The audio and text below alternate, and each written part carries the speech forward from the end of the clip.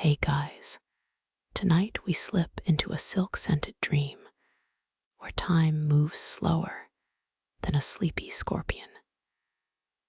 You're standing at the edge of a desert city older than your great-great-grandmother's questionable lasagna recipe. Samarkand's clay walls burn amber, like honey spilled over a tablecloth of shadows. You probably won't survive this without getting hypnotized by thread counts. Just saying. So before you get comfortable, take a moment to like the video and subscribe. But only if you genuinely enjoy what I do here. Drop a comment with your location and local time. Tell me if your socks are itchy or something. Now dim the lights. Maybe turn on a fan for that soft background hum.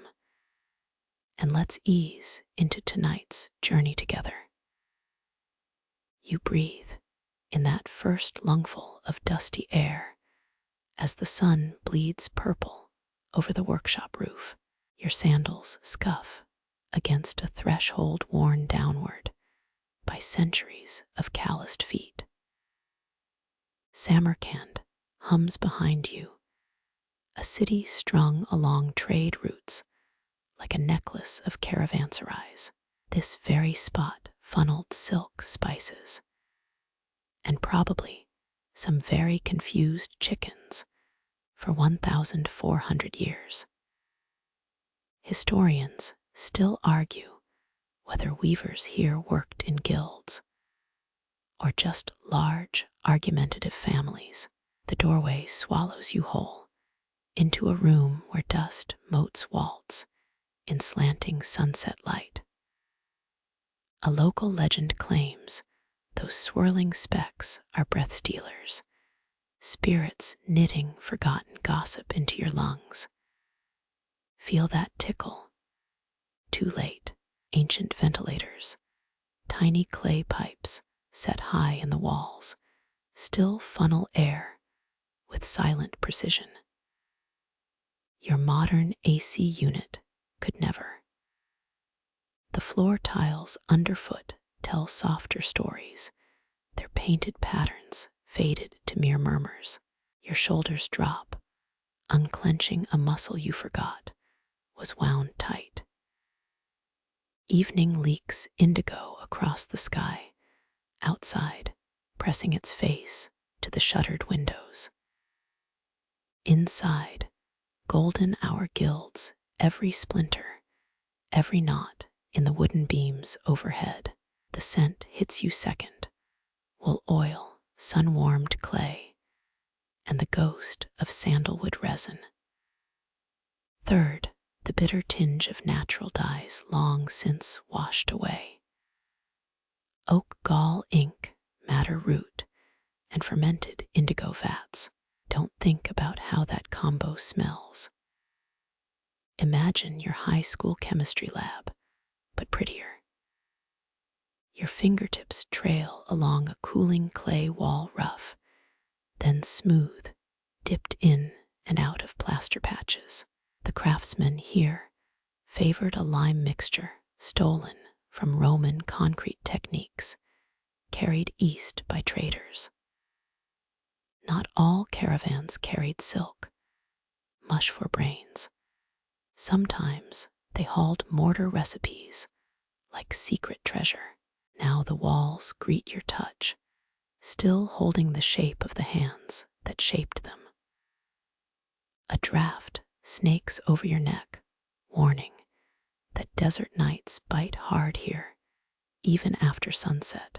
Half-finished tapestries slump on looms their warps, hanging slack, like guitar strings after a sad song. You pass a spindle lying sideways, one end propped on a cracked dye bowl. Tonight, it looks less like abandoned work, more like a deliberate pose, an invitation to sit. Your shadow stretches long, reaching the bench before you do. Someone left a reed basket by its leg, overflowing with raw silk cocoons. Marvel at how these fuzzy pellets, smaller than your thumb, once built empires through trade. The bench groans, a gravelly yawn, as your weight settles into its sunken center. Someone carved doodles along its edge, wobbly stars, amoeba-shaped camels, a lopsided heart. Under your thigh, a forgotten bronze needle, barely warmer than the wood beneath it. Outside, a donkey brays 3 streets over. Or maybe it's a man imitating a donkey to mess with tourists. Close your eyes, and the sound becomes a desert blues riff floating over rooftops. Moonlight leaks in now, silvering the dust clouds into something like powdered diamond. The dying sun clings, just for spite, to the rooftop's edge. Count how many threads you can see before lanterns flicker on across the courtyard. It's 4. Only 4. But they glow like molten copper in this last gasp of daylight. Your heartbeat unwinds another notch, sinking with the creeping shadows between looms. Exhaustion. Maybe. Let's call it atmospheric sedation. Desert cities know this trick. They turn sensible people into poets whispering to clay bricks. That's why Persian love poems started here. Historically factual, by the way. An open ledger book rests nearby, its pages open to columns of tiny numerals of deals struck over tea and salted melon seeds. 11 bolts sold to a merchant called Yusuf, with a doodle of his grumpy face alongside his name. Forget Excel spreadsheets. This guy tracked sales with caricatures. A breeze stirs, nudging a dried pomegranate peel off a windowsill. It skitters like a brittle beetle toward your foot.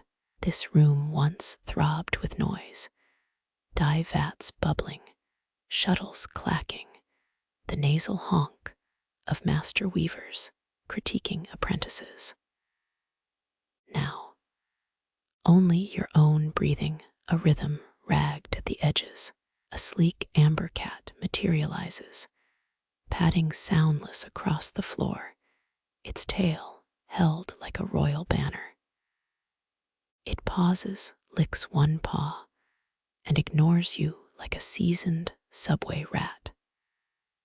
Shadows deepen, the patch of sky visible through the door shrinks, bluer deeper. An ant marches across the threshold, dragging a crimson thread snippet thrice its size. Where's it going? Tonight, we'll pretend it's heading to a tiny theater in the alley to perform tragicomic silk operas. Some scholars believe these workshops employed children, small fingers nimble enough for minuscule knots. Others say flawless star-patterned textiles require old masters who understood astronomy. The truth, probably both, fighting over thread tension while snacking on pistachios. A bead of sweat slides down your temple. Not all heat flees at sunset. The walls exhale stored warmth slowly, reluctantly. Your pinky grazes a silk scrap, ragged-edged, left tangled near the seat's leg. No fancy imports here. This fiber came from worms fattened on local mulberry leaves. Cities rose and fell, blood spilled over these dye recipes, just so your thumb could feel how soft sunlight becomes when spun by caterpillars. Weird flex, silk industry. 5 lanterns glow across the courtyard now, or 6, their light dimmed by parchment screens. Their smoke carries whispers of burning date palm oil. And is that fried onion? Stop salivating. This isn't a kebab stand. You're here to count threads, not phantom street food. Still, those food vendors knew their trade roots too. A 14th century travel guide warns against unverified vendors near the Registan. You could sample lamb skewers, then lose 4 hours hallucinating. The first cricket of the night scratches a hesitant tune outside. Your hands finally stop fidgeting, resting limp in your lap, palm up. That bronze needle, now warming to your skin, presses a tiny divot into your thigh. Go on, count the silk filaments spilling from that basket. 17 visible, 18 no, that last one just shadows. Your lids grow heavy, but not in a scrolling tick-tock until midnight way. In a listening way, high above, a voice rises, thin and clear, calling faithful souls to prayer. The melody needs barely 5 notes, ringing each one out like water from a thirsty cloth. You might know muezzins today use megaphones, but this voice, tonight, could crack open a pomegranate with its pure tone. Let it hover, then unravel. Into the loom beams woody creaks as they cool after baking all day. A yawn cracks your jaw, painless, inevitable. The cat reappears, curling tight beneath a loom, a comma punctuating the growing dark. Your throat feels parched, but in a poetic way, not a real one. Later, we'll find the water jar. For now, watch how shadows nest in the hollows of unmoving shuttles, blue pooling in their wooden bellies. Time slumps, boneless, against the workshop's quiet pulse. Shadows lengthen across the floor, reaching like tired guests. After a feast, you linger just inside, where clay walls hold the day's last warmth. That wooden bench waits ahead, its curves smoothed by generations who sanded it with their weight. Visitors once bartered lappies, lazuli here raw silk bundles piled where your boots now tread. The Silk Road's golden age lives in these grooves. You ease onto the seat, surprised how its hollow cradles you. Funny, a plank this old shouldn't feel like it's hugging your spine. Forgotten weavers left their imprint here, centuries of backs leaning into their craft. Historians argue whether these artisans signed their work with hidden knots. Tonight, you might just find out. A pale moth flutters past, drawn to lamplight that hasn't been lit yet. It lands on your knee, wings quivering like mist stitches. You blow gently, watching it tumble upward, a ghost confused by living breath. Cats ruled these rooms once, their paw prints frozen in clay tiles near dye vats. Some say their purrs wove into the tapestries, a secret vibration under every pattern. To your right, a half-finished rug hangs slack on its loom. Crimson threads bleed into sapphire ones, no border yet to tame them. Touch the fringe rough, whispers against your fingertips. These reds came from crushed beetles, 60,000 to dye one robe for kings. Waste not the bugs, their legs still float in museum vials somewhere. Dust swirls where your foot nudges a cobweb. Geometric shadows climb the walls, etched by a latticed window high above. Moonlight slices through, painting perfect diamonds on your sleeve. Don't shake them off. Let them climb, these temporary tattoos from a dead star. 2 charcoal braziers glow dimly in opposite corners, their embers winking like sleepy eyes.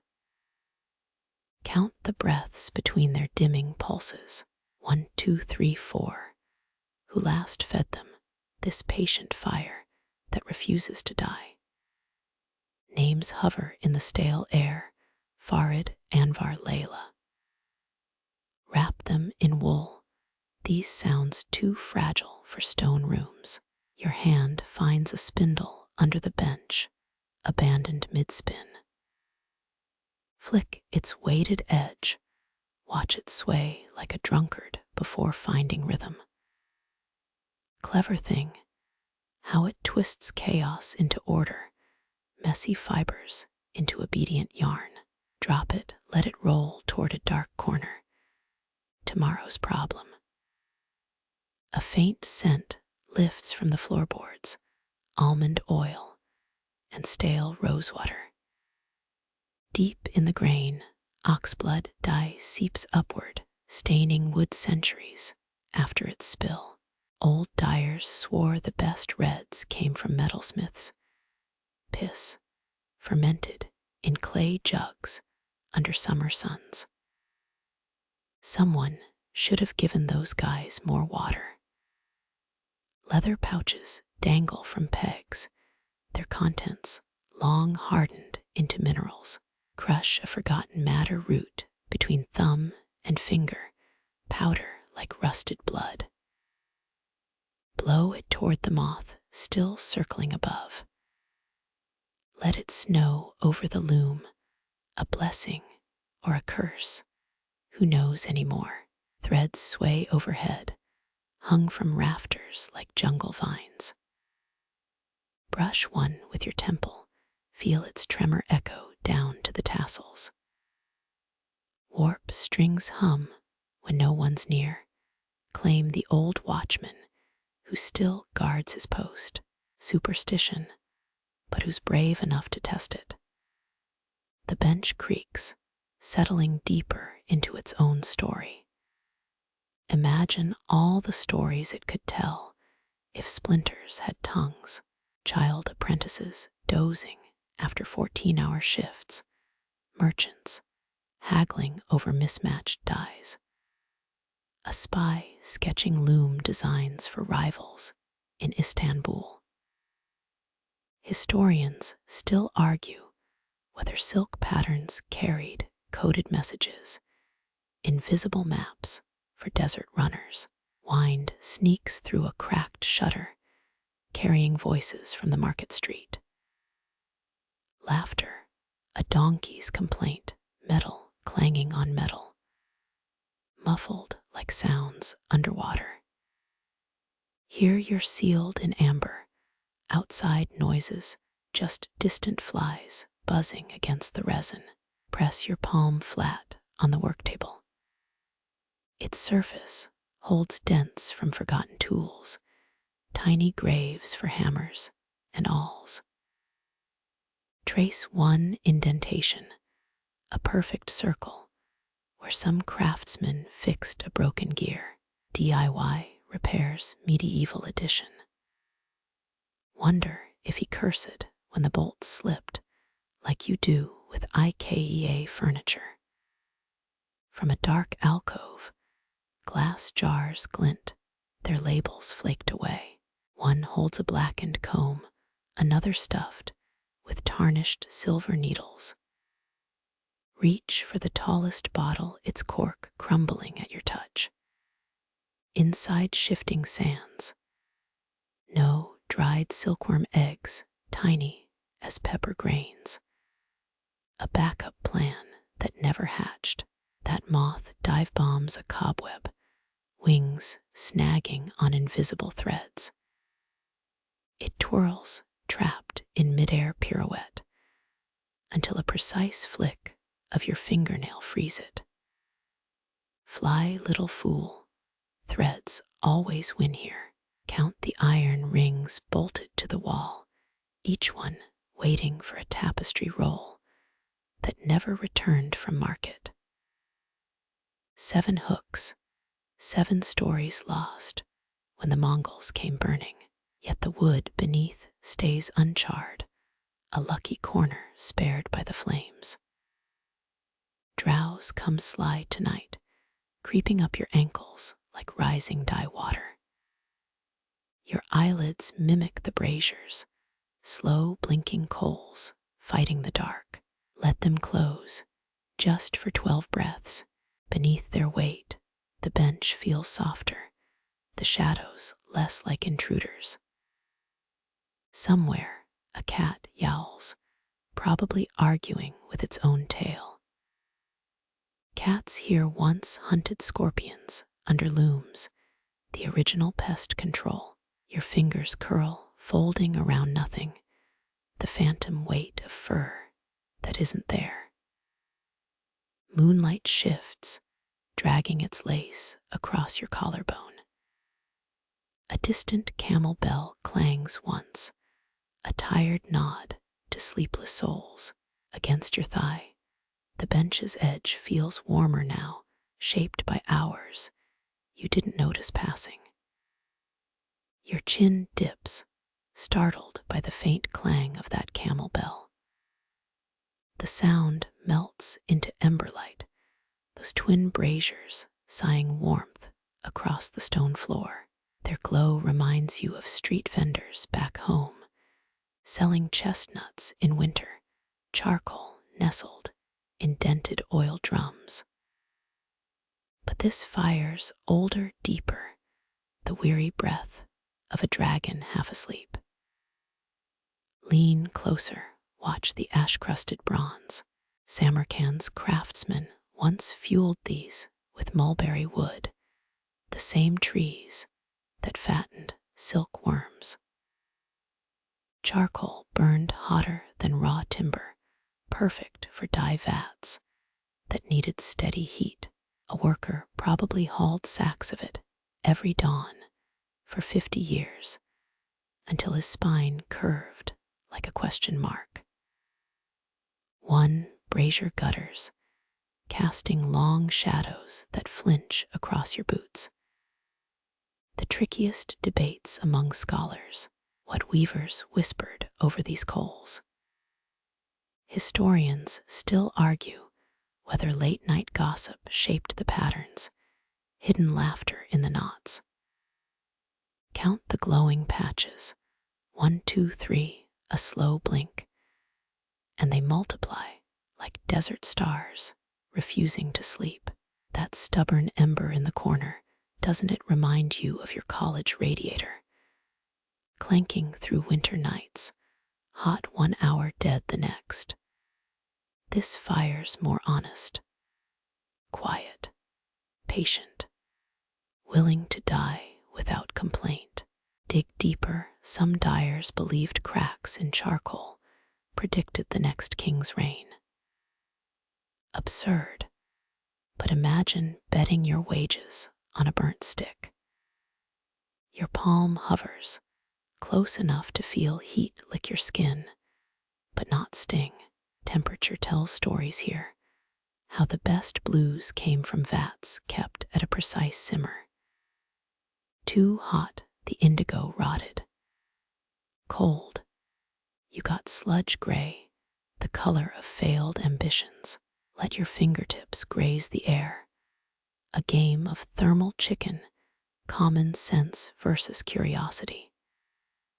Across the room, the second brazier flares, defiant like it caught you staring. Ash drifts upward, black snowflakes against indigo darkness. Someone taught the apprentices to read these ashes, gauging dye pot heat by how flakes swirled.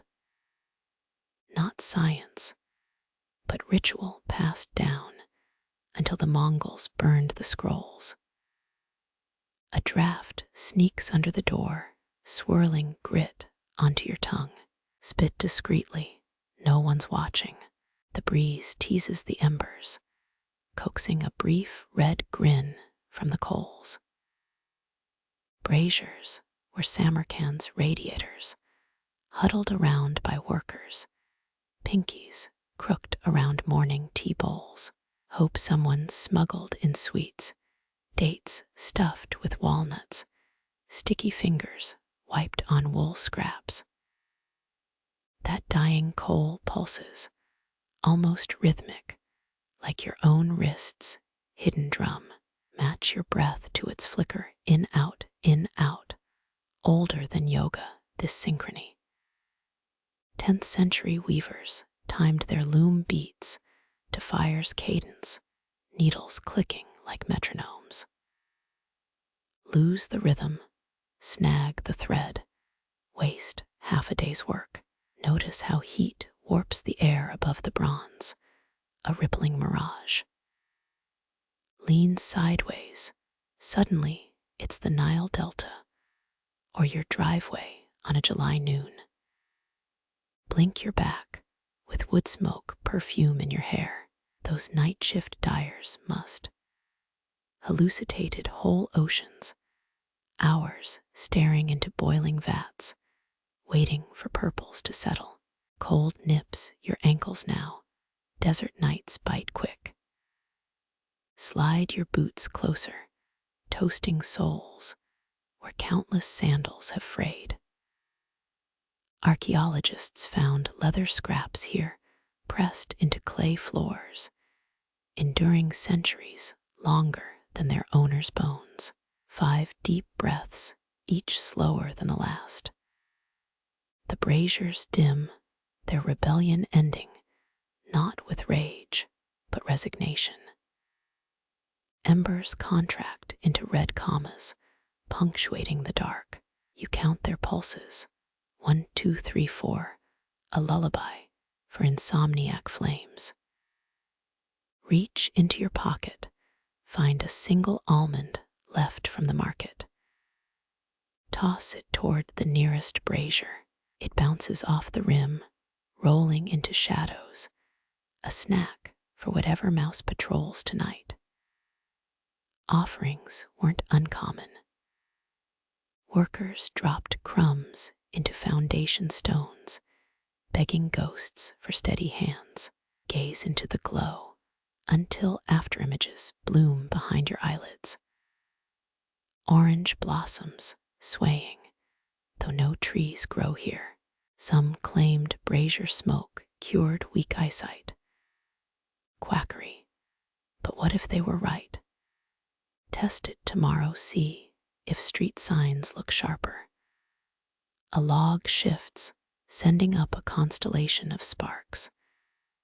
They rise, flicker, die before touching the ceiling. Soapberry vines once covered this roof, fuel hauled up for winter storerooms. Imagine the tinderbox hazard, no wonder they vanished. Your knee protests, stiff from sitting too still. Shift your weight, the bench groans, its own fiery complaint. In the silence between ember pulses, you hear it the faintest sigh. Not wind, not wood settling. A human exhale, 30 years gone, still trapped between these walls. Warmth fades faster now, night wins all battles here. Let your hands drop, palms up, collecting the last whispers of heat. Cities rose and fell by this warmth. Empires traded gold for bundles of kindling. Tonight, it's just you counting a fire's final heartbeats. 8, 9, 10. Your fingers stretch toward the bundle of raw silk, hesitating before making first contact. It cools your skin like dipping hands into moonlit pond water. The strands twist loosely, untamed, still holding memories of mulberry leaves devoured under summer sun. 10,000 cocoons gave their lives for this single skein, a sacrifice beyond your noisy little century. Peel apart a strand, so fine it seems spun from air itself. Silk's ancient secret. China guarded its worms under pain of death for centuries. Yet it slipped through, hidden in hairpins, traded by monks. Samarkand became the West's backdoor for luxury, taxed camel loads kicking up dust toward Rome. Tonight that empire's gone, but the thread lingers defiant. Breathe deep, catching hints of crushed leaves, sun-baked grass, the ghostly musk of moth wings. They're long dead now, those blind creatures who spin shimmering tombs around themselves. Did they dream, in their gooey sleep, of becoming robes for emperors? Unlikely. Their ambitions stopped at more mulberry, the true motto of every living thing. Your pinky hooks a thread, lifting it like liquid platinum in the dim light. Historians still argue whether patterns held hidden messages, lovers' codes stitched into borders. Feel the ridges, each twist a language fading beyond translation. The truth sleeps with weavers buried under unmarked stones. Underneath the silk, a wooden tray holds discarded cocoons, papery husks lighter than your last regret. Press one between palms. It crackles, the death rattle of dumb caterpillars. Medieval fools believed silk formed when moonlight solidified on spider webs. Understandable, this thread feels like something night itself wove. A thicker strand catches your nail, rougher than the rest. Examine it. A flaw runs down its length like a scar. Silk quality depended on worms fed exclusively on white mulberry, a diet stricter than social media influencers. This thread came from a rebel, a larva that snuck a nibble of oak leaf, tainting its whole lineage. Let the strand slide loose. It coils on the table, a shining serpent refusing order. Notice how light shifts with its curves, now silver, now gold, now deep sea green. Your apartment lamp could never play these games. Bulbs lack the poetry of bleary oil flames. Palm a fistful of threads, cool weight pooling in your grasp. Close your eyes. Suddenly, you're 10, stealing scarves from your mother's vanity drawer. The guilty thrill lives in your fingers still, an itch no adulthood scrubbed away. Drop the silk quickly before nostalgia drowns you. A single cocoon clings to your sleeve, ridiculous pompum on cheap cotton. Peel it off, stick it to the table's edge, a tiny monument. Maybe it hatches tomorrow, releasing a moth who'll flap its wings, accidentally start a war in Vienna. Everything's connected, especially stupid accidents. Brush crumbs off silk strands, your snack's betrayal immortalized in flax specks. Perfectionists would scream, but even royal robes hid flaws. One Timurid emperor's cloak had a thumb-sized hole patience wore thin, and tailors lied its for ventilation, majesty. Drape the silk across your knee. It spills like frozen milk. Ironies thick here, such delicate threads, armed empires. Mongols wore silk under armor, not for luxury, because arrows couldn't push the fabric deep into wounds. Even beauty serves survival when properly motivated. Your fingertip traces the twist, right to left, counterclockwise. Some claim this direction kept threads strong during camelback journeys. Tests prove nonsense, but dhows always docked with thread wheels facing west. Superstition sticks tighter than gum under school desks. Wind sneaks through a cracked shutter, making threads shiver like nervous thoroughbreds. Cup your hands around them, feudal shelter, you're no master weaver's ghost. A loom creaks disapproval somewhere in the dark, judging your feeble protection. Split a thread with your nail, peering at its frayed end. Microscopes reveal silk's triangular prisms refracting light, nature's PR stunt for magpies and humans. Remind yourself it's bug spit, fancy spit, but still bug spit.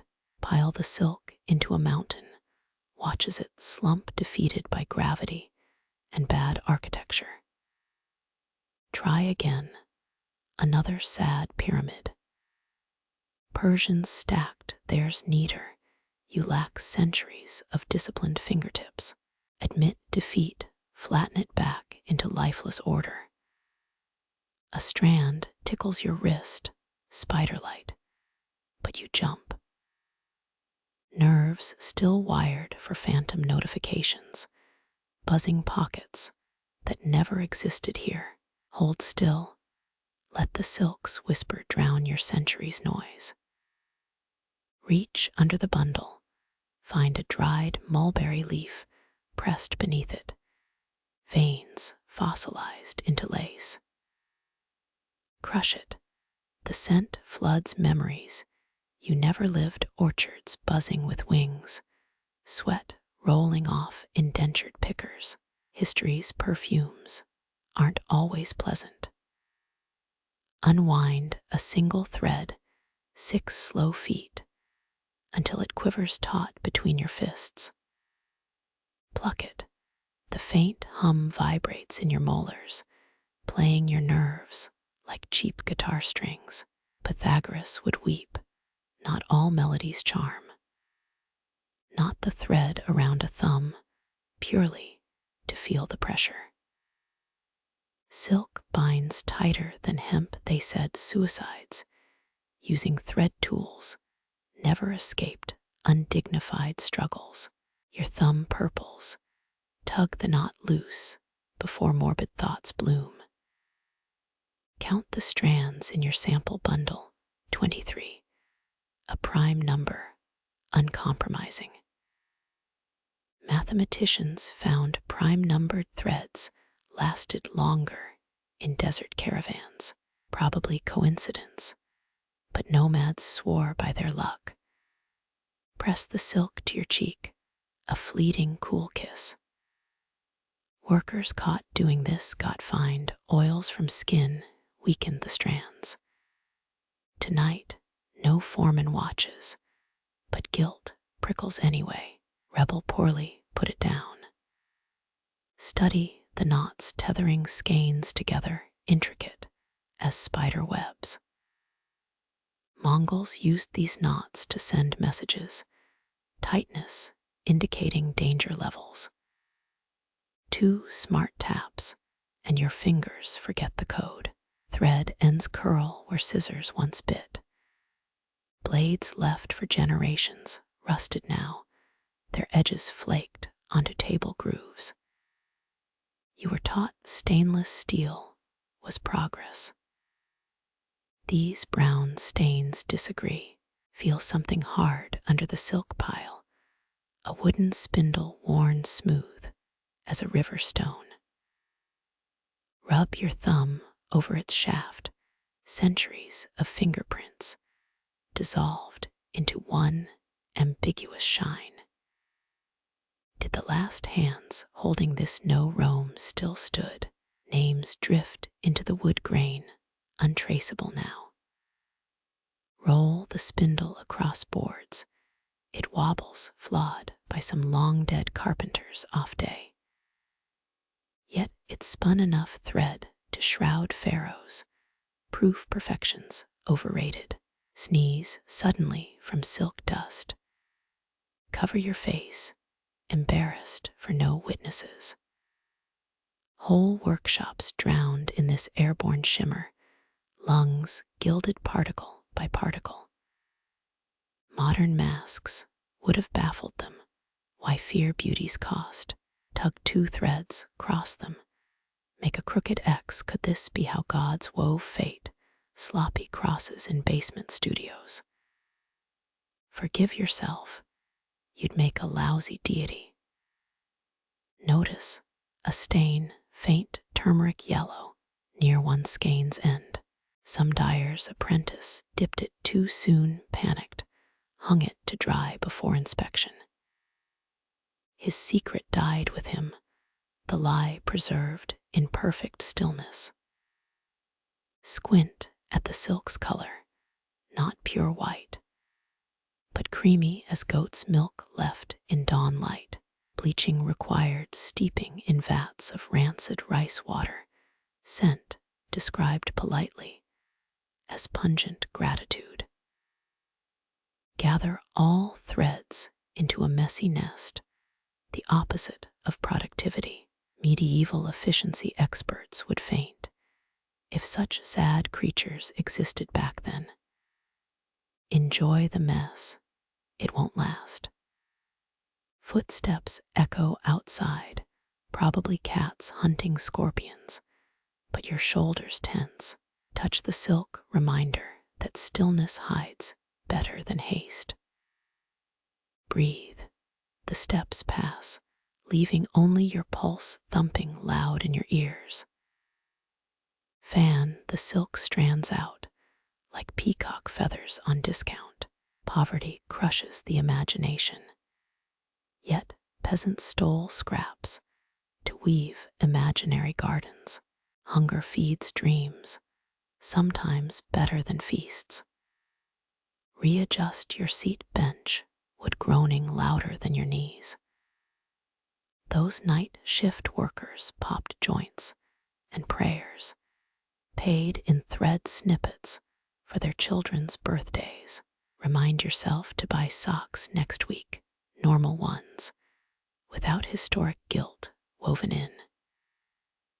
Trace a spiral on the table around stray silk wisps, pretending it means something. Patterns only hold power when others believe them. You've just designed sacred nonsense, temporary as your breath fog on the window. Pull one thread taut, watch it gleam under lantern light. Fiber optics stole silks, shine wires replacing wonder. Yet this strand, older than steam motors, still glows warmer than any screen. Curl the threads into rings, slipping them onto your fingers. Jewelry thieves didn't steal. You won't keep them. Thievery complicates tomorrow's plans. Admire the shine, then slide them off, their cold lingering like unfinished confessions. Braid 3 strands, sloppy, uneven loops drooping. Persians braided reins for royal stallions, gold threads plaited into manets. Your attempt would get horses laughed out of battle. Lay your palm flat, cover the silk completely, hiding its sinuous glimmer. Darkness wins small victories every second tonight. Let it lose just this one. Lift your hand. Threads endure, glistening, patient, ready to outlast you. Hear the sigh above, wooden beams settling like an old friend, easing onto a cushioned stool. That groans older than the United States, older than steam engines, maybe older than your last relationship. Samarkand's workshops hummed with these sounds, workers timing their shuttle throws to the building's weary exhalations. Your palm rests flat on the loom's lower frame, splinters softened by generations of oil-slicked hands. Almond wood, famous for bending without breaking under silk's relentless pull. Historians still argue whether rhythmic sounds improved weaving speed or just made the boredom bearable. Tonight, speed's irrelevant. The Loom's song needs no justification. Underneath, warp strings thrum, almost imperceptible, like a fridge buzzing 3 rooms away in your apartment. Lean closer, smell ghostly traces of rancid flaxseed oil rubbed into the wood. Medieval WD-40. Your nose wrinkles. Progress smells suspiciously like forgotten gym socks. A peg wobbles loose where the weaver abandoned their work mid-row. Persian looms required 19 precise adjustments. You count 16 intact pins, a rebellion frozen in time, who stormed off, angry lover at the door dying daylight. Or just a full bladder's urgent call. History never records the relatable reasons. Pluck a warp thread. It rings a dull F-sharp, proven by bored musicologists in 1983. 5 other looms in Uzbekistan still hold their original pitch, humanity's quirkiest UNESCO heritage contenders. The note lingers in your teeth, strange dentistry, as you release the string. Wind sneaks through a cracked shutter, making the reed sway, thin metal teeth chattering. Each gap precisely spaced for silk threads. IKEA couldn't mimic this precision with laser guides. You shiver in sympathy. Cold metal deserves better than desert nights. Study the heddles, cotton loops dangling like nooses for tiny silk criminals. They lift threads in sequence, creating paths for the shuttle's darting flight. Your fingertip brushes one rough fiber, snagging on a dry cuticle, reminder that even tools decay. Touch the battens, those swinging beams that packed each weft snug. Their edges shine from relentless impact, wood polished by its own destruction. Kindred spirits, you think, staring at your wrists, typing hands wearing down daily. The treadles sink under phantom feet pedals, controlling the heddles, rise and fall. Press 1, it creaks downward, summoning a shadow thread, grinding against wood. They used sheep fat grease here, kept workers slipping, both literally and financially. A shuttle lies abandoned in its raceway, boat-shaped wood hugging a half-spent bobbin. Spin it, watch brown silk unwind, a caramel river, glinting in lantern light. Wounds were sutured with shuttles during sieges. Fact your first aid kit ignores. Your nail flicks the reed, clatter echoing off clay walls. Each metallic whisper celebrates stillness, something your city commute strangled years ago. Even elevator music never felt this honest. Kneel, squint at the lambs, those horizontal bars transferring treadle power upwards. Their ingenious tilt mirrors playground seesaws. If seesaws invented luxury fabrics instead of bruised knees, you've got leverage envy, leverage you'll never master with a jar lid. Breathe against the breast beam where cloth winds after emerging woven. Your breath fogs the wood, momentary proof of life on this archaeological artifact. They called this beam the loom's heart fitting, since both occasionally need CPR. Track a spider crawling along the castle frame, that top bar arching like a disappointed parent, the arachnids weaving better than any apprentice tonight, 8 legs, outperforming your clumsy fingers. Count your human limbs, feel inadequately equipped. Find a name carved near the warp beam, Azaza letters, eroded by sweat and time. No records mention her, not even tax scrolls from 1412. Yet here she screams silently, I was here, bleeding through 7 centuries of dust. Press your ear to the cloth beam, that back roller hoarding raw threads. Faint vibrations pulse, maybe earth tremors, maybe your own heartbeat echoing through hardwood.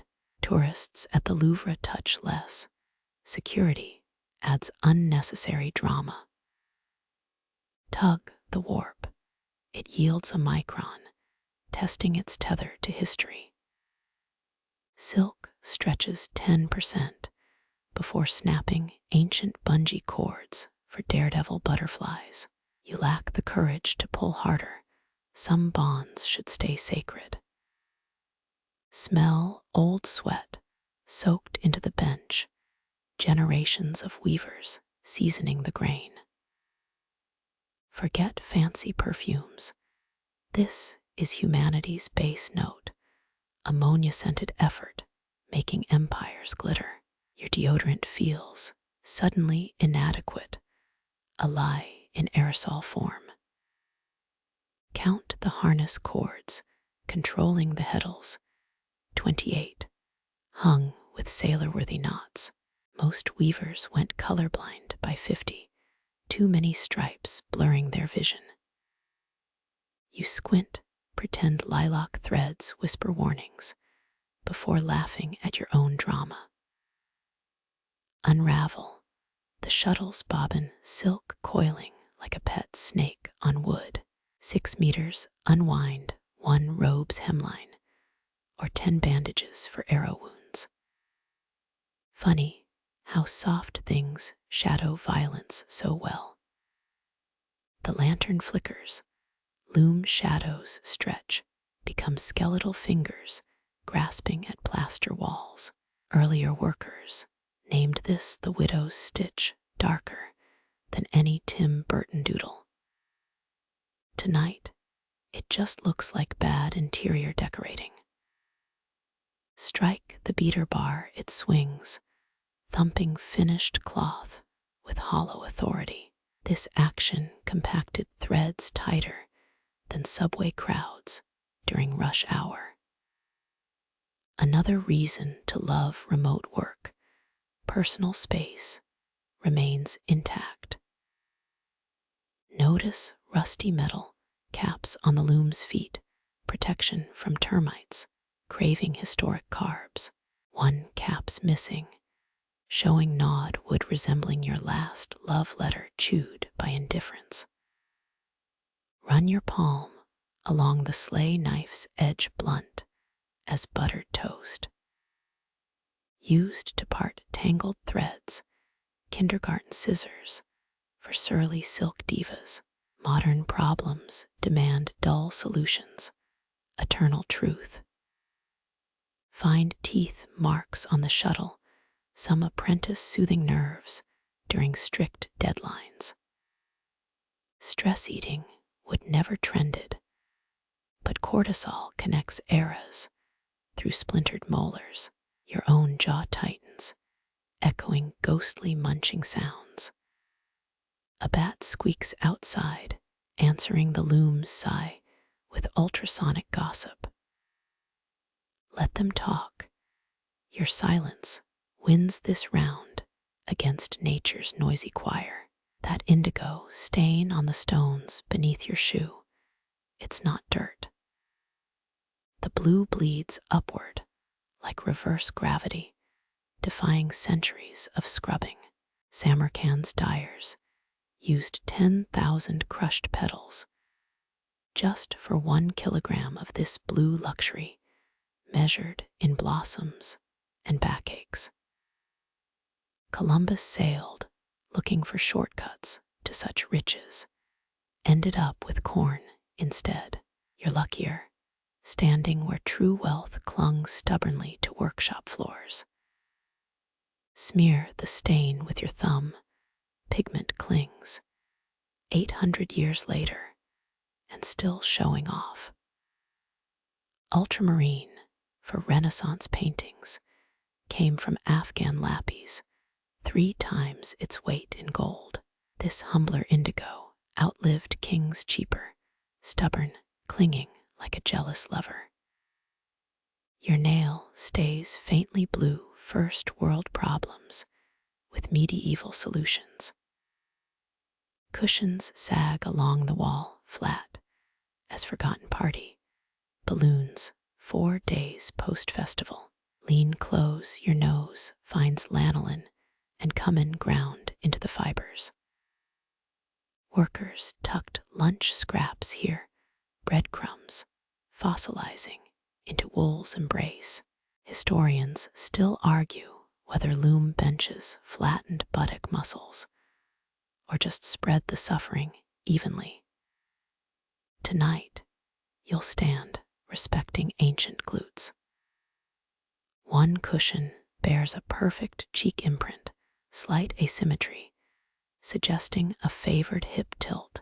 Press your palm into the depression, catching warmth that shouldn't linger after 7 lifetimes. Thermal ghosts demanding overtime pay in cosmic dust. The stone wall chills your shoulder blades, your shadow merges with darker stains behind. These aren't shadows, they're sweat maps, salt and perspiration, portraits of people erased from ledgers. Tax collectors only counted finished bolts, ignoring the human drippings required to make them. Your pinky brushes a groove worn into the wall, smooth as glass. 10,000 shuttles thrown 10,000 times, scraping stone. Impatience carved smooth by repetition. Modern sandblasting couldn't mimic this devotion. You carve your initial joke, wondering who'll mock it in 2424. A flicker catches your eye, not lantern light, but mica flecks in plaster shimmering as you shift. Specks glow golden like fool's gold, sprinkled by some optimistic decorator. Weavers called these dragon scales, believed they woke when honest thread snapped. Tonight, everything shines. No liars left to test the myth. Kneel by the window ledge, inch-thick dust, blankets something lumpy underneath. Blow gently, revealing a desiccated lemon wedge blackened into leather. Some dyers snack abandoned mid-shift, citrus combating, divat stench. Your own lunch suddenly feels underseasoned. Thread ends protrude from mortar cracks, tiny flags surrendered long ago. Pull one, it snaps dry as a pharaoh's cough. Each strand holds colors outlawed by modern safety standards. Arsenic greens, mercury reds, death, disguised as decoration. Wearable hazard pay. Your heel kicks a pottery shard, turning it over reveals half a scorpion silhouette. Counterfeit protection symbol. Potters upsold paranoid. Weavers these cheap charms. Real scorpions hid inside unused looms. Anyway, nature's warranty voiders. Find finger grooves near the floor where crouching workers stirred dye pots. They test with urine, yesterday's science, still embarrassing to explain. your own bladder twinges, sympathetic stage fright across time. Beneath a loose brick, 8 cherry pits huddle diced by rodents long extinct. Workers gambled with these 3 pits, hidden quick hand 1 extra bread rations. Stack them now, wobbly tower, tiny monument to lunch break rebellion. A child's handprint stains the wall turquoise and smeared, play interrupted by apprenticeship duties. Historians estimate 40% of Silk Road weavers started under age 10. Give your own inner child a silent high five. Muscle memory guides your hand toward a missing tool, rack. Phantom wooden handles greet empty air. Studies show weavers developed spatial recall, rivaling taxi drivers. London's maze had nothing on a well-stocked workshop wall. Your brain maps absent objects, ghost tools haunting untrained fingers. Unfold a crumpled rag, indigo fingerprints bloom like star charts across the fabric. Left by the last worker, their identity pressed into cloth instead of archives. You refold it, time capsuling their oils for future dust mites to feast upon. 3 parallel scratches mark the doorway worker tallies, counting finished pieces. Each groove equals 1 perfect bolt, a week's wages notched into stone. They stopped at 49, slave revolt plague, or just Friday fatigue. History's cliffhangers outnumber conclusions. Breathe deep, air tastes faintly of copper and elderberries, dye vat remnants. Workers believed these vapors prevented baldness. Quack science, smelling oddly believable at midnight. Your fingers check your scalp, testing placebo effects across eras. Lean against a rusty wall bracket. Flakes stick to your sleeve like metallic dandruff. Once held oil lamps, fixtures tended by youngest workers. Most hated job, scenes sweeping city records about accidental fires in workshops. Your foot finds a depression in packed earth floor, centuries, pacing the same 3 steps. Biomechanics proves repetitive paths deepen fastest. Human erosion outpacing rivers. Tonight you orbit that hollow moon to some ancient weary planet.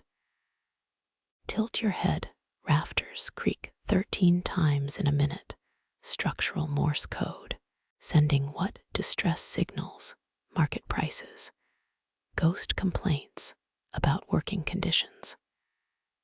Union reps should haunt harder. Wrap indigo-stained fingers around your wrists. Pretend you're measuring bangles for some long-dead merchant's wife. Her name's forgotten, her arm circumference eternal in ledgers somewhere. Vanity survives decomposition. Who knew? Press your ear to a cushion. Hear nothing. Then imagine gossip vibrating in horsehair stuffing. Those who wove here whispered secrets tighter than knots. Listening now feels rude, but history's a snoop by profession. Candlelight warms a patch of wall, revealing carved letters in Sogdian script, translates roughly to hurry up Farid, proof ancient coworkers nagged, same as modern ones. Your boss would feel right at home. A spiderweb glistens between loom parts, geometric perfection, ruined by your cheek's clumsy passage.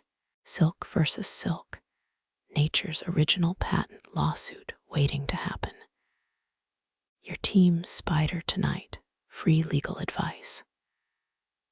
Dig a thumbnail into wax buildup beneath the windowsill, peeling up layered decades. 37 colors streak the wax. Test swatches for long vanished clients. Pantone samples with better preservation than their bones. Trace a rusted nail head with your index finger, its tetanus threat neutralized by time. Workers died from worse here, needle pricks turning septic, dye fumes rotting lungs. Modern paper cuts feel suddenly quaint. Palm the dust-choked windowsill. Your skin comes away gray, Samarkand's signature foundation shade. Smear some on your cheek, unofficial initiation, before wiping it off fast. Allergies transcend centuries, apparently. Notice a chipped mosaic tile, cobalt, among mundane bricks. Plundered from some noble's bathhouse to patch a weaver's workspace, upcycling before it was hashtagged theft with creative justification. Light shifts, your shadow stretches, merges with a stain resembling a standing figure. Companionable silence until you realize stains don't breathe when you pause, or do they? Try not to test it. 2 mice skitter behind dye vats, dragging a scrap of saffron cloth toward their nest. Grand theft fabric, history's smallest heist happening live. You're a terrible security guard, silently cheering their tiny crime. Air currents swirl motes into spirals, tiny galaxies over your open palm. Someone else breathed these same flecks centuries ago. Carbon recycling at its most intimate. Inhale their exhale, biology's time machine. Sunset's final gleam catches a quartz vein in the wall, speckled gold, flaring once. Miners in the Pamirs choked extracting such stones for rich ladies' brooches. You pocket nothing, leave the glitter where it belongs. Your elbow bumps a dangling rope. It swings, brushing your neck like a skeletal finger. Loom counterweight, now purposeless, still demanding attention like a bored kitten, batted away, gently respecting its seniority.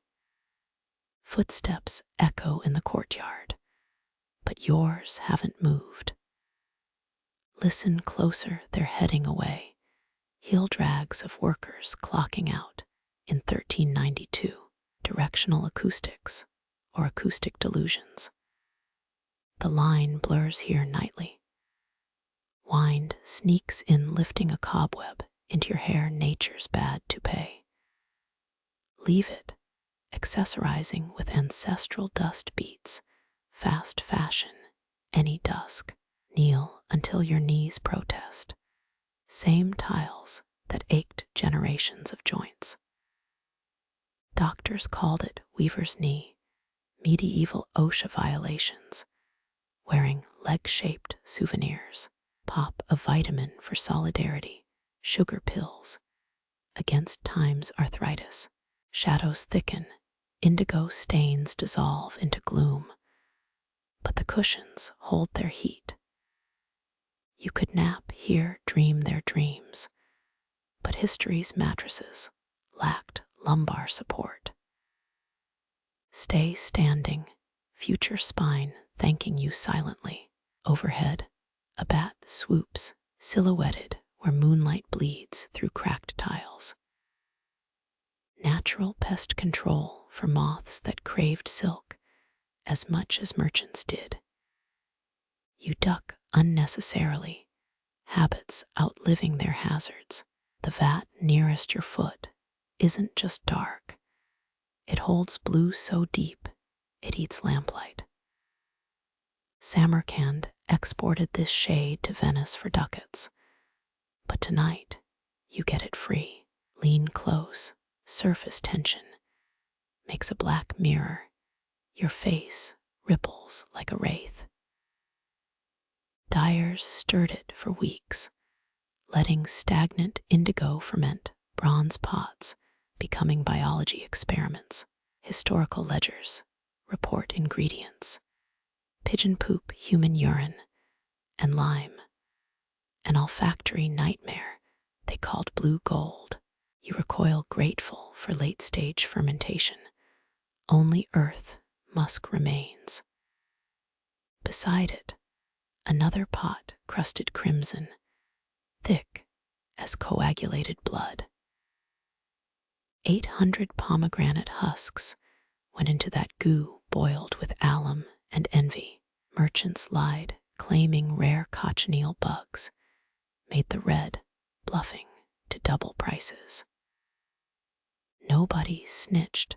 Silk Road capitalism thrived on creative ingredient lists.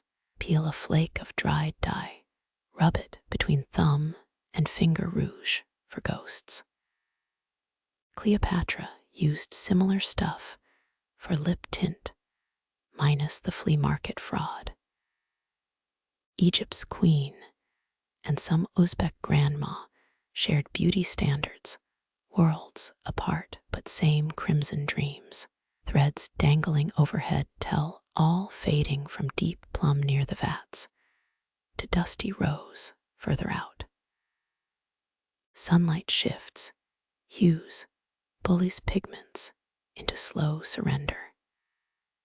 These reds once bled onto rich ladies' shoes in Constantinople, staining marble floors during Easter Mass. No service tonight, just your breathing and the occasional plink of condensation into dye. A scrap of cloth, half submerged, clings to the pot's rim, dyed 2 weeks ago or 200. Touch it, and your fingertip comes away dry. Time preserves abandon here better than any museum could. Historians still argue whether certain shades were legally forbidden, like saffron yellow in medieval Persia, or if that's just scholarly mythmaking. You avoid touching yellow remnants, just in case litigious ghosts linger. Glance at the indigo sludge now, catching moonlight through the broken roof. Ultramarine pigment made Renaissance Mary's robes brilliant, but required grinding Afghan lapis lazuli into poverty. The dye staring back at you is cheaper. Madder root cut with roadside weeds, but no less potent in dimness. Both blues broke backs for beauty, just different accounting departments. Rustle your sleeve near the vat's edge. Air currents lift fermentation fumes. Vinegar sharp undertones beneath earthy rot. Workers believed inhaling this strengthened the lungs. Bad science. They died proving wrong. Your own throat stings. Proof some remedies worsen what they pretend to fix. Step back. Let the poison air settle. Only fools test antique medical advice. Crouch low, your shadow smothers the red pot's surface, now hiding secrets you almost uncovered. Legends say certain dyers encoded messages in thread patterns, using shade gradients as love letters. Quirky theory, and probably false. But glance sideways at those crimson strands. Why not imagine meet me behind the camel pens at full moon, spelled in berry juice? Lean too far, almost kiss the indigo, your pulse throbbing in temples as gravity teases disaster. Laugh at yourself, since nobody drowned in dye vats on record barely. Court documents mention 3 accidental dippings, all survivors with unlikely excuses. Slipped running from a bee made judges chuckle, but approve insurance payouts. One pot bears teeth marks, tiny rodent incisors along the rim. Some starving creatures die dinner. Pity the mouse that nibbled cobalt, left turquoise droppings for a week, his final turds prettier than mosaics.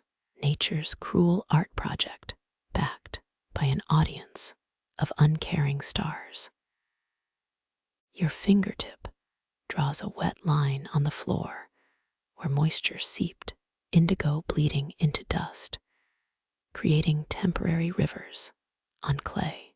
Modern Samarkand pumps groundwater faster than rains refill it. But this ancient mess outlives aquifers. Wipe your finger on a rag, except now it's your favorite shirt. Dye doesn't care about laundry day. Flick a pebble into the blue abyss. It vanishes without splash. Soundless theft by thirsty pigment. Imagine tossing in coins, dye demons granting wishes. If you dare smell like old socks afterward, your small change stays pocketed, wisdom surpassing medieval whimsy. Pull a thread from the crimson pile, one frayed end tickling your wrist, as if begging to be spun. Red threads meant marriage charms in some provinces, tied around ankles with hopeful whispers. This one has no magic left, just brittle loneliness, snapping before the knot's first twist. Shift position, knees protesting, ironic, since dyers stood for hours, sockless in leaky boots, while you're whimpering after 20 minutes. Weak bones plead for cushioned modern life. Spare me your historical grit. But leather knee pads exist, say the pots. Slackers have always found excuses. Press your ear against the indigo vat, expecting silence, getting a gurgle instead. Dregs fermenting, water seeping. Skeletons of lazy apprentices finally dissolving. The sound stops your imagination, churning darker than the dye. Stand up too fast. The room spins along with paranoia. Shadows dapple the red vat now, looking like dried scabs, less romantic viewed from this angle. Step closer, your reflection reappears, blurred but undeniable. Tomorrow's face staring back, tired dye-flecked weighed by stolen time. You stick out your tongue, maturity won tonight, but barely. Around the vats, the floor sags, centuries of clumsy spills compacted underfoot. Archaeologists would lick this spot, tasting pomegranate sulfur, and despair declaring it culturally significant. You just note the stickiness, regretting open-toed sandals in a demolition zone. Wind stirs, blowing a dried leaf across the indigo's surface. It floats like a miniature funeral barge. Send it off, this shriveled captain, across starless seas with your breath as favorable winds. It sinks, duty performed, honor guard dismissed. Trace a crack in the crimson vat, 3 inches long hairline fracture with explosive potential. Some dyer patched it long ago, now flaking, threatening to unleash a berry blood tsunami. You retreat, no heroics tonight. Let history's disasters stay contained. A moth flutters near the lamp, dive-bombing the flame, drawn to light or heat or stupidity. Same energy as those Persian dyers chasing colors that might burn them. Watch it spiral too close, too daring, as wings singe. Instinct makes you shield the candle, saving beauty from itself, your hand now casting spiderweb shadows. Behind the largest vat, something clinks as your heel knocks it, a glass bottle opaque with grime. Rub it clean, revealing Prussian blue lettering, 19th century French export. Imposter dye smuggled among the old guard. Colonialism's crass hello, corner-cutting modernity, invading sacred space. Recork it. Let faux indigo sleep with its shame. Underfoot, discarded mussel shells, some crackled, others intact, their mother of pearl still gleaming. Dyers used them as palettes, mixing minute batches, testing hues before committing entire vats. Pick one rainbow sheen intact, cheaper than any artist's supply store today, but heavier with ghosts. Toss it back, listen for skittering, hearing only silence, disappointing the mice hiding in corners. They observe, judging your souvenir, swiping, clutching stolen thread tighter. Everybody pilfers here. History belongs to the boldest thieves. Near the door, a rusted iron ring embedded in the wall, fingers too small for shackles, maybe dye bag storage. Historians love debating these details. Was it restraint or convenience? Tonight, it's just a camera strap hook, modern life, co-opting antiquity. Shake your sleeve, indigo dust rains downward, the original slow glitter, staining everything without permission. Your nostrils itch, particles drifting, seeding blue sneezes for weeks ahead. Praise globalization, overpaying for allergy meds instead of serfdom. Yawn, jaw cracking, fatigue seeping deeper than dye stains. Midnight nears, crimson and cobalt blur into bruised purple colors, agreeing to truce until dawn. The deepest blues sing low, the brightest reds hum heat lullabies, both lying about how restful they'll be. Rest your forehead against the cool clay between pots, forehead imprint inevitable. Claimants mark on tomorrow's archaeology report. Let workers centuries hence ponder your skin oils, flakes of modern humanity sunk into their dig site. What will they call you, careless leaner or preserver of forehead fossils? Last glance at the vats, indigo's whispers shifting to lies about underwater cities. The red one stays honest, boiled bugs, and heartbreak its only song.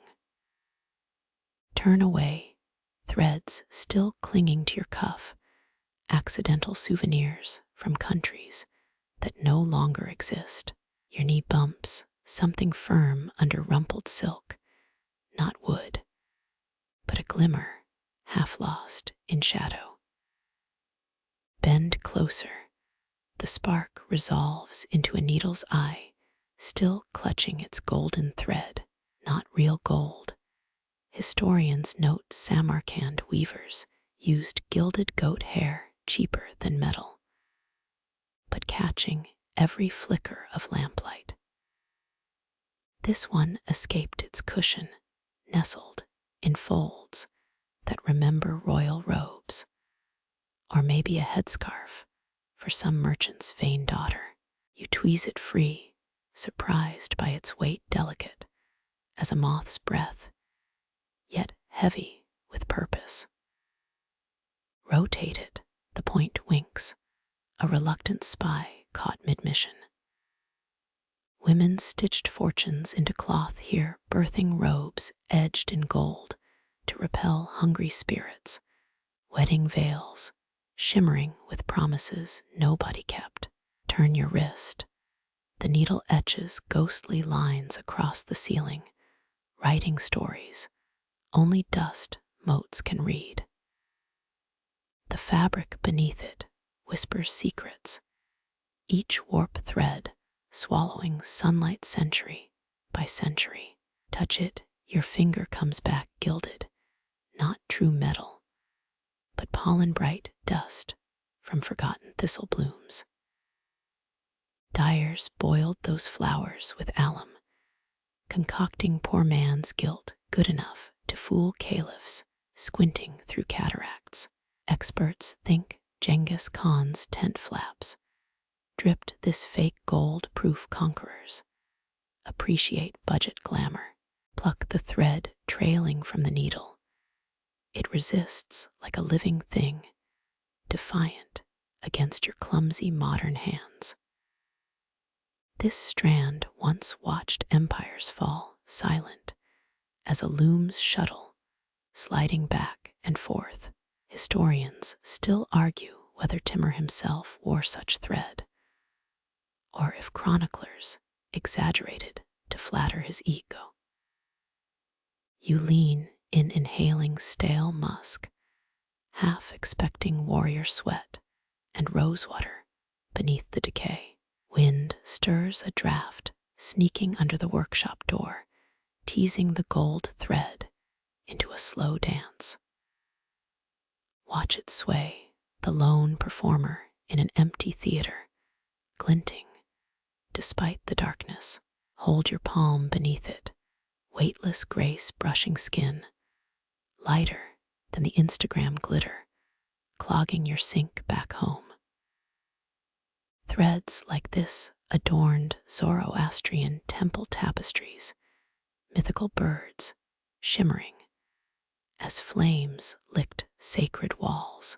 Some weavers claimed their gold outlasted real metal thistle, dye refusing to fade, while treasure hoards oxidized. Tonight, it feels true. This strand burning brighter than your phone screen under midnight's hush. The needle grows warm against your thumb, as if hoarding sunlight from 1,000 desert noons. Squint, its eye might be narrowing, annoyed at your inspection. Slide it back into silk, the fabric sighing as its lost child returns. Even thieves respect golden reunions. Crouch lower, cloth, muffling the floors, chill, your shadow draping the weave like a jealous rival. Adjust your angle, the gold flares again, daring you to doubt its radiance. Notice how neighboring threads seem dull linen cousins scowling at this gilded interloper. One filament lifts, separating from the rest, tugged by a breeze you barely feel. Follow it up to where rafters hoard daylight's last remnants. Up close, rafters wear cloaks of spider silk pearl, of Samarkand versus wannabe gold. 8-legged weavers won this battle long ago. Below, the needle nestles deeper, its glow dimming as you shift. Press the cloth flat, gold winnowing back into nothing. Not gone, just resting patient as mountains. A splinter of glass catches your sleeve from some shattered oil lamp, now mimicking the needle's glint. Flick it aside, cheap imitator, then reconsider. This fragment might be older, witness to midnight weaving sessions, fueled by cheap mutton fat. Salvage dignity by letting both shine. Antique generosity costs nothing. Across the workshop, Cats' eyes flash, their retinas stealing gold threads fire for half a second. Maybe they remember hunting gilded moths, hear creatures drawn to lamplight and folly. Tonight, the moths are gone, only clumsy humans remain. Your breath stirs the century's dust, gold particles swirling like drunk fireflies. Blow gently, they rise, brief constellations against indigo shadows. Try catching one futile, but your pulse quickens anyway. Hold out your palm. Let them land when ready, mutual patience required. The thread kinks, suddenly tangled around an invisible snag. Unwind it, fingers circling, finding where some distracted weaver missed a loop. Her ghost stands behind you, clucking disapproval as you butcher her craft. She fades, merciful, before your fumbling ruins her legacy. Press the gold against your wrist, pulse point glowing counterfeit royalty for 30 seconds. Laugh the sound too loud, sentences unheard, since Tamerlane's architects sketched this room. Silence swallows the noise, forgiving your modern irreverence. Dig deeper into fabric folds, seeking the needle's twin, but finding only lint and disappointment. Legend says one needle always hides, avoiding chores until doomsday. Call it a union rep for weary tools, silently advocating for cessation of labor. A bead clatters from the loom, amber, rolling to kiss your toe. Not part of the gold ensemble, just a stray wanting attention. Scoop it up, hold it against the thread, sunrise meeting sunset in your filthy palm. Wind picks up, shuddering shutters, threatening rain, or maybe just theatrics. The gold thread trembles, old fears of storm moisture, undoing lifetimes of meticulous dyeing. Shelter it with your hand body as temporary roof, rain check on ruin. Moonlight bleaches the gold now, stealing its fire, leaving only a pale echo. Blink eastward, dawn's still hours off, moon's just jealous of anything that glows without permission. The thread dims politely, a diplomat avoiding celestial tantrums. Trace its path back into shadows, each inch thinner, fainter, until it dissolves into darkness. No clean end, just a surrender to time, preferring invisibility over vulgar persistence. Alone, the needle sleeps, its golden tongue silenced till next lamp shadow. Lean back, letting fabric reclaim its territory, threads settling like grass after footsteps pass. Your knees protest, sounding like walnut shells cracked under boothiels. Gold weaving paid pennies, but demanded spines of iron. Nobody warned apprentices about orthopedic disasters. One last glimmer winks, the needle's farewell smirk, before night smothers it fully. Close your eyes, memory hoarding sun-stitched illusions, as real gold futures fluctuate screens. You lift the first thread, embarrassingly clumsy, your fingers fumbling, like a tourist reading Cyrillic street signs. Silk whispers against calluses you didn't earn, softer than phone screens, lighter than credit card bills back home. Count it properly now, one feeling the slight ridge where a silkworm finished its year-long labor. Arabs introduced sericulture here, after capturing Chinese weavers, or bribed them with apricot wine, historians can't confirm. Either way, Samarkand grew fat on stolen silk secrets, while emperors complained about moth-eaten robes. Your thumb finds a knot, irregular like a hiccup in a love song. No machine made this. Some sleep-deprived artisan tied it by firelight 3 centuries before espresso existed. The thread dips, then rises, a miniature mountain range mapped on your fingertip. 2 threads now, crossing like lazy swords their intersection, humming with unsaid words. Breathe in linen dust mixes with ghost pepper flakes from a snack long forgotten. Someone's lunch, probably, spilled while rushing to finish a wedding carpet destined for some bride who hated the color crimson. Below them, 3 threads sag, weakened by silverfish feasts over decades. Historians still argue whether Uzbek weavers encoded Quranic verses into carpet patterns, or just copied whatever made sultans cough up extra coins. Lean closer, squinting, but the knots refuse to confess. 4 threads, this one still sweat damp from a dyer's palm, pressing too hard in haste. 8th century manuals warned against rushed work, comparing clumsy weavers to donkeys gnawing grass. Charming medieval feedback culture. Your palm hovers above, heat radiating like a parked motorcycle seat. 5, 6, 7. The numbers dissolve, becoming breaths instead of math. That's the secret.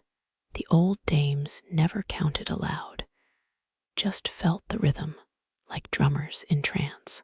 Archaeologists found loom weights carved with nursery rhymes, proof productivity required terrible poetry. A scarred wooden tally stick rests nearby, notched by someone left-handed if the angles lie true. Slide your nail along the grooves, centuries of ones, tens, hundreds, all leading to this moment of you failing basic counting. Light shifts, moon elbowing through lattice work, splitting threads into twin shadows. Now you've got 14 threads. No 12, no. Start over before the loom judges you. Bulk silk shipments traveled with armed guards, yet moths still ravaged them. Nature's original anarchists. Rhythm returns, touch not thought, fingers counting like a mute abacus. 23, 24. Your knuckle brushes loose, indigo lint, staining skin like cheap tattoo ink.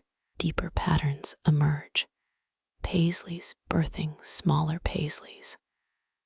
A fractal universe, spun from boredom and wages. 30. Your spine protests, reminiscing how Renaissance weavers sued for back pain compensation and lost. Shift sideways, knees cracking like walnut shells, modern joints echoing medieval complaints. Hundreds now, silver threads glinting, defiant against the shadow's hunger. Real silver experts whisper, threads tarnished slower. Here, the desert air, hoarding its corrosive impulses. Close your eyes, threads become braille, telling stories of chapped hands and squinted eyes. Thread 512 coarser, a peasant's grade hemp thrust among nobles. Historians found drunk merchants blending threads to cut costs.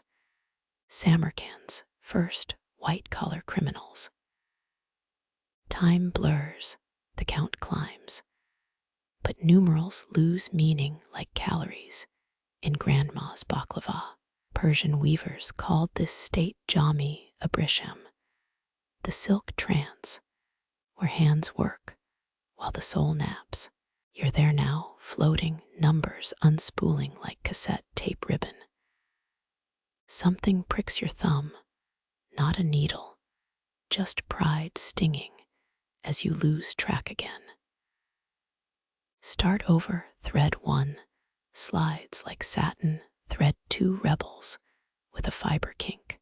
Hush, wind dies, cat paws mute on tiles outside, even the loom stops creaking. Only the whisper of threads now, confiding truths too fragile for daylight. Overhead, Orion's belt aligns with a rusted hook, cosmic order mirroring mortal knots. Your breath sinks to the weave, exhaling as threads tighten, inhaling when they relax. Centuries collapse, eras don't matter, only this friction between finger and fiber.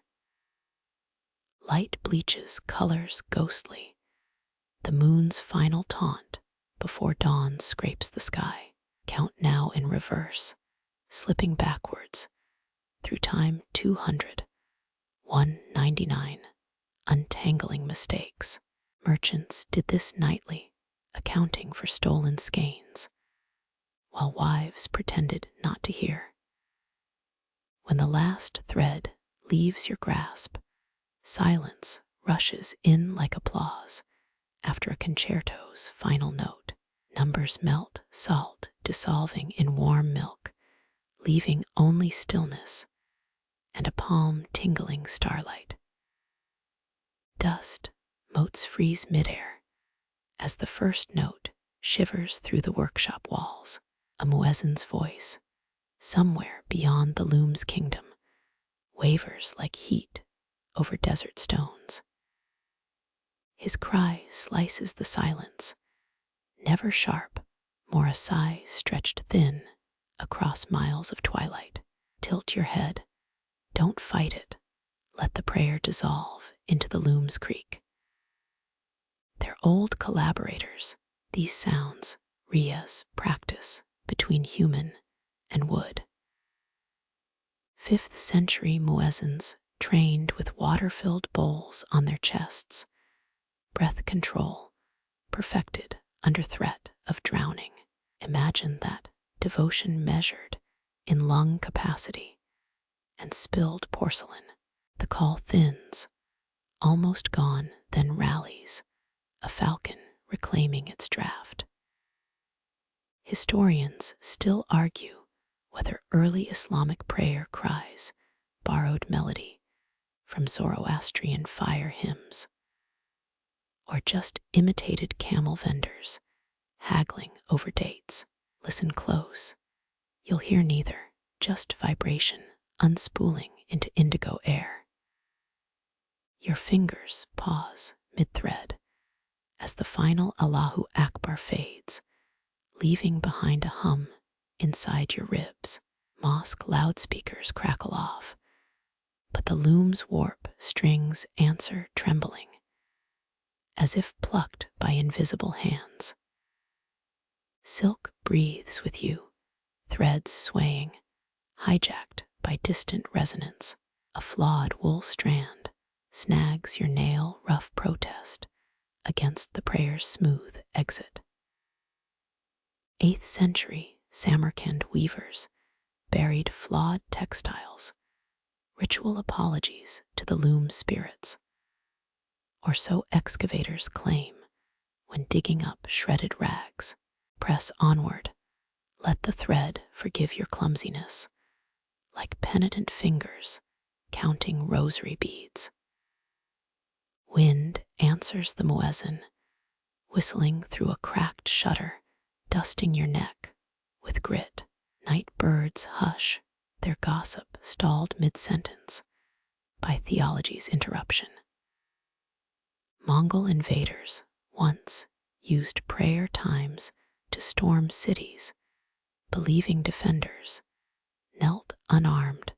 Success rate debated wildly by scholars clutching dusty scrolls. Breathe in air tastes, different now, cooler, washed by the call's echo. Even the braziers seem to smolder softer, ash drifting like lazy constellations. 23 threads left in this row, each clinging to its neighbor, famished for the counting. Crickets resume, scattered at first, then a swell rising from the courtyard cracks. Their rhythm sinks to your blinking measure, keeping for your unraveling focus. Someone hung jasmine strings by the door, last moon cycle petals brown, but scent lingering, sweet ghost haunting the count.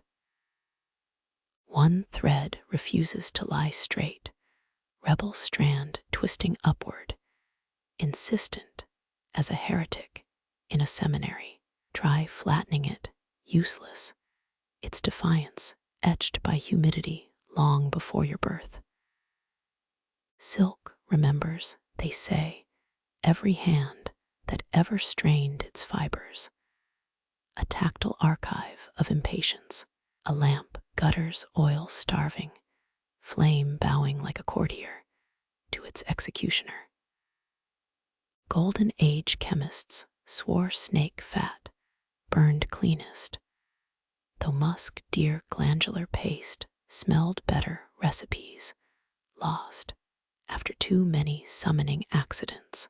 Darkness gathers now, threads sinking into gray, edges blurring into suggestion. No use denying your tallies lost again, left somewhere between 39 and infinity.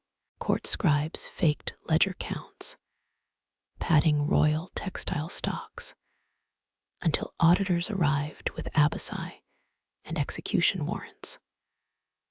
Forget math, trace the silk's heat instead, life lingering in sun-dyed fibers. That muezzin, where does he go post-call?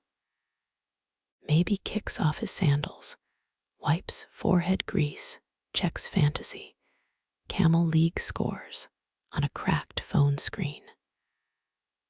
Or perhaps he stands there, rooftop-bound, watching your lamps flicker punctuate the city's dreaming sprawl. Your wrist protests, joints rustier than sagging mosque gates, their wine drowning out Fatha whispers. Ottoman weavers wore copper bracelets against joint fever, but really just liked the jingle when threading shuttles. Rotate slowly, bones grinding like millstones, tomorrow's ache already taking deposit. Fabric sighs, the whole bolt shifting, relaxing as temperature plummets.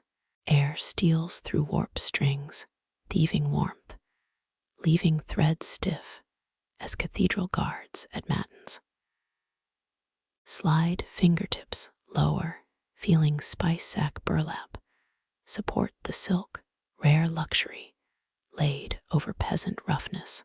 Mosque lamps wink out block by block, night reclaiming its territory. Leftover prayer fragments nest in wool piles, twittering when drafts stir them soft as moth wings against parchment. Breathe shallow, don't disturb them, those syllables too frail for daylight scrutiny. Rain surprises everyone, fat drops smacking the courtyard, the desert momentarily forgetting to be dry. Smell swells, wet clay, hot stone steam, date palm pollen yielding to insistence. Silk hates this, humidity tugging at taut fibers, tomorrow's warping nightmare sealed tonight. First lightning flash freezes the workshop. For one jagged instant, your shadow looms against tapestry gods. Cloth of gold shivers, pretending it's back underground artifact safe. until some digger's trowel violates sleep. Thunder throttles your ribs delay between flash and growl 5 Mississippis, storm squatting 3 miles south. Loom weights sway, stone ladies dancing, invented earthquakes rattling their chains. Umayyad accountants tracked weights by gemstone inserts, except when pilfered for dowries. Tax records show furious marginalia about jade discrepancies. Stillness resurrenders, stones settling, dust resettling, urgency deflated back to calm. Reach the rose end finally, not securing it swollen like a rotten tooth's root. Here's fringe science for you. Some claim lullabies hummed, while nodding prevent thread rot. No proof beyond great-grandma's insistence. Too late now. Move on dawn's scalpels, already gleaming east. No animals stir. Even the boldest street, cats dodge drowned scorpion highways. One baker fires his oven early, yeast and betrayal scenting streets, still married to shadow. Your stomach growls traitor, momentarily louder than the dwindling storm's tantrum. Last lamp surrenders, wick drowned oil sludge, stinking up centuries of careful aroma curation. Henry III used ambergris in his court looms to woo ambassadors via nasal seduction. Bankruptcy followed predictably.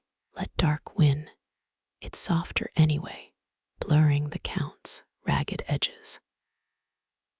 A single firefly strays inside heresy against the Quran's insect disapproval, its Morse code lost on brick walls.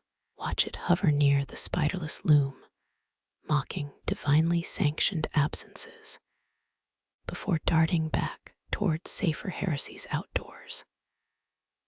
Threads fade from cobalt to shadow blue, matching the muezzin's final echo, both dissolving into held breath. Historians still argue whether the first call to prayer included melodic improvisation or stuck rigid as a terrified pupil's recital. Exhale now, releasing the debate. Along with every misfired count, your pupil adjusts, threads re-emerging as charcoal sketches, barely there, still demanding touch. Call it surrender, call it meditation, call it occupational hazard. The loom cares less with each retreating star. Sudden breeze, all the shutters gasp, as if the workshop inhaled, preparing to speak. Dawn bleaches the eastern sky's hem, one thread at a time, like indecisive dyers testing shades. Let morning wait, its blades busy scratching other horizons, for now only threads remain. Silence swells again, fuller this time, crammed with everything unsaid during the night's counting. Lean back spine protesting, the bench imprinting its own tally across your thighs. 24, 25, 12.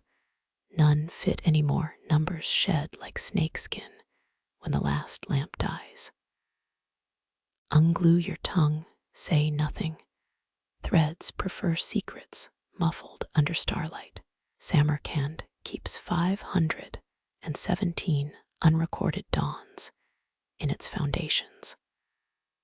Or so agree drunks leaning against the registan. You've earned your place among the uncounted. The city breathes, its sleep shallow now, as nocturnal murmurs yield to donkey carts. Hold onto this stillness, fragile as a cocoon's first strand, gold dissolving in saffron light. Let go, drop the thread, the count disbanding like minarets swallowed by daylight. A shadow slips between dye vats, liquid ink given legs, moving too silent for mere physics.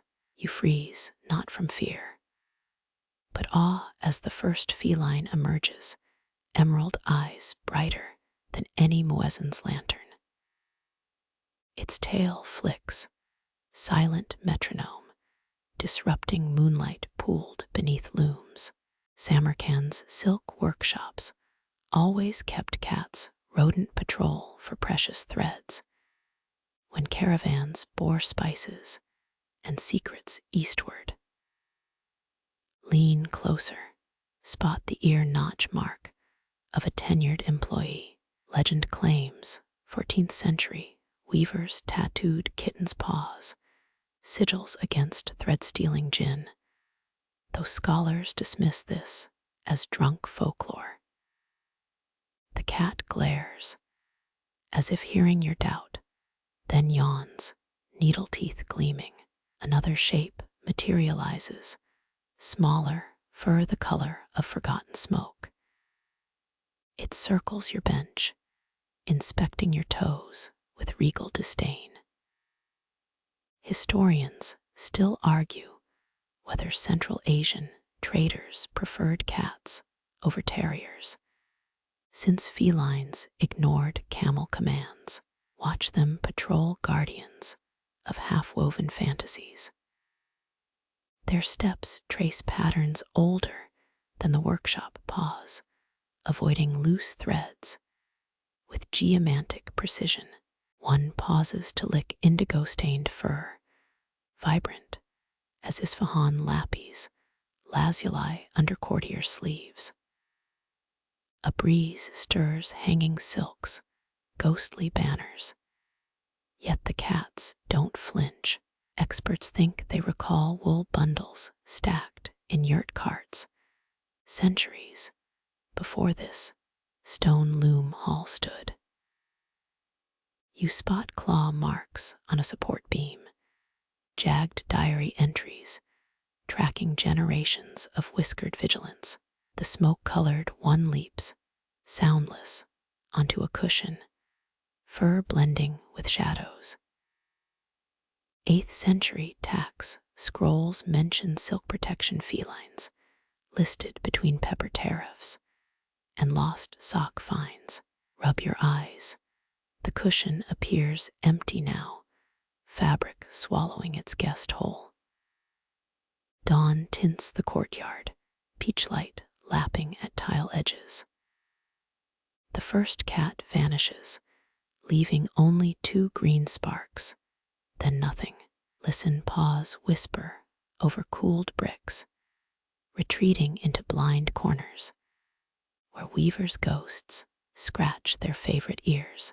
A last feline lingers, flattened beneath a warping board, watching insects orbit a dead lantern. Could have sworn it winks, keeper of every mystery spun here. You'll never know. Their secrets stay woven tighter than Persian knots, locked in purrs, never meant for human ears. You lean closer, letting focus soften, as individual threads lose their edges. What were tight lines become flowing currents, watery silk strands rippling toward some unseen sea. Between them exists space, air thin as a prayer whisper, yet somehow deep enough to drown in. Your finger drifts, no longer counting, along a river of undyed cotton. Did Marco Polo truly call Samarkand's markets a cloth, so fine it vanishes in rain? Probably not. But his ghost still owes these looms for 3 unpaid silk rolls. Feel how the fibers resist, then surrender, softening under your warmth like wax kisses. Patterns emerge where none existed, whorls shifting like ink dropped into birch tea. That cobalt wave, the shape of trade routes traced by 7th century Sogdian merchants before Tamerlane stitched empires together with war and wedding gifts. Historians still argue whether those floral motifs hid Buddhist mandalas or Zoroastrian flames. Press a thumb there, watch it distort proof that beauty fights captivity. Threads thicken into rope-like cords, the warp's sturdy bones, only to fray into ethereal wisps further down. Each strand could tell a story: the master weaver's arthritis, the apprentice girl's cinnamon allergy, the indigo seller's merchant girlfriend in Mogadishu who sent shells strung on camel hair. You catch a scent, mulberry leaves, or just memory playing its tricks. Sometimes the rivers quicken, swirling into micro maelstroms around forgotten knots.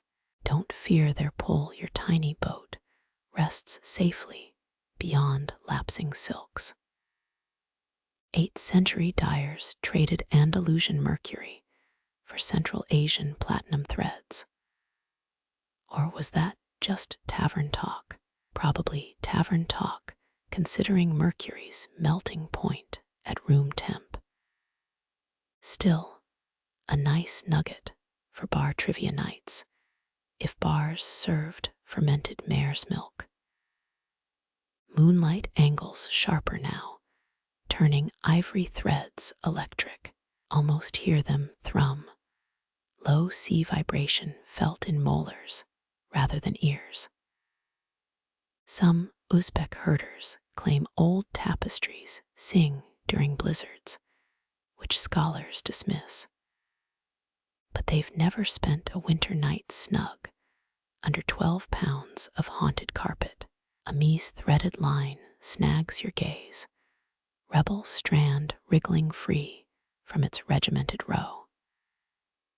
This, whispers some fringe texts, is where weavers slipped coded gossip messages. Red twists mean the vizier dances poorly. Green knots warn of inflated saffron taxes. Feel tempted to unravel it for secrets, but leave rebellion where it lies. Dust motes become silver minnows darting between your manufactured rapids. One hits a thread, exploding into fractal dust constellations. Did Genghis Khan's youngest daughter actually weave her own battle flags, or just commission neat club merch? Probably merch.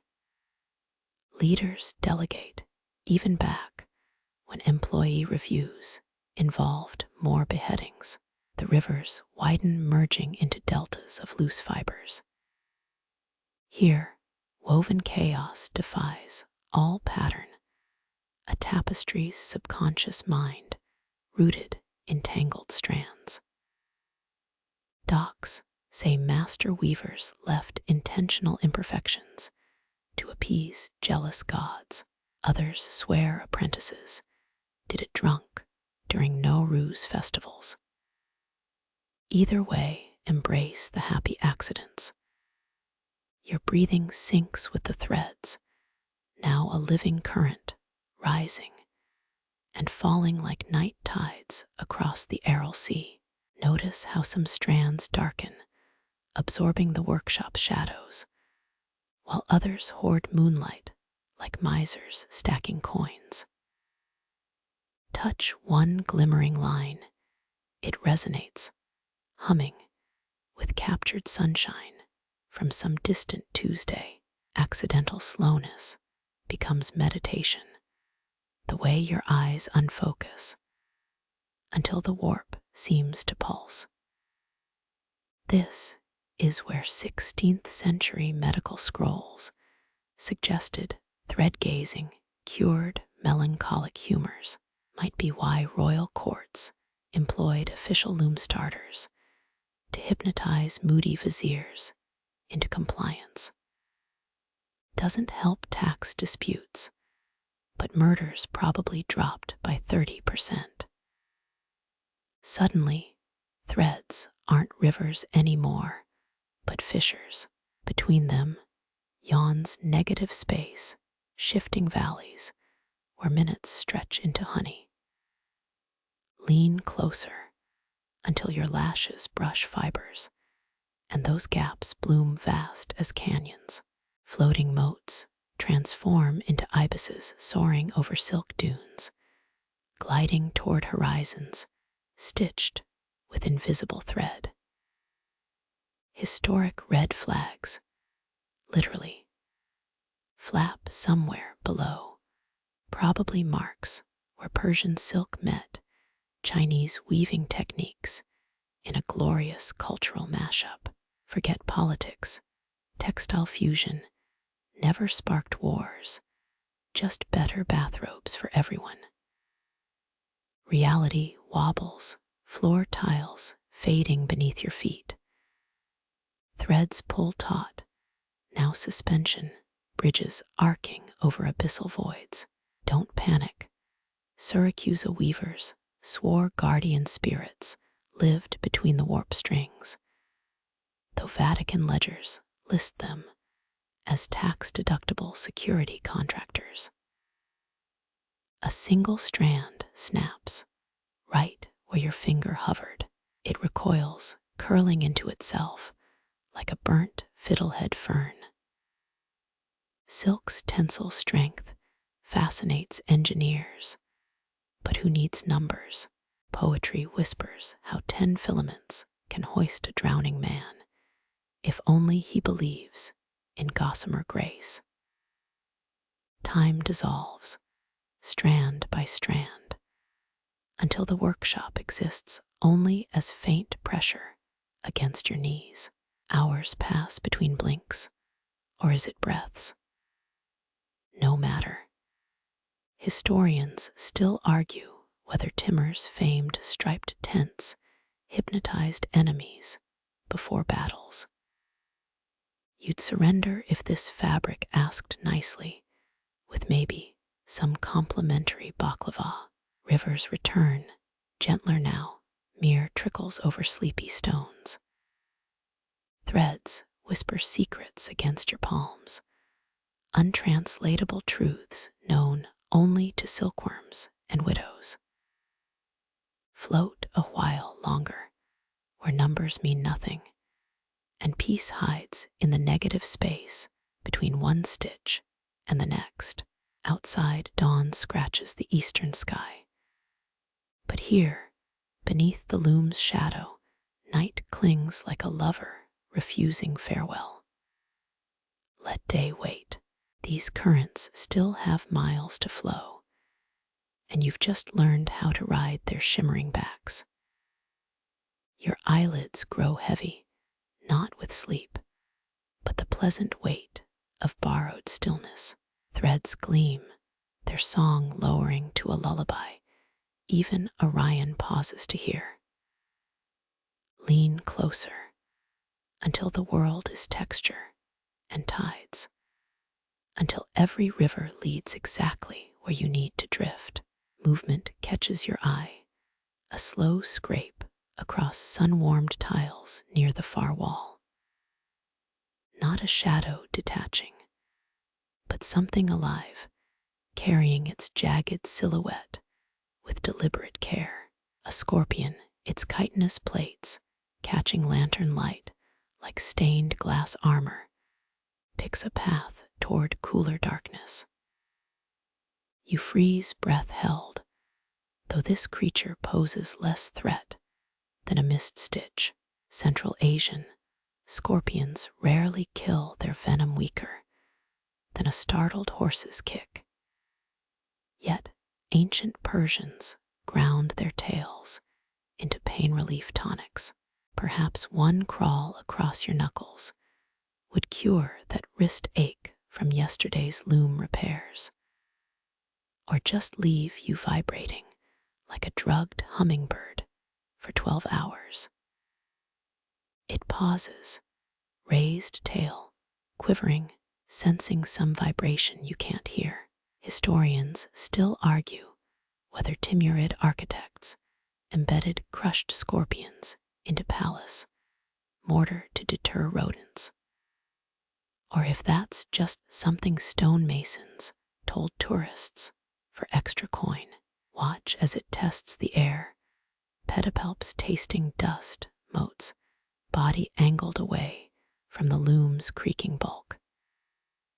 Freeze frame its motion, each leg lifts, hovers, descends with antiqueshap slowness. 6th century Sasanian texts claimed scorpions counted their steps, an origin myth for mathematics. Tonight, you almost believe it, the way each articulated segment moves like an abacus bead clicking into place. Left, then right, 8-legged calculus in action. One pincer brushes a fallen thread, recoiling as if burned. Silk intolerance, or just distaste for shoddy craftsmanship. Mongol warriors supposedly read scorpion trails like battlefield omens, zigzags meant ambushes, straight lines promised easy spoils. This one's path suggests indecision, or maybe it's wondering why giants loom in its favorite nightwalk spot. A tile dips slightly under its weight, a miniature valley worn by centuries of similar journeys.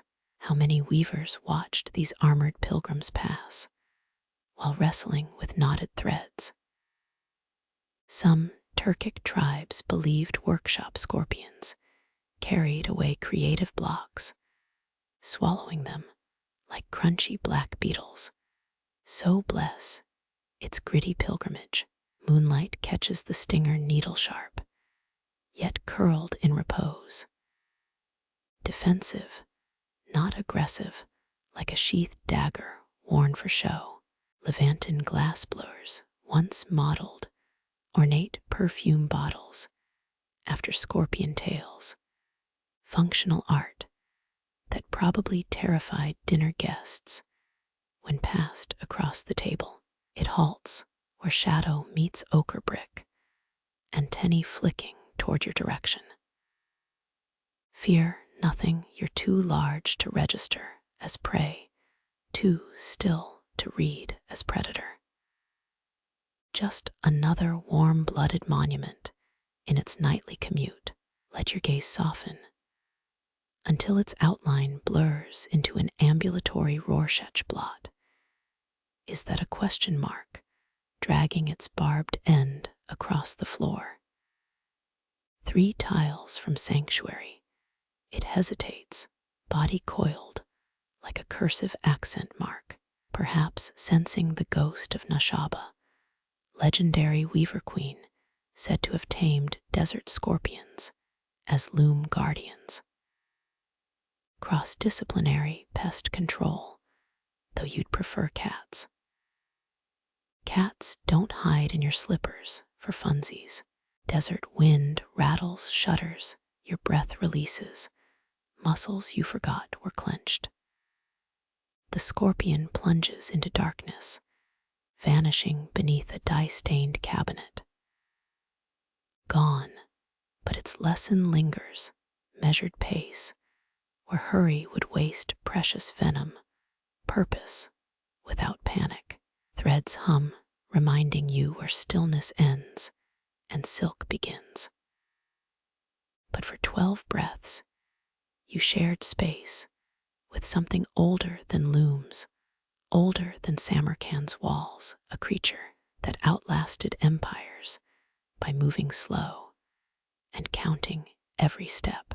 Let your next exhale match its rhythm, 8 heartbeats per tile, as moonlight bleeds across empty stones where armored feet once crept.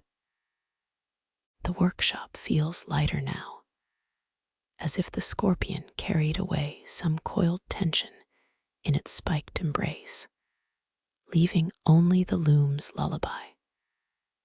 and the soft sigh of your shoulders relaxing into the hour.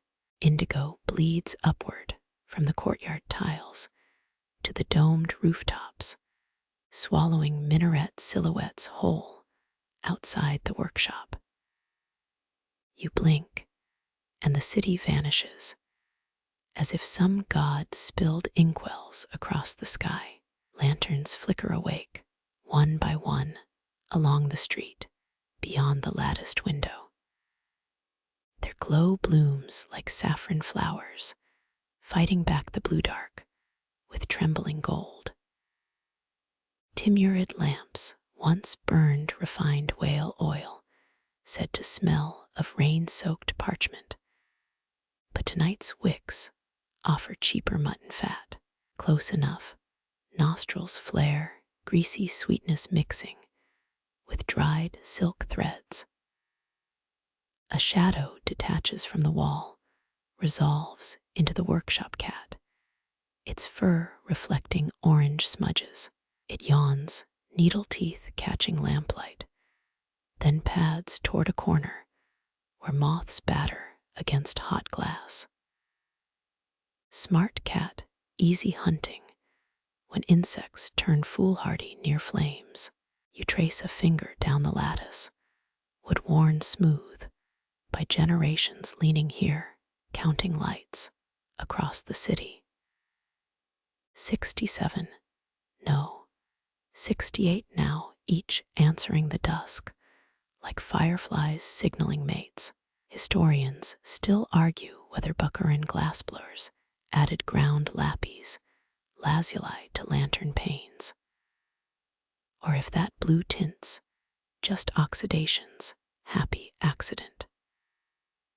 Watch one speck flare brighter, pulled by some sleepless soul trimming the wick, its light waxing like a miniature moon.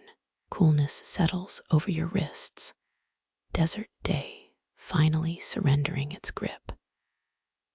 That deep indigo out there.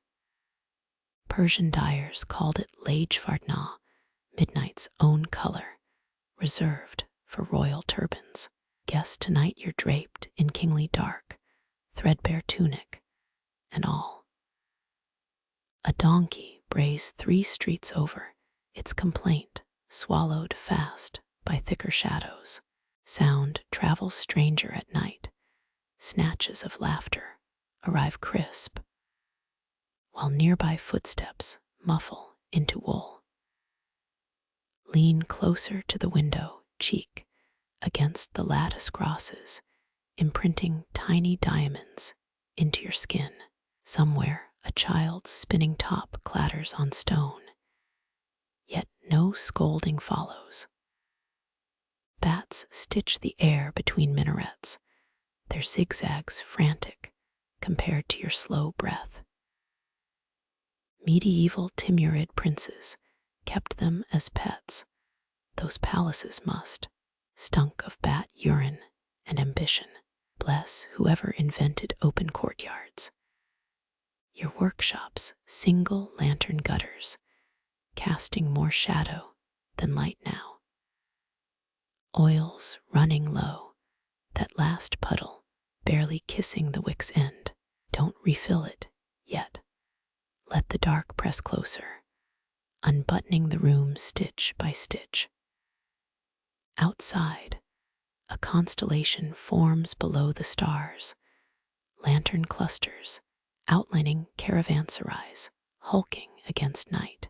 One flickers madly, probably young caravan guards telling ghost stories too near the flame. Uzbek tailies whisper of dev demons luring travelers with phantom lanterns. Maybe tonight they're working freelance. Silk strands on the loom catch stray light, glowing faint as Orion's belt above the roof. You squint, threads morph into molten silver, the illusion broken by one careless blink. Across the ages, weavers counted nighttime threads by lamplight, measuring centuries between their fingers. Your own hands look borrowed. In this glow, paler, older. Someone else's tools, dipped in amber. A nightjar's trill slices the quiet. 3 fluted notes, ending in a rasp. Liechtenstein's 1924 expedition claimed Samarkand's nightjars mimicked Loom creaks, trying to flirt with female weavers. Absurd, but hey, you've heard worse pickup lines in taverns. Shutters creak, left half open since sunset, inviting a breeze that lifts loose threads like phantom fingers. Indigo's so thick now it pulses, alive, pressurized. Feels like diving into mountain lake depths, eardrums aching, lungs forgetting air's an option. Cool tile leaches warmth from your soles, feet grateful after hours standing sentry by the loom. 15 years since your first night here, sweating through apprenticeship fears. Unsure how to thread a needle, now you move through dark spaces blind. Palms reading tools like braille, body shaped to the workshop's curves. Moonlight bleeds through the lattice, checkering the floor with geometric ghosts. Step sideways, let them climb your body, their touch light as spider silk. Your shadow stretches, rippling across St. George, riding his dragon. On that half-woven rug, tucked in the corner, always found it funny how orthodox weavers snuck saints into patterns meant for Muslim prayer halls. Wind shifts, carrying juniper smoke from some night watchman's brazier. Breathe deep, let it scour your throat with mountain air's sharp edge. Somewhere up there, snow still caps the Zarafshan peaks, though summer's heat licks these streets. Hinges groan across the courtyard, a neighbor fetching water before the well rope gets noisy at dawn. The buckets splash echoes against mud brick, a wet slap followed by wetter chortling. Donkey again, probably dunking its snout where it shouldn't. 2 lanterns wink out, extinguished, across the alley, their owners surrendering to sleep, or maybe surrendering to cheaper candle stubs. You count 16 left burning specks of gold in the velvet smear covering Samarkand. 1 gutter flare die, an ember breath exhaled into the ink blue. Your spine protests, slouching against the wall too long. Straighten joints popping like muted firecrackers, the sound swallowed whole by tonight's weird acoustics. This silence stretches taut, thinner than a spinner's finest thread, vibrating with things unsaid. Some nights, you'd swear the loom weaves itself after dark, shuttle sliding soundless, hafts adjusting unseen. Histories still argue whether forgotten artisans haunt these workshops, or if sleep-deprived weavers just hallucinate helpful ghosts. Fingers find the water jug, its clay slick with condensation. Heft it, let cool droplets track your forearm, rivulets that stutter over veins. Oasis cold pulled from deep aquifers, where sun never penetrates, pour a splash onto the tiles, evaporation already licking it greedily away. All offerings accepted here. The cat stretches, arch-backed a comma, resolving into an exclamation mark. It saunters over, fur brushing your calf, then settles in a lantern-lit patch, just the right size for its ego. Wait, was that? No, just constellations rearranging, your tired eyes playing tricks. But for a moment, you'd swear you saw indigo swirl liquid against the window ledge, as if night pooled their gathering strength. Distant camel bells toll, once, twice, lost by the third note in the loom's patient creaking. Silk threads purr under your touch, begging the question, who's soothing whom here exactly? Turn from the window. Let night keep its depths. The workshop breathes warmer where lamplight retreats. That unfinished brocade glints gold coils half finished, forgotten when the master weaver caught fever last spring. Its edges fray inviting moths, but tomorrow you'll mend it when shadows loosen their grip. For now stand suspended where indigo meets gold at the world's fraying hem. Let the last lantern dim, its glow shrinking to a timid starburst as Samarkand dreams on without you.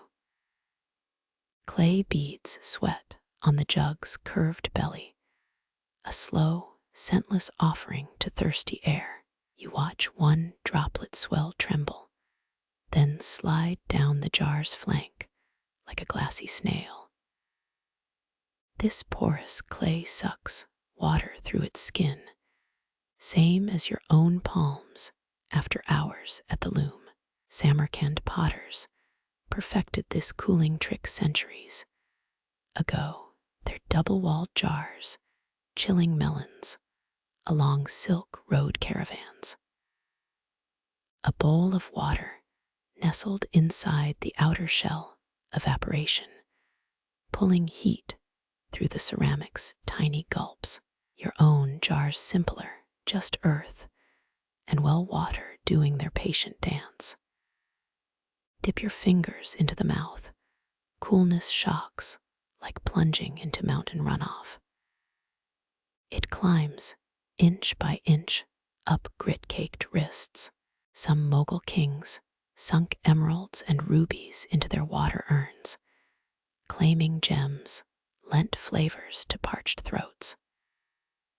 Truth or folly, doubt anyone tasted cinnamon or clove through precious stones. But the rich do love their glittering excuses. Condensation, patterns ghost the jar's surface, swirls blooming where clay drinks deepest. You palm the damp curve, clay's breath meeting your own. Fact 374 pots shatter daily in Samarkand's kilns makes you wonder if patience hides in the unbroken survivors, or just luck woven tight as Persian knots. Pull back. Water snakes down your forearm, vanishing into the sleeve's faded cotton. That first shock mellows into something deeper, rippling through bone like sand settling. Historians still debate whether Timur's war elephants carried water jars or fortified wine in their side packs. Lean toward wine, nobody leading conquests, craved sober epiphanies under desert suns. Your knuckles brush the droplets, 5 points of ice against desert-warmed skin. Close your eyes, feel the chill spread web-fine through veins.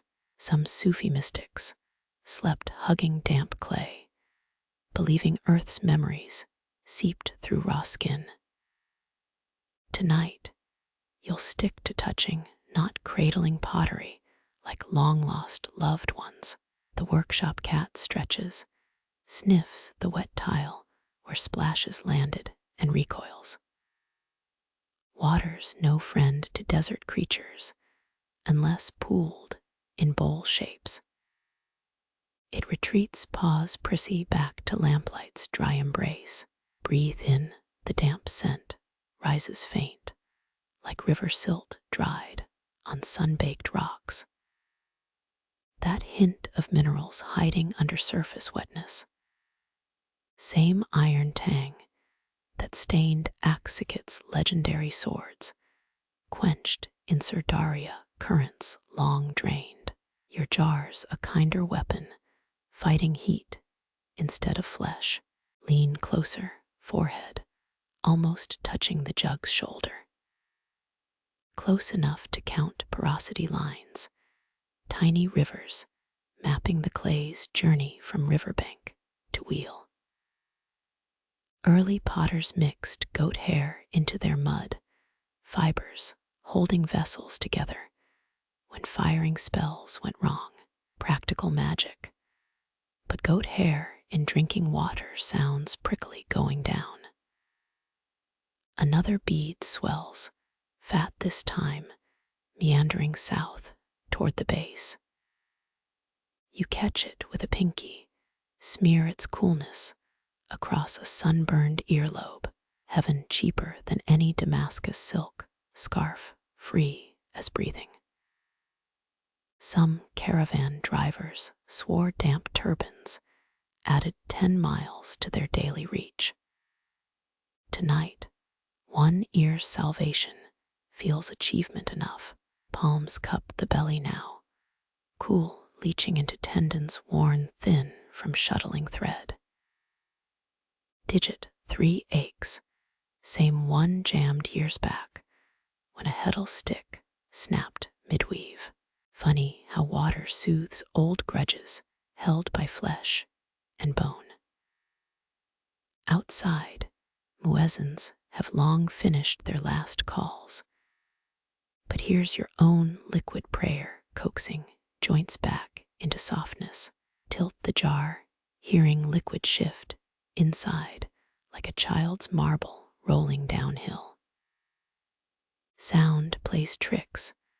Are there 5 cupfuls left or 6? Back in Isfahan workshops, apprentices whispered of ghosts sipping moonlit water straight from spouts. Doubt specters bother. Dead weavers probably crave wine or cardamom tea instead. Footsteps echo in the alley, someone stumbling home from late-night taverns. Their shadow pauses by your window, head cocked toward the dripping jug's song, then staggers on, drawn by louder thirsts your water couldn't touch. Half the lanterns across Samarkand have blinked out now, darkness pooling thicker than syrup in the alleys. Your workshop's lone wick clings, coughing light, as if it too needs a sip from your sweating jar. Let it fight. The dark makes water's chill sharper, more precious. Better drape cloth over the jug, slow evaporation's morning gift. Unhook your scarf, its indigo threadbare at the edges, and tuck fabric tight around damp clay. Now it looks like a swaddled infant waiting for dawn's warm hands. Raise wet fingers to your nape, press cool against the tangle of knotted muscle. Breath hitches, jaw unclenches, shoulders slump like silk dropped across a divan. Whole damn workshops built on this truth.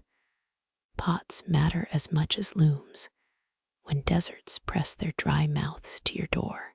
The cat yawns again, all needle teeth and disdain, before curling into a cinnamon crescent.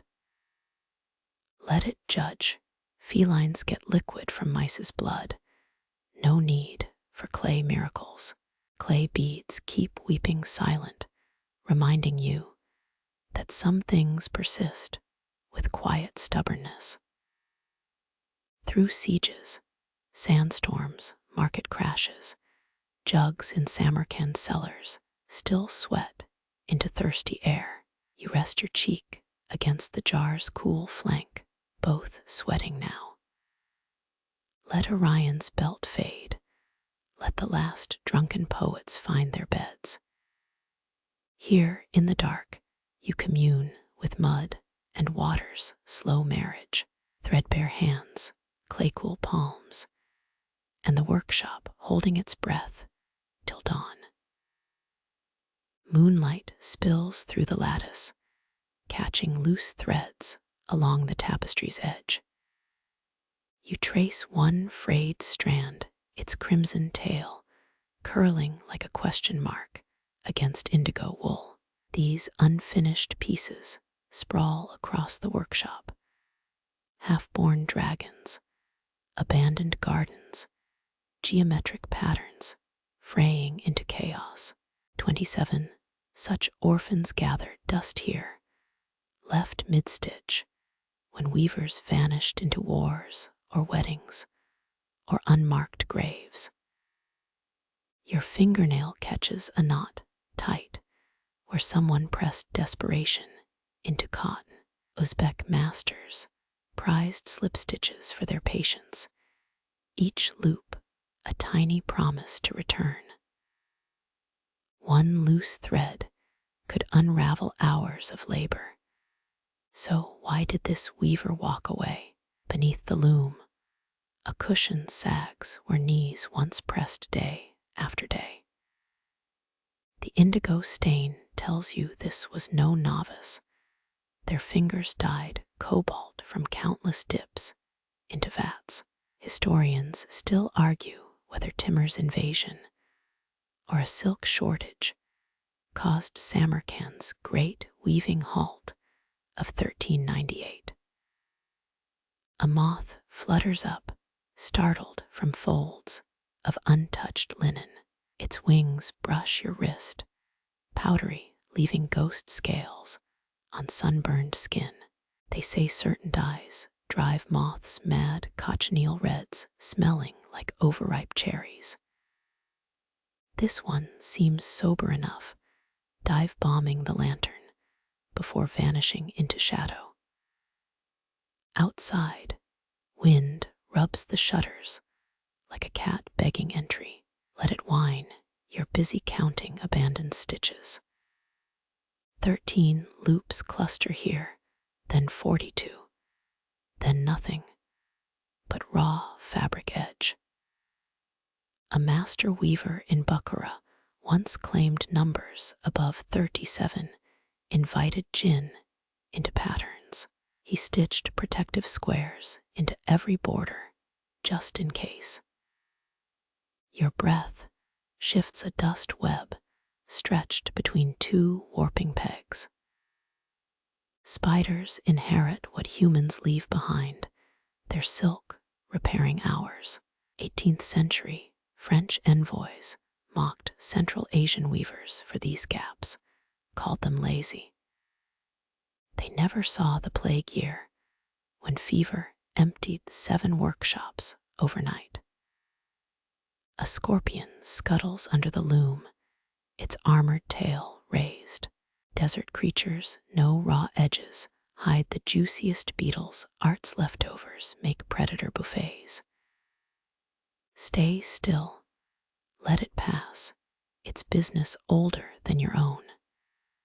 Turn back to the cloth. This crimson thread, once pulled tight, would have formed a pomegranate's plump curve. Now it dangles, fruit unborn seeds, trapped in string. Some Buddhist pilgrims left mandalas, half-woven believing completion, tempted demons with tidy minds. Oakum stuffing peeks through a torn corner, coarse hemp fibers meant for ship caulking. Odd choice for padding. Yet here it waits, centuries of tax collectors' records shredded into fluff. Paper was precious, even failed poems lined chicken coops. This workshop recycled everything but regrets. You pinch a tuft of stuffing, rough against silk calloused fingers. Smell lingers faint, salt air, and fish. Proof this hemp crossed mountains before becoming landfill. 1492, Portuguese ships reached India's coast ending Samarkand's silk road monopoly. This oakum sailed those new seas, then washed up here, stuffing failed art. 3 lanterns remain lit across the city, your wick gutter's lowest.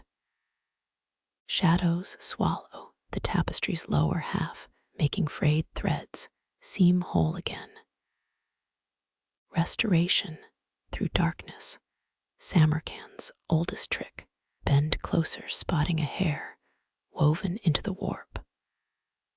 Long, black, glistening in thin light. Some weavers braided their own strands into cloth, secret signatures for Allah to find.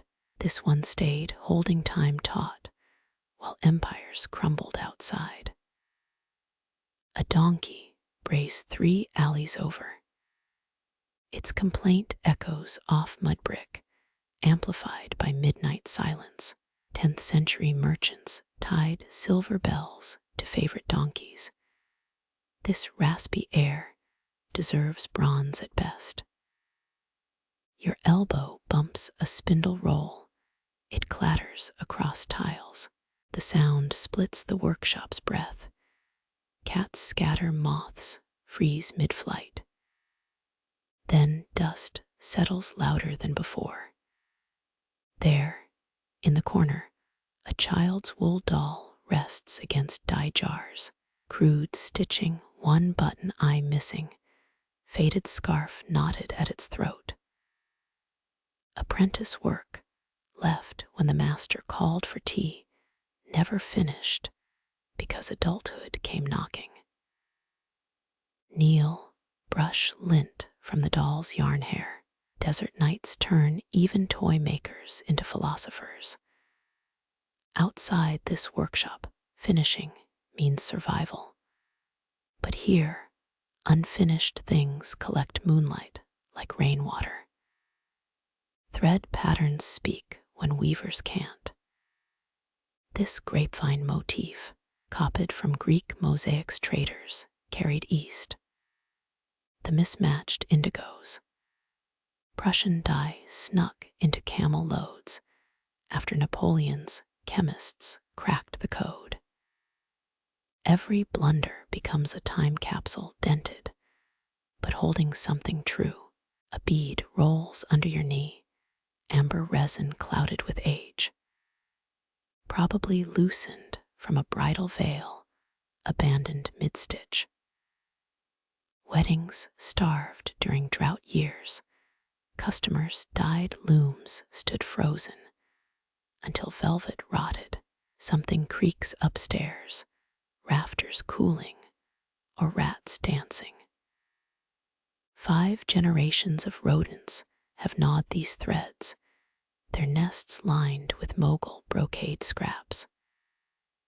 Die like kings, suckle your young on tarnished gold. Fingertips graze a bloodstain on the doll's dress, rust brown blooming at the collar. Needle pricks happen. Every weaver signs cloth with salt and iron. Tonight, it merges with pomegranate dye, another unfinished secret. A nightjar calls, its stutter song cadence syncs with your pulse. Birds write, some things need gaps to breathe right. Words unsaid, loops unknotted, tears traded for sweat drops on thirsty clay. Touch the tapestry's ragged edge again. Perfect whole cloth shines in palaces, but fractures trap more moonlight. You count frayed threads like stars, each snapped strand a wish abandoned, or maybe set free. Lean back against cold bricks, let eyes blur, until the loom becomes a ship's hull. Threads turn, rigging your hands those of a sailor gripping lines in storm-dark waters. Delusion helps when reality's too damn frayed to face sober. 3 mice dart between dye vats, tails high like victorious banner poles. They'll find stolen saffron in shadows, gold richer than bankers' tombs. Feast well. The workshop charges no rent for squatters. Your hip finds a familiar groove in the floor tiles. How many weavers slumped here back against stone, watching unfinished work mock them. Their ghosts snicker when you flinch at the loom's groan. Breathe deep, stirring oakum dust. It smells like libraries burning, whole lives pressed into thread, then frayed, then forgotten. You're just another unfinished thing, stitching breath to breath against the unraveling night. Head tilts, lids heavy world narrowing to the tremble of one loose thread. Let it gleam, half scarlet, half shadow, until dawn reclaims what night borrowed. Orion fades first, his diamond belt sinking below the window ledge. Desert stars burn brightest when you stop counting them. Threadbare minds need no finishing knots. Slumped now, shoulder meeting the doll's rag body, you drift into unraveled sleep. The workshop sighs, threads softening in dew-damp air, gifting rest, without asking for neatened edges in return. Moonlight bleeds through shutters, dusting the loom's skeleton in watery silver. You blink slow, counting Persian knots beneath half-closed lids. Dreams live here tucked in those coiled threads. Close your tired eyes, let their rustling rise, like whispers brushing moth wings.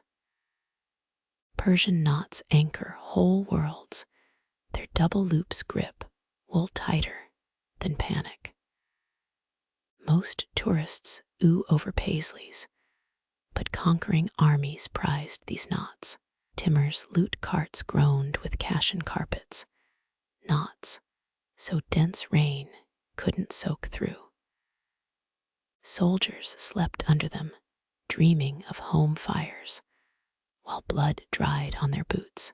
Your pinky grazes a knot cluster near the tapestry's torn edge, a maze of midnight blue wool.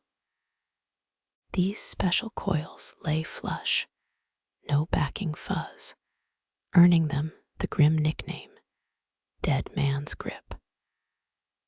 Some claim Genghis Khan rolled nobles in knotted rugs before execution, a portable coffin. Historians still argue whether Timur really skinned rivals alive, or just let his carpet weavers imply it. A knot slips under your nail, too tight to unravel. Bucker masters tied, secrets this way, messages coiled inside whipcord bundles. Spies unraveled them in bathhouse steam, words blooming like poisoned flowers. Your clumsy fingers find only woolen teeth gnawing at skin. Laughter echoes high and girlish from the courtyard well. Apprentices used to dunk each other after midnight loom shifts, shrieking as indigo dye chilled their knees. One boy drowned in 1273. They say his ghost reknots any frayed thread left untended. Check your cuff. Is that dampness from well water or sweat?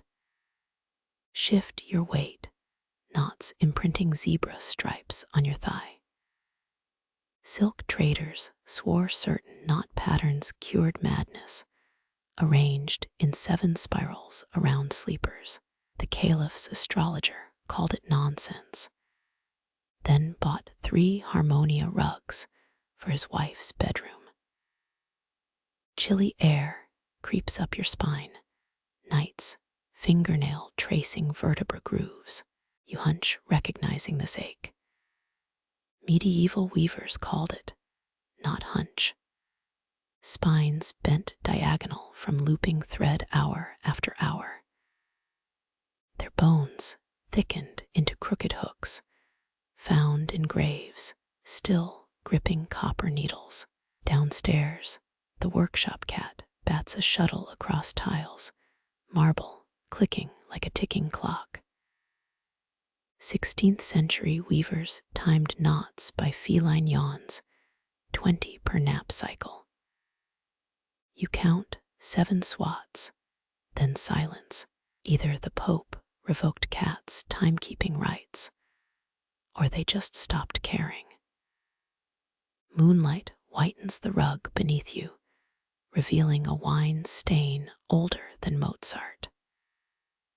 Red dye bled here centuries ago, when a master snipped her finger mid-knot. Silk drinks blood like gossip, blushing deeper than cochineal ever could. A moth lands on the nearest knot, probing wool with coiled tongue.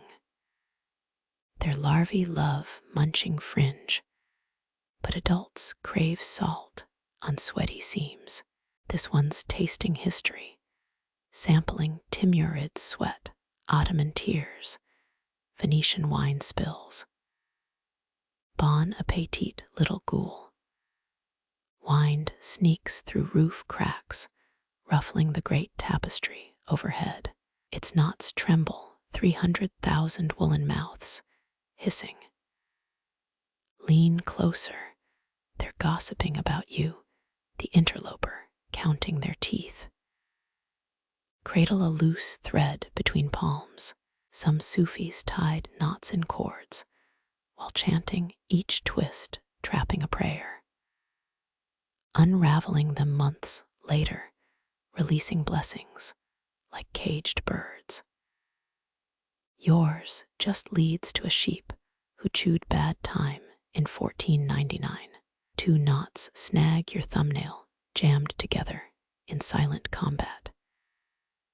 This happens when prideful weavers share a loom, each tightening their knots till threads scream.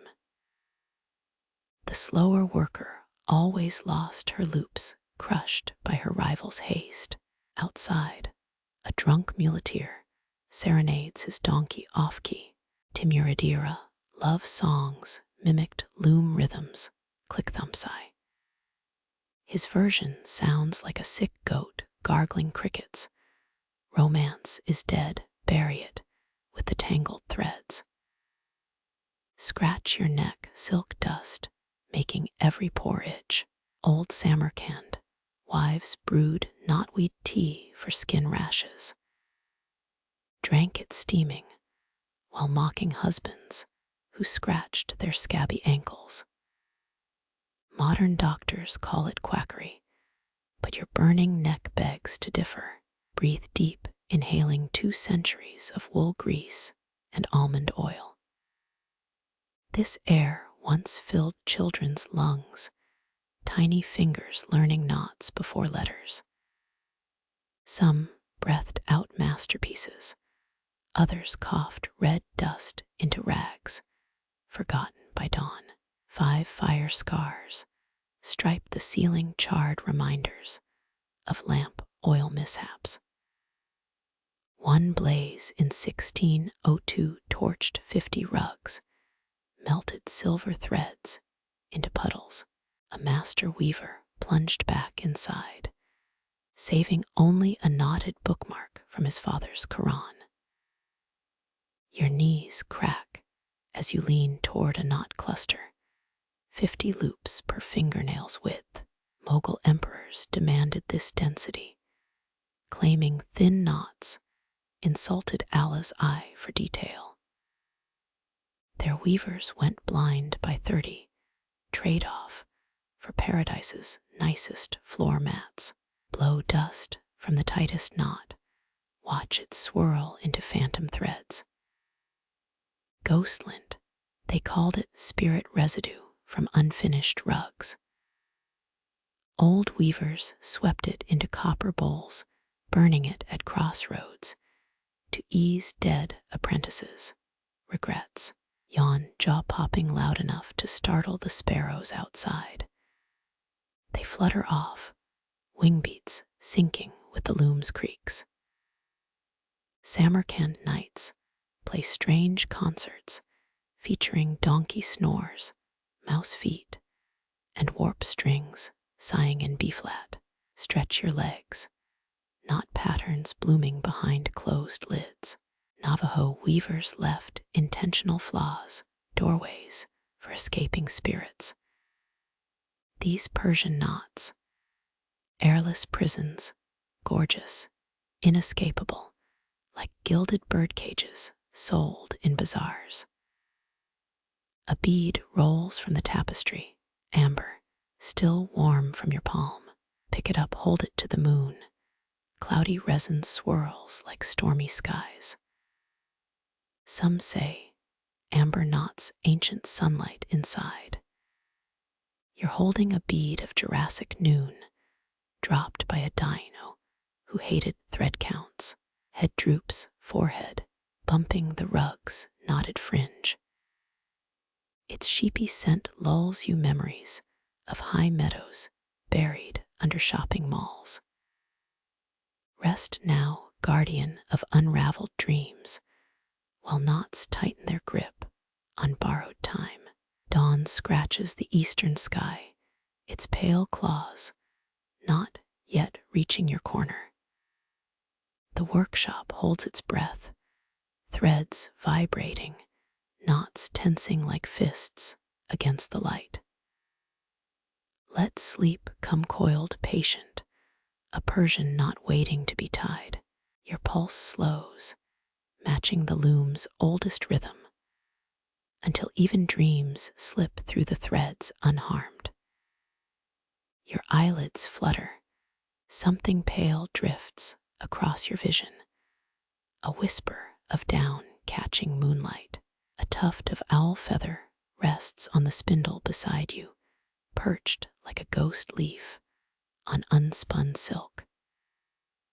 Owl feathers lay soft, oddly warm against your sleep-dusted fingers. Samarkand's silk roots once carried stranger things, dried hummingbird hearts, powdered lappies, even jars of Arctic ice. Marco Polo wrote of oat-sized rubies here, but forgot the feathers traded as quills. Court scribes preferred them, said albarbs held midnight's sharpest thoughts. Lift the tuft, watch its filaments tremble, each barb splitting into 1,000 moonlit hairs. Barn owl maybe, from the barred ash and cobalt pattern. Persia's finest calligraphers paid double if the feather fell on a Tuesday during Venus rise. Your spindle companion. Just Tuesday's trash stuck to a wool sleeve, or maybe not. Turn it, see the dissimilar veins. Right side smooth, a combed ripple, left side fringed like unhemmed silk. Asymmetry for silent flight, evolution's own velvet muffler. Some Sufis stitched them into robe hems, their steps whisperless, like saints moving through walls. Ancient dodges. Everyone knows the owl sees 30 times better at night than you, yet scientists only cracked why in 1983. Forward-facing eyes, rod-rich retinas, the whole night vision package. Before that, crafty ladies in Reykjavik sold owl-eye amulets, guaranteed to spot cheating husbands in pitch-black taverns. Blow gently, downy afterfeathers detach, dancing in your exhale. Catch one on your palm, its plumy chaos mapping your lifeline. Medieval medics prescribed owl down for insomnia, stuffed in pillow ticks with lavender and bat fur. The Pope banned it in 1347. Too many nuns, hallucinating winged demons. Stroke the shaft, stiff yet flexible, like a warrior's bowstrung tendon. It bends, but won't break under the weight of night's secrets. Mongol archers glued owl quills to arrow shafts, straighter flight, quieter murder. Kublai Khan's assassins adored them. Their victims died wondering where the hiss went. A barb pricks your thumb, sharp as a novice spinner's needle. Blood wells dark against the moonpale vein. Silk Road legends say owl feathers siphon memories, especially the ones you swat away. Is that childhood fear rising, or just sleep deprivation? Byzantine emperors wore cloaks lined with Eurasian eagle owl plumes, status symbols thicker than tax ledgers. Historians still argue whether thousands died harvesting them, or if the Ottomans just inflated prices to scare rivals. Either way, your feather costs nothing, gifted by wings you never saw. Tilt it, watch the afterfeathers fluff cast lace-like shadows on your knee. Owls molt one feather at a time, secretly, never flightless, never vulnerable. You envy that, how they shed pain without crashing earthward. Wind sneaks through shutters, teasing the feather from your grip. It spirals, a dervish in miniature, before settling on a half-woven sash. Persian looms sometimes wove owl down into mourning shawls for widows who'd wept beyond words. Touch one, they said, and hear the beloved's last sigh trapped in the fluff. Crouch closer, inhale its scent, musk and moonlight, and something faintly reptilian. Owls swallow prey whole, regurgitating bones, and fur later as pellets. Kids in Samarkand still hunt these, unwrapping them like grisly gifts, pocketing mouse skulls as good luck charms. The feather stirs, though the air's gone still. It inches toward an untouched spindle, as if seeking purpose. Ottomans believed unattended tools gathered gin, played tricks, tangled virgin thread. Give them a task, even a pointless one, to keep them tame. Twirl the quill between thumb and finger, a useless pen without ink. Timur's poets dipped owl feathers in mulberry dye, scrawling verses on fortress walls. 3 survived his conquests, mostly complaints about saddle sores, and 1 surprisingly tender ode to a stable boy's eyebrows. Outside, a real owl hoots, liquid notes melting into the workshop silence. Eagle owl judging by the tremolo's depth, a night emperor surveying his domain. Answer it with a fingertip hum against the quill's edge. The owl goes quiet, maybe offended, maybe impressed. Your breath dislodges another cluster of down. They drift toward an oil lamp. Catch them quick, before flame turns relics to ash. 10th century Zoroastrians burned owl feathers in twilight rituals, their smoke revealing enemies' faces. Too bad yours just smells like burnt hair.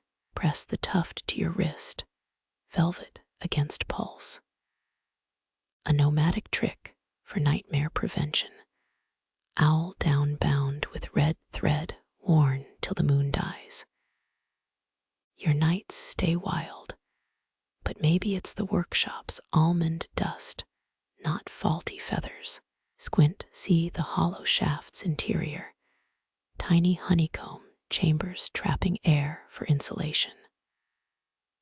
Architects copied this, designing domes that breathed, draftless in winter, cool in Samarkand's oven summers. Too bad modern AC drones louder than a love-struck camel. Shadows shift. The feather's silhouette lengthens, becoming a calligrapher's stroke on the workshop wall. Chinese ink masters prized such accidents. Silk's weft warp always echoed owl flights, so they claimed. Truth, most were half-blind from squinting at counterfeit jade, and heavily wine-sodden. The feather flips, quill pointing east toward dawn's faint blush. Let it go a compass for ghosts. Watch it skate across still air, landing where the first sunbeam will strike.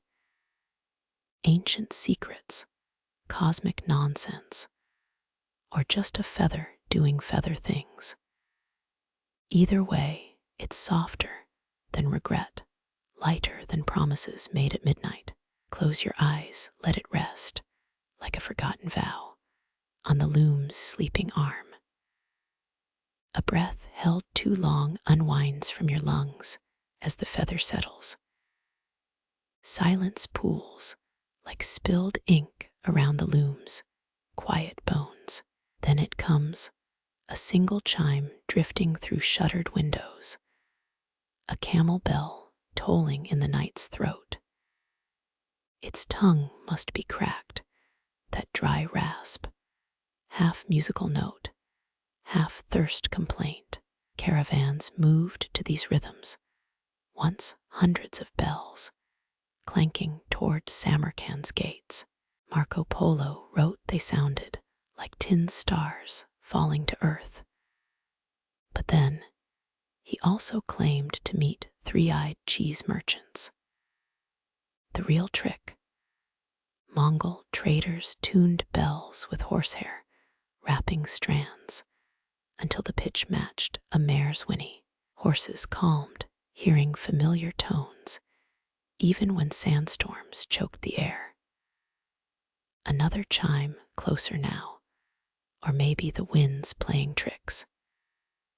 Silk Road camels wore up to 30 bells, a symphony of brass and loneliness. Wealthy merchants added silver charms shaped like scorpions to sting bad luck away. Your ears strain counting the gaps between rings, 19 steps, 20 silence. Someone's awake out there, maybe, a guard pacing beside nervous beasts. Camels rarely sleep standing. Historians still argue whether they doze upright or just brood theatrically. Docents love claiming Genghis Khan's messenger camels sprinted 90 miles without bells. But check their sources. Half are tavern songs. Flip the feather between your fingers. Its quill points toward the window, a compass for wanderers. Notice how the bell's echo lingers, longer than sound should. Acoustics quirk. The workshop's domed ceiling traps noise like flies in amber. Timur's architects designed it to magnify prayer. But coil weavers gossip just as well. Lean into the loom's frame. The vibration hums against your temple, a counter-rhythm to distant brass. 10,000 threads once passed through these beams, 80 colors, from crushed beetles, iron rust, pomegranate skins. Nobody mentions the weaver's wrists, pained as old hinges, or how tears salted the indigo vats. Another bell, or maybe memory, tingling behind your jaw. Persian traders swore blind camels followed bells better, eyes shut to mirages, ears tuned to truth. 9 out of 10 poets disagree, preferring metaphors about jeweled night and bronze tongues. 10th poets drunk, face down in a raisin cake, ignore him. Wind lifts the feather again. It swirls, tickling your nose, before tumbling toward the bell's fading song. Lift the latch, peer into alley darkness. No camels, just a lame donkey nibbling mortar. Its bell hangs loose, a dented cup with a pebble inside, makeshift music for makeshift journeys. There's charm here in the donkey's shrug as it chews 9th century bricks. Caravan superstitions bubble up. Count bells after midnight. It foretells the next day's fortunes. 13 means rain. 8 means bandits. 1 means you're just lonely. Hush that single chime again, or your own pulse. When the Ilkhanate ruled these streets, bells marked smuggling convoys. 3 tolls for silk, 2 for opium. Tax collectors memorized patterns like love songs, disguised as shepherds, humming to flocks. Their records burned in a rebellion, but the rhythms linger, passed between mules and their handlers. The donkey plods away its bell, sinking into the loom's deeper song. Wood groans, worm-eaten beams settling into the cool. Someone hung tiny bells from warp threads, here blue glass ones, still whispering when drafts stir them. Lift one cool as a glacier's tooth, shake it gently. No sound clapper stolen by mice, or silence soldered shut. Your thumb brushes its ridges, each chip a story. Blown in Herat, glassmakers trapped dawn air inside, or so caravan wives claimed. A bubble of sunlight to ward off desert ghosts. Smash one, they warned, and you'll hear your own death rattle. 14% truth, 86% fermented mares, milk tailies. Outside, the real bell fades, eaten by distance, or dawn's first yawn. Before GPS, travelers triangulated by bell echoes, mapping silence between tolls. Accuracy, 50-50, better if you bribed the camels with salted apricots. Tonight, let the threads chart your course instead. Moonlight bleeds through haze, turning the workshop into a milk blue pond. You float on its surface, bell echoes rippling under your spine. Historians still argue whether the Great Silk Road was really one path, or just a fancy name for every goat track between Rome and Nanjing. Either way, the donkey's gone, taking its tinny heartbeat with it. Feather finds your cuff again, clinging like a half-formed thought. Toss it toward the rafters. Watch it skate air currents, a leaf in reverse. Owls hunted here when this was a dye warehouse, snatching mice bold enough to nibble cochineal beetles. Their silent wings made better spies than merchants, never caught mid-snoop. One last chime, or imagination soft as a spider, adjusting its web. Turn back to the loom, its strings still thrumming. The bell's farewell dissolves into wood's older music, a drone lower than prayer, deeper than thirst. Not your hands in raw silk, cool as stream water under the moon. What's silk but a caterpillar's last will, testament spun in self-made amber? Thread by thread, the loom hums louder, swallowing brass and darkness whole. Let silence be your caravan now, moving without bells, without beasts, without borders. The workshop holds its breath, all breath waiting for the next stitch to fall. Dust Motes drift where the sound died, settling into warps, waiting embrace. You count them, 17, 18, until numbers blur, until the loom's song becomes your only compass. East, west, home, lost, all directions taste the same here. Another sigh yours, or the timbers, ruffles the feather at your feet. Watch it shudder a tiny ghost, then go still. The bell's memory melts into the loom's creak, an old duet only half remembered, but endlessly forgiving. Close your eyes.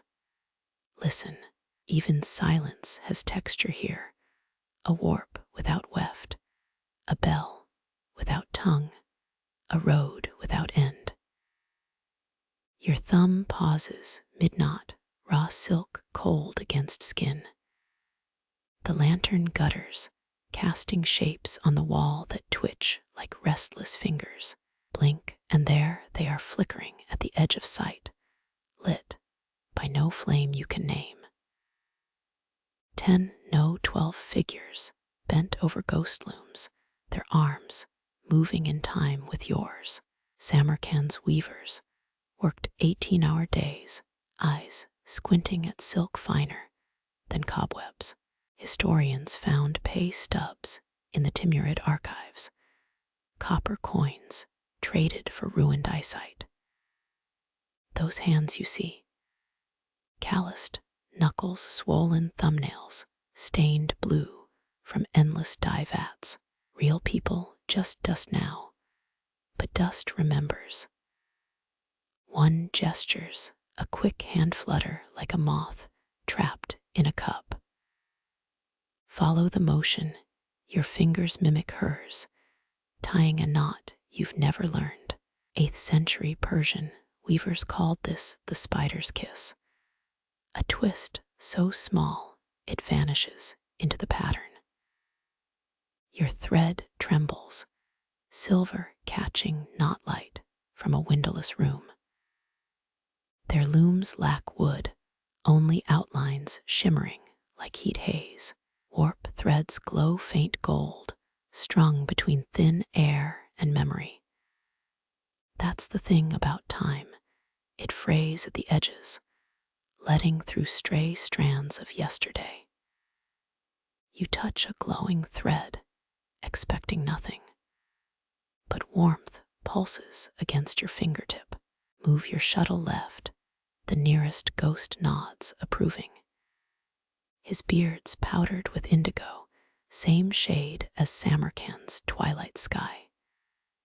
Noticed, their mouths move slow, forming words your ears can't catch. Lip read 3 syllables, paw nigh sure, water and lion nonsense, or maybe bedtime advice. 10th century weavers wrote codes into cloth, signaling caravans about bandits or safe wells.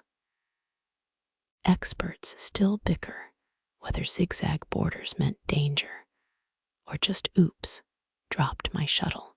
Your elbow brushes a shimmering sleeve, no fabric, just static prickle and the scent of stale saffron. Historians argue daily, were these workshops sweatshops, monasteries, or something in between? Payroll records burned with the city in 1220, leaving only poems about silk that wept. Never trust poets, they'll break your heart for half a fig. One weaver points to your half-finished pattern, a complex knotwork of orchids. She tugs her earlobe, the Ottoman sign for hide something here. This bunch loved practical jokes, embroidering tiny camels into bridal veils, visible only in moonlight. Check your own piece, tilted there, a minuscule scorpion in cobalt thread. Classic Mogul mischief. They're fading now, bleeding into the wood grain like ink in water. Wait, the bearded man lingers, tracing letters onto your loom's frame. Hurry, copy them before he dissolves. Gayrat. Pride, or maybe a name fugitive from 7 centuries ago. Silk feels heavier, suddenly, weighted with borrowed memories. Last to vanish is the woman, her hand briefly solid over yours. Cold seeps into your knuckles, river chill from some underground stream. Legend claims master weavers dipped hands in ice caves to steady their stitching. Quack science probably gave them arthritis by 30, but their lace never frayed. Silence rushes back dense as wool stuffing your ears. Outside, the donkey brays, rudely alive, smashing the spell like cheap pottery. Your threads sit ordinary again, dull where they glowed moments before, yet the pattern's changed. Unbidden, knots tighter, colors richer. Histories, funny that way, sneaking in when you're not looking, leaving breadcrumbs in the weave. Breathe out sharp, half expecting frost in the air, nothing but the lantern's dying hiss, and your own pulse drumming soft in both wrists. The workshop's yours again, empty save for dust and doubt. Lean closer, inspect the new stitches. They tremble like bowstrings after release. Across the room, a spindle rolls, though no draft stirs the shutters. Pick it up, still warm from a grip that stopped beating when Genghis Khan's horde camped outside these walls. 1231, worst Yelp review in Samarkand's history. Tonight, though, peace reigns, stitched tight by hands, not your own, not quite gone. Tie one more knot for them, this time, a crooked tangle of gratitude and confusion. Threads accepted without protest, slipping the gift into the pattern's bloodstream. Who knows, maybe in 700 years, someone will blink and see your ghost hovering over their clumsy fingers. Moonlight shifts, silvering the loom's teeth. Dawn's still distant, but the vision's left its watermark on the air. A yawn cracks your jaw wide, suddenly bone-tired, suddenly alone. Hold the silk closer, it smells different now, hints of cardamom and worn saddle leather, an old trade route perfume, resurrected for one night only. Blink slow. Let the afterimage dance on closed lids, weavers still moving behind the curtain of your exhaustion. Their rhythm merges with yours, heartbeat sinking to footsteps, erased by centuries. That indigo-smudged man was right. Time's just another thread, easily spliced, if you stop counting the minutes. Let it tangle. Let it twist, let it carry the weight of hands you'll never truly meet. The last lamp dims, wick drowning in wax, but threads gleam faintly with borrowed light. You've lost track. Was this the 35th or 36th knot? No matter, count it again. Tie this one twice, slow, as if securing a promise you can't name yet. Raw silk bites your palm, gentle demanding witness to whatever secret it now guards. The ghost weaver's afterimage lingers, that man's crooked finger tracing Gayrat on the loom, a name or warning. Either way, it hums in the threads beneath your thumb. Samarkand's masters guarded their patterns fiercely. Silk roots made empires crumble or rise. Did Did you know Timur himself wore coated cloth? Stripes meant war, circles meant peace, dotted borders signaled tax collectors ahead. Clever bastards. You're not titans, stubborn as a sleep-clenched jaw. This loop hides a midnight thought beneath its twist, your breath held mid-swallow. Legend says certain Uzbek weavers knotted messages for lovers, blue threads spelling stolen names. Eagles eat remnants of these love letters, mistaking silk for wormskins. Biologists disagree, but poets swear on every cracked loom. Lean closer your temple, nearly brushing the warp. The scent, still cardamom and saddle leather, fades under rising almond oil. Workshop's greeting card, aroma, ode to sleep deprivation. Listen, a rasp like paper rubbed on stone, the silk whispering what exactly. Don't unwind my 37th lie. Silk Road experts still debate whether knots like this hid court whispers or just workshop accounting. Loose threads suggest bulk orders. Tight spirals may be betrayal warnings. Your fingers make neither, just a lumpy little soldier standing guard. Hope it reads, private hands off, especially taxmen.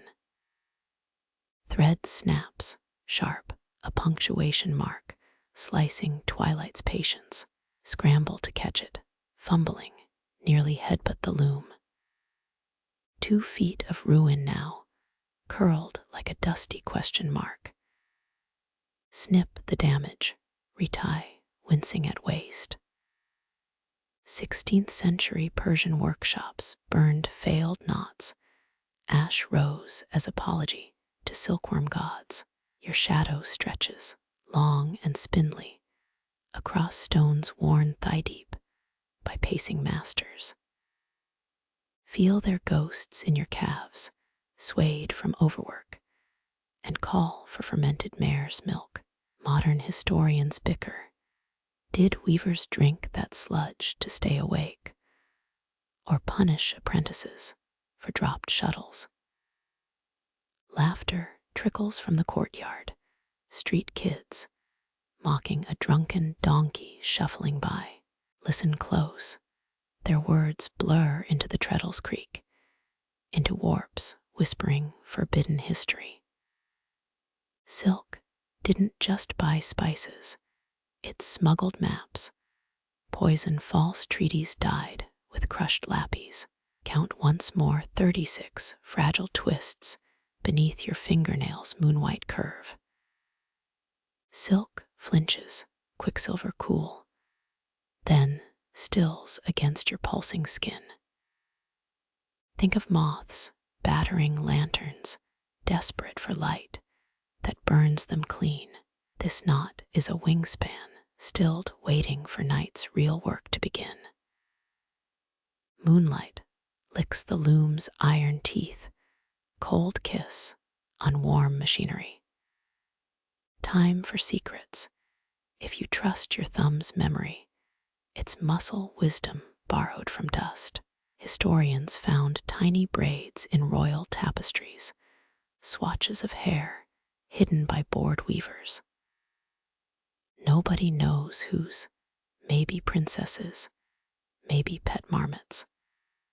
You're not done, twice-dyed, sits like a pebble in a stream. Let it press into tomorrow's pattern, quiet uprising against straight lines. Across the room, water drips into a clay jar rhythm, loosening your shoulders with it. One drop, another, counting towards something only desert wells understand. Blink, the room tilts, suddenly too warm, too close, with unfinished tailies. Lean back, bench grooves fit your spine like a pre-carved coffin. Cheerful thought, thanks ancestors. 3 street dogs start howling, a yowling trio not quite in tune. Samarkand's finest sopranos, right before silent midnight smothers the mess. Threads lie taut, holding stolen breath, ready to split under dawn's first blade. Forget time, forget whatever scandal your 36th knot hides. Let it guard ghost secrets gently, until another you unwinds them ages from this aching bench. The last lamp drowns, wick surrendering with a watery sigh, but your silk gleams on, turned to liquid starlight. Your silk glows starlit, even as the last lamp drowns its wick, surrendering with a damp sigh. Light shrinks, drawing shadows closer, until only the vagabond moon holds court above the looms. A candle waits, stubby wax rivers, frozen mid-slide down its clay cup. Strike the flint once, twice, sparks bite the wick awake. Flame shivers, fights upward, painting your knuckles amber against the cooling gloom. 16th century Persian workshops, burned beeswax, never tallow, to keep silk from smelling like sacrificial mutton. Luxury's nose knows no compromise. First drip hits brick, a fat pearl swallowed by thirsty stone. Another follows, slower, lingering in air. Soon a forest grows, translucent stalks, bending under imagined winds. Historians found these wax forests hardened under Aleppo's bazaars, accidental art from bored merchants tallying wool profits. Your breath steers the flame, left, right, like coaxing a drunk friend home. Watch wax bloom, a dozen fragile roses crusting over coin's timber, stamped with his squint. Some claim he demanded left-facing profiles, hiding the sword scar splitting his cheek. Laugh soft as wax mimics Samarkand's sand dunes, crested when smoothed. A surgeon out Milan once sold anxiety landscapes to nobles, charging extra if wax resembled their mistresses' birthmarks. Lean too close, heat licks your brow, a rude reminder of fire's fickleness. Pull back, exhale, let the flame settle into its golden yawn. Notice the pools now, circular like lost caravanserai oases frozen mid-evaporation. One drop stretches long, defiant, before splattering into oblivion. Catch yourself rooting for it, pathetic, this silent melodrama of melted ambitions. They whisper wax, recorded Sappho's lost poems, sealed jars sunk off Lesbos. Divers still hunt them between smugglers and stinging jellyfish. Your elbow bumps the table mini earthquake, toppling a wax minaret mid-construction. Oh well, Samarkand's real ones survived worse quakes. That one in 1787 knocked loose exactly 12 tiles from Registan's Grand Mosque, but spared all 3 madrasas. Builder bribes or divine math, historians still argue why. Cool air sneaks in, shuddering the flame into frantic curls. Shadows dart, mad dancers fleeing a phantom whip. Your own shadow stretches, snake-like, toward a half-woven rug, showing tiger eyes peering back. Another drip, this one thick and slow as molasses, swells below the wick. Absurd, it reminds you of that tavern ikrak, honey wine slugging from clay jugs into your friend's lap. Same amber, same lethal sweetness, ready to stain. Wax fingers inch toward the bench's edge, stalactites in training. Break one off, press thumb into melt-soft curves, wincing at the brief sting. Smell, buried honey smoke, and something like wet wool after rain. Desert bees gorged on opium poppies their wax, sold as dream balm to Ottoman concubines, never confirmed except in 5 awkward court poems. Flame gutters, panicked eating its own smoke in survival mode. Rotate the candle, give it fresh wax to devour. Greedy little son, aren't you? Mongol messengers used candle clocks, inch markings, tracking the night's ruthless schedule. Dawn was merely a thickness of wax away. From the courtyard, 3 sneezes, a cat vetoing moonlight. Your candle answers with a crackle, mousefat spitting defiance. Funny how creatures of day and night converse without once sharing dialects. Wax snakes across bricks now, questing, branching into delta veins, map Samarkand's old waterways before Amudarya shifted west. Too bad could have directed future silk dyers where 83rd Street used to flood. Extinguish the flame pinch wick between calloused fingertips. First, instant darkness thicker than felt, then slowly the afterimage burns onto your retina, a defiant yellow blot refusing death's RSVP. Workshops answer to fireworks for introverts. Silk barely gleams now, just shy of invisible, palms down flat. Let rough brick kiss your skin. Heat echoes candles' ghost warmth, still trapped in stone. Legend says Genghis's scouts found enemy camps this way, feeling cooled ashes for hidden embers. One final drip escapes, splatting your temple, throbbing to its wet rhythm. Forget the 36th knot. Tonight's masterpiece lies hardening at your feet. Wax City population. One candle's stubborn refusal to quit. Footsteps outside. Maybe guard, maybe lover, crunching gravel under hurried boots. Your wax citizens won't rat you out, sworn to secrecy by quick hardening. Spies used hollow candles during the Herat rebellion. Tiny scrolls, unfurled by flame's first bite. Historians debate who learned it first, Byzantine monks or Kashmiri silversmiths. Hand trembles, fatigue, or rogue draft. Hard to tell. Around here spirits take equal blame for chills and missing apples. Your candle stub rolls sideways, traitor joining the floor's silent conspirators. Moonlight wins, spilling silver over failed wax empires.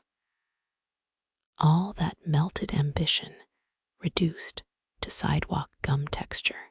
Some dervish likely wrote poems about this, ephemeral art outliving empires, or Tuesday's cabbage stew.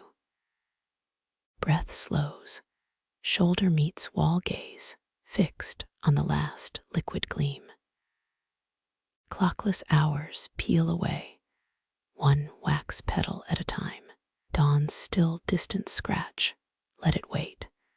Let all hurried things wait. Candle's final gift, warmth long gone, but the smell lingers, honey sin clinging to your sleeve. You'll find it tomorrow, midday, when sun bakes memory into skin. An accidental tattoo whispered, was here burning the patient night away. Lids heavy now, let them fall. Behind them, float through wax rivers toward half-dreamt oases. Palms full of liquid gold, tigers woven from smoke, thirst that tastes like desert rain. Samarkand reimagined, one drip at a time, until even counting feels foreign. Threads stir barely in a draft that smells of mountains still sleeping. The wax hardens, capturing shadows you'll puzzle overcome light. For now, it's enough to exist between melt and mold, between what was poured and what remains. Moonlight spills through the lattice, geometric teeth chewing night into fragile silver pieces. Your sleeve becomes a canvas, diamonds and hexagons climbing like cautious spiders toward your collar. Do not move. Let them claim territory inch by patient inch. Samarkand's architects copied these patterns from honeycombs. Timur insisted bees understood sacred geometry better than scribes. A breeze combs the courtyard, lifting your arm hairs in warning. Shadows shiver, rearranging themselves into new countries on your skin. One shape resembles Sicily. If Sicily were drawn by a left-handed cartographer after 3 glasses of Ikrak 13 years ago, a merchant sold you shadow maps in Isfahan, guaranteeing they'd lead to buried Byzantine gold. Kellims piled nearby drink moonlight too, their faded reds blooming into false warmth. You squint, counting how many lattice shapes fit inside a single star motif. 7, or maybe 9. The wood's warp makes precision a fool's errand. Some weavers secretly encoded Sufi poetry into these angles, twisting warp threads to spell holy names. Breathe out, watch the diamonds on your knee blur, rippling like pond water struck by pebbles. These lattices cooled harems during Qajar summers, their breezes scented with rosewater and crushed mint. What luxury! Until you learn the wooden screens were carved by 10-year-olds, with eyes ruined by 15. A tile clicks below your heel, shifting under weight you thought was featherlight. Downstairs, far beneath these bricks, lies Samarkand's fabled ice cellar. Workers once hauled Himalayan glacier chunks wrapped in straw, stockpiling winter's breath for princely sherbets. Tonight, probably stores pickled beets or that madwoman's goat cheese. Eyes adjust. The lattice now feels alive, a breathing thing stretched over mud brick bones.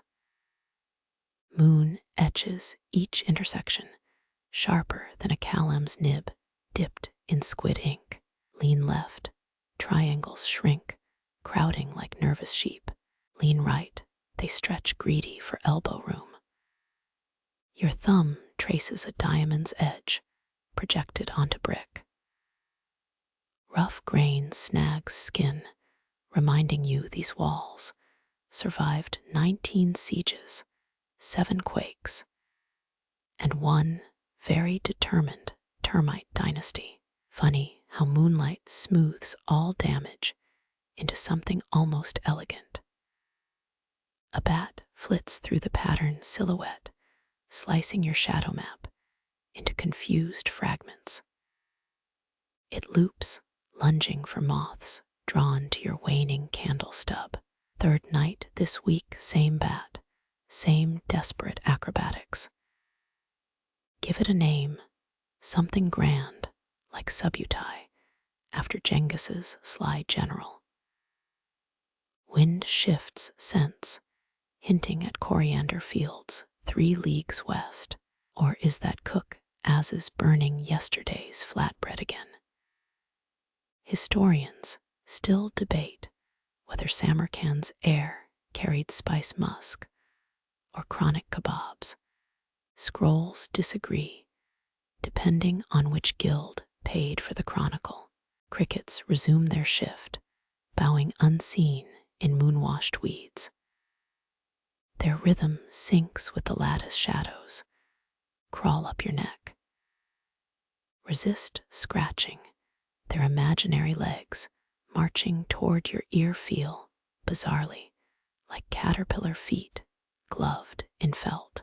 That one rogue hexagon nestles under your jaw, pulse visible through its fragile cage. Hold still.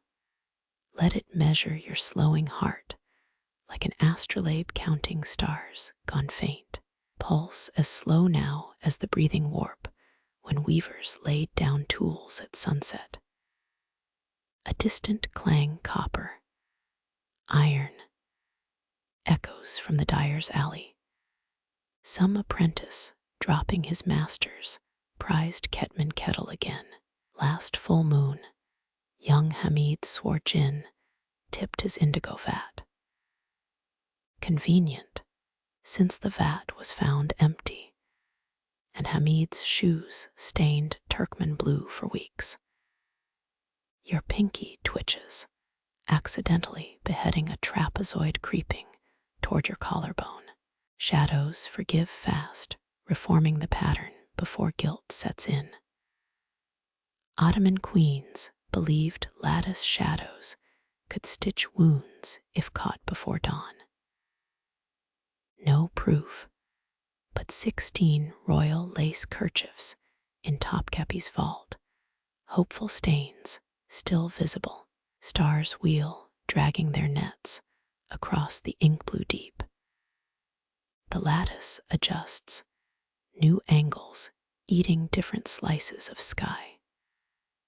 Polaris hides behind a brick pillar.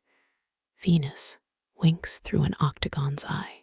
Below, your feet have disappeared into shadow broth. Breathe in tasting rooftop dust and last week's rain trapped in clay tiles. Exhale, watch diamond shadows tremble your breath, a secret earthquake if you held it long enough, would the pattern freeze mid-creep. A lone cloud approaches, bloated sheep grazing moon pasture. Wait 7 breaths, 8, as it shears the lattice's silver into woolly scraps. Your hand, now free of geometry, looks foreign pale, a stranger's limb washed ashore. Silk threads nearby drink moonlight, glowing like foxfire spun by drunken elves. Touch one, its chill sharper than the ice cellar's deepest shelf. The Uzbek Khanate used threads like these to embroider constellations onto death shrouds, ensuring pharaoh-level luxury. Your neck cracks, loud as a walnut under a cobbler's heel. Shadows scatter, startled, then settle like roosting doves. Sorry, didn't mean to interrupt their silent parliament of shapes. Left calf cramping. Ah, the perils of statue impersonation. Shift, wait, quiet as my stealing monastery lentils. Patterns stretch, yawn, reshape themselves accordingly, much obliged. 3 streets over, a drunk sings, notes flattening into wails. His melody tangles with the lattice, each moan filtered into geometric moonglows. Cover your ears. The song still bleeds through skin, tuning your ribs to its sour key. Wind carries desert now, whispering of dunes rearranging themselves nightly, just to confuse cartographers. These lattice shadows, if mirrored on sand, would last until the next gust erased them. ephemeral as your childhood signature on Samarkand's old bazaar wall. Moon bleeds westward, half devoured by the workshop's sagging roofline, shadows thin, translucent now, like worn muslin over a beggar's lamp. Dawn's still hours off, but already the geometry loosens its grip, unpinning brooches of light from your shirt. Close your eyes. Phantom patterns linger retinas, printing temporary tattoos. Open them. Shadows retreat, acknowledging defeat graciously. They'll return tomorrow night, older, wiser, ready for round two. Slump lower, wall cool against your scalp. Let moonlight pour its last silver onto your tongue, dry, metallic, like licking a candlestick's forgotten dime. Palms up, catching crumbs of shadow as night's grand engine idles toward embers. Thread by thread, breath by breath, the pattern dissolves until only darkness holds sway. Your lips brush the wool, rough whispers snagging on fibers that remember other voices. Farid, the name clings, a syllable dusted with cardamom and cracked knuckles. They say he wove jasmine petals into sultans' turbans, each twist of thread perfumed for royal headaches. You imagine his hands, a butcher's thickness, yet spinning gold thread fine as a spider's sigh. Anvar next, a name tasting of mint tea left too bitter in the cup. Local ledgers list him only as the dyer's boy, but his cobalt patterns still blush under museum glass in Moscow. His secret, fermenting indigo in camel urine, though scholars politely call it alkaline solution in papers. Layla third whisper lodges like a splinter between molars. Her tapestries mapped constellations unseen in Samarkand's skies, swirling nebulae only visible through hashish haze or genius. Historians still bicker whether her night sky rugs depicted actual supernovas or just opium dreams puncturing wool. Your finger traces a scar in the cloth, a repair stitched with hair instead of thread. Human, horse, impossible to tell after 200 monsoons. Workers often plaited their own strands into commissions, hidden signatures in split ends and flyaways. Find one, they'd say, and the weaver's ghost owes you a favor. Threadbare patches hold echoes, here where knees pressed looms, until capillaries burst in patterns matching Persian rug motifs. Splinters still fester in floorboards beneath you, tiny daggers waiting to resurrect ancient curses or tetanus. Timur, the lame census, claimed weavers lived to 50 if they avoided inhaling crimson dye powders that choked lungs to leather. Notice the stain near the selvage, darker than the rest, outlining a thumbprint petrified by pomegranate tannins. Press yours over it, edges aligning across centuries. Some apprentices panic, spilled dye turned into luck when a vizier bought it as dragon's blood ritual cloth. Names dissolve faster now, murmured into wool's oily embrace. Rustam, whose beard caught fire from lamp wicks, Zara blinded by 20, but knotting rugs tighter than sighted rivals. Mahmud, famed for weaving Quranic verses backward into wedding shawls, angering mullahs, but delighting brides who craved hidden rebellion. A beetle scrambles across the weave legs, tangled in fibers meant for godlier feet. Flip it onto its carapace. Watch paddle helplessly, an upended barge in crimson wool rivers. 200 years ago, your thumb's nudge would have been a weaver's omen, good or bad, depending on beetle color. This one's shell gleams like rotting pomegranate, so neutral evil. Wind sneaks through a wall crack, scattering names before they stick. Catch the drift, Marwan, Layla, Omar, fragments dissolving like sugar in unsipped tea. Timurid payrolls listed them only as male worker, 12 half ration, or female gull, not specialist, miscarried, incapable. Their real names survived solely on children's lips, now stilled by cholera or cannon. Knead the cloth's edge, feeling coarser strands where apprentices practiced. Calloused fingertips would sand these sections smooth, erasing hesitations and slipped threads. Tonight, the roughness remains testament to some long-dead teenager's trembling grip. 43 names in your breath fogs a moth-eaten segment. Wool drinks the moisture, plumping like revived corpses in desert tailies. Pull back, the damp patch resembles Buckara, if Buckara were gnawed by silverfish and regret. That sour tang beneath lanolin, not age, but the ghost of vinegar vats where workers soaked raw fleece. Modern labs confirm 10% acetic baths killed lice best.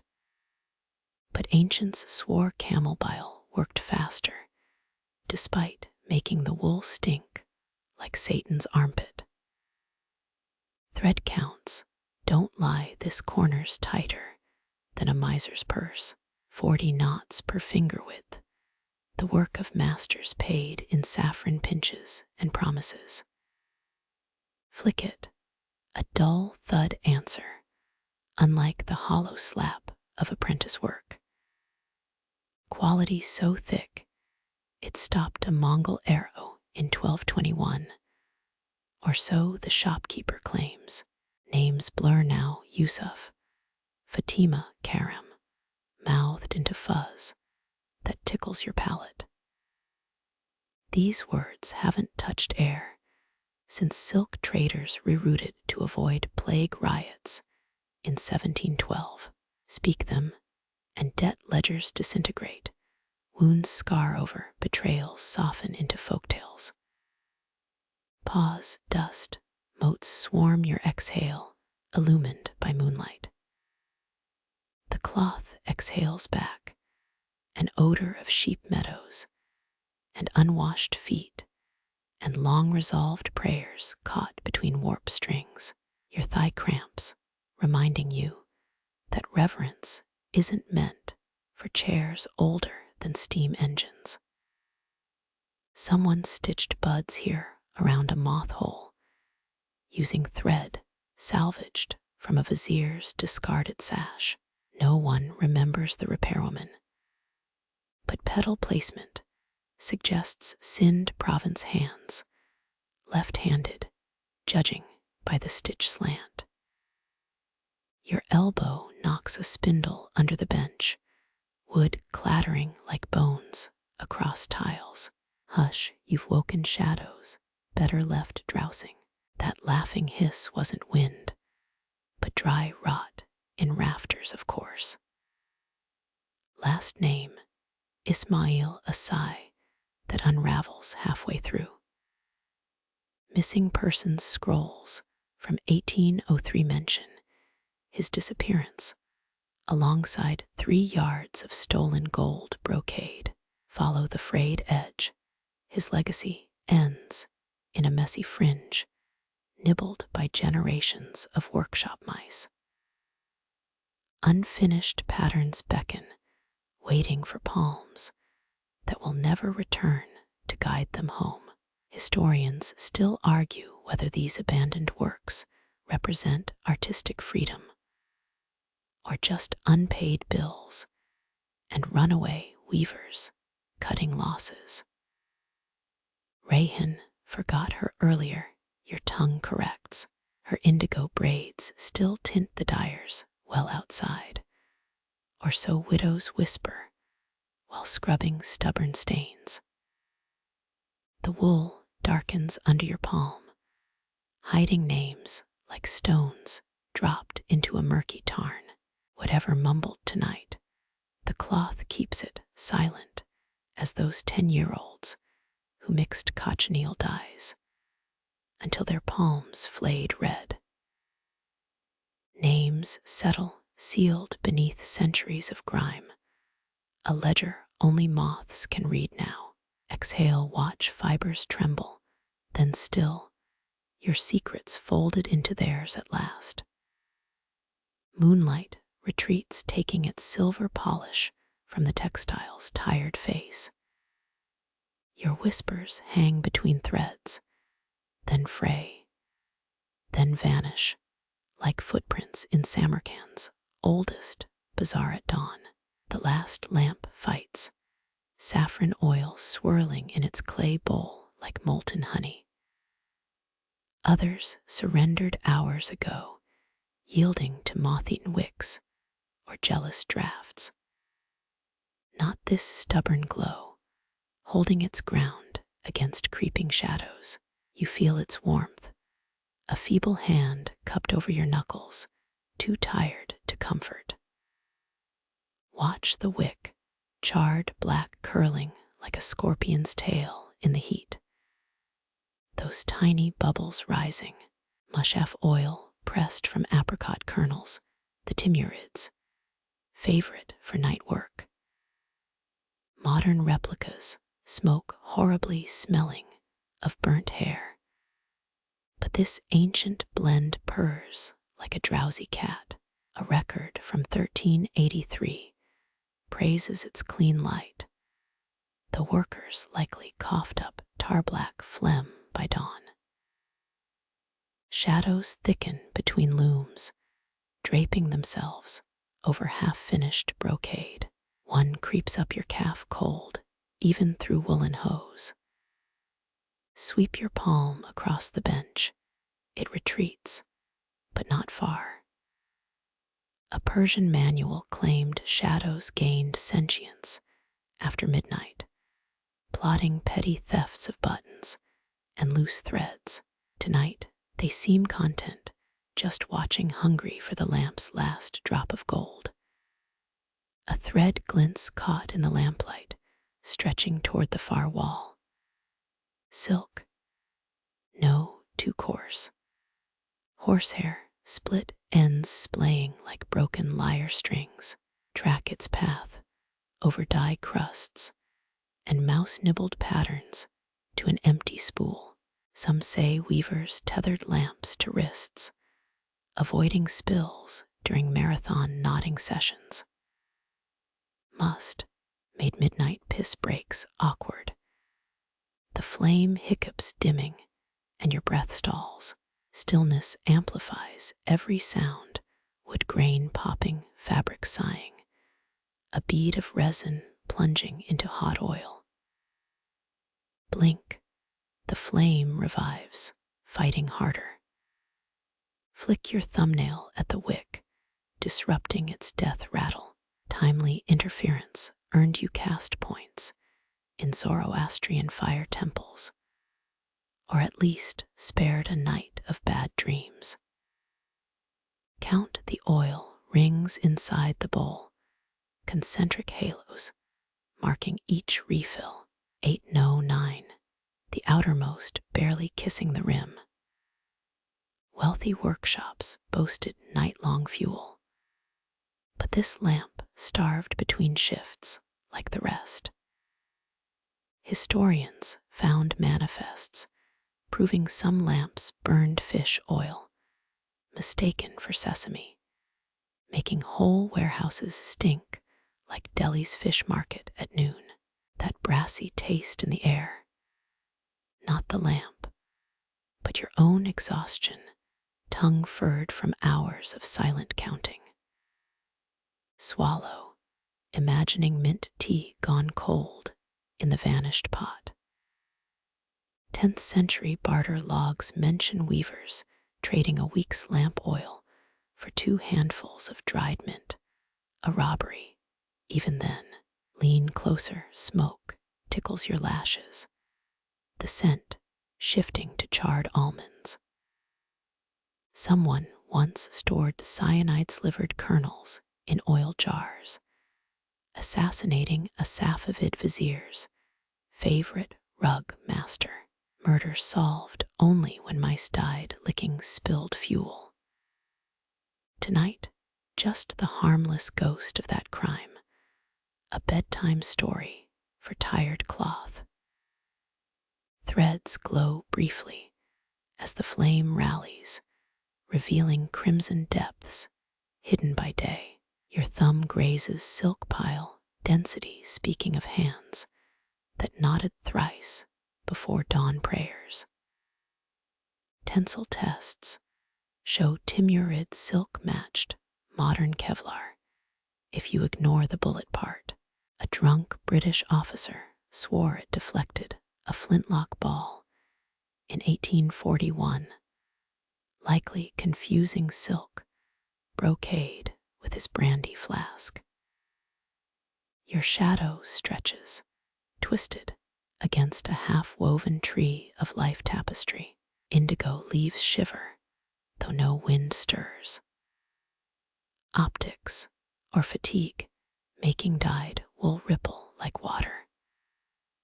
Local lore claims weaving patterns after dark invited jinn to embroider their names, their invisible threads tangling with mortal ones, harmless pranksters, unless you nodded over their work, then threads snapped at auspicious moments.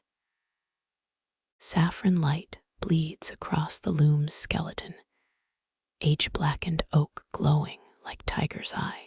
Press your ear to the frame. Hear faint buzzes, wood dreaming of monsoons 2 centuries dry. Or hive ghosts, bees that once nested here, lured by the glue's honey base. They abandoned colonies when angry weavers smoked them out, stealing wax for thread seals. The lamp spits, casting a final fan of light, exposing a corner stacked with abandoned spindles. One spins slow, though your eyes swear stillness. A draft, or the workshop's lazy mischief. Persian mothers warned children that midnight spindle spins stole years, each revolution aging them a week. You feel no wrinkles yet, but your knees crack as you shift. Flame shrinks, a saffron pearl trembling in oily black. Shadows creep nearer, lapping at its glow like jackals at a dying camel. You do nothing, knowing interference breaks the spell. Only Allah, or inertia, decides this light's fate now. Historians still argue whether night weaving held spiritual weight, or was just deadline panic under cheaper oil rates. Your breath sinks to the lamp's pulse, shallow sips of sooty air. Your pupils widen greedy as the glow fades. An Ottoman treatise linked weavers, keen night vision to raw carrot diets, though carrots languished in Samarkand's markets as donkey feed. Likely just dark adaptation, minus the donkey breath. The wick surrenders first, the flame collapsing into blue ember, a last protest before suffocating. Its death throes perfume the air, equal parts toasted barley and regrets. Press your palm over the warm clay, feel life retreating as darkness seals the workshop shut. Threads vanish, their colors dissolving into the void, until only touch proves their existence. Your fingers trace a path blind, counting knots once more by braille now. One tight, spiraling left. A Persian knot, probably Rashid's work, his famed left-handed twists. Two, looser apprentice grade, but earnest. Three, a row abandoned mid-count, perhaps interrupted by unpaid wages or death. Silence solidifies, no longer an absence, but a presence pressing cotton wisps into your ears. The kind of quiet that amplifies heartbeat, drum beats, a frantic djembe solo in your chest. You remember Berber caravan guards wrapping turbans tight to mute night terror's whispers. Too late to try now. Paper rustles somewhere, though no paper lived here since the mullah's last inspection. Maybe moth wings, too crisp, rats shuffling poetry looted from trash piles. A courtesan once smuggled love letters here, tucked between silk layers, until a jealous vizier burned the whole shipment. The workshop walls still weep resin when summer storms hit. Coolness spreads from stone floors, climbing your calves' knees, settling in hip joints like poured mercury. Pre-dawn's chill, patient predator waiting for flames to fall. You imagine brazier coals, long dead, their ashes scattered onto pomegranate groves as fertilizer. Timur's gardeners swore charcoal ash grew sweeter fruits, liars. Everyone knows it was the night's. Ink blackness erases the ceiling beams, turning rafters into nothingness below nothingness. You close your eyes, no difference, then open them wide. Peripheral vision conjures illusions, a glint of brass, a cobalt flicker, retina's pranks. Keep blinking, the lies retreat, like mirages melting under reason's sun. Your exhale sounds obscenely loud, a bullfrog's croak in a temple. Hush, let silence coagulate into something thick enough to pulse against. The manual claimed master weavers meditated 3 hours pre-dawn, achieving trances to channel flawless patterns. Ledgers show they just drank fermented mare's milk, dreaming of vacation days instead. Something skitters, claws on tile, maybe that mouse with the chewed ear, or the sound of wood contracting, finally free of sun's tyranny, or Farid's ghost fetching his beloved jasmine-choked turban. Offer it a thread, see if phantom fingers take it. You snap a strand, drop it, listen to it settle on dusty flags like falling snow. Time stretches, gelatinous, seconds oozing into hours or moments. No dawn, yet to measure by. Historians obsess over Samarkand's water clocks, ignoring these grease-smudged nights measured by oil rings and yawning children. They'd need a watchmaker's soul and a strong stomach for lard fumes. The last warmth leaves the lamp, clay cooling into tomb-cold pottery. Your fingertips brush its rim, gentle as closing a dead man's eyelids. Somewhere beneath you, woodworms gnaw steady teeth, working toward unseen ends. One's born tunnels dies, all before your vigil ends. Threads dissolve under touch, textures copper gone ghostly. Remember their hues, reds like fresh arterial spills, blues like suffocating depths. No, colors flee when darkness wins, but knots remain, each a buried secret in woolen skin. Breath steadies, finally riding the stillness like a leaf spinning in still water. Thirst comes faint, ignorable against the grand absence of light. A shattered water jug lies near the threshold, grinding teeth when stepped on, but no healing left inside. A single star glints through a cracked roof tile, Orion's dagger, or just serious, taunting mortal blindness. You squint, try to spear it on a mental thread, weave it into a story.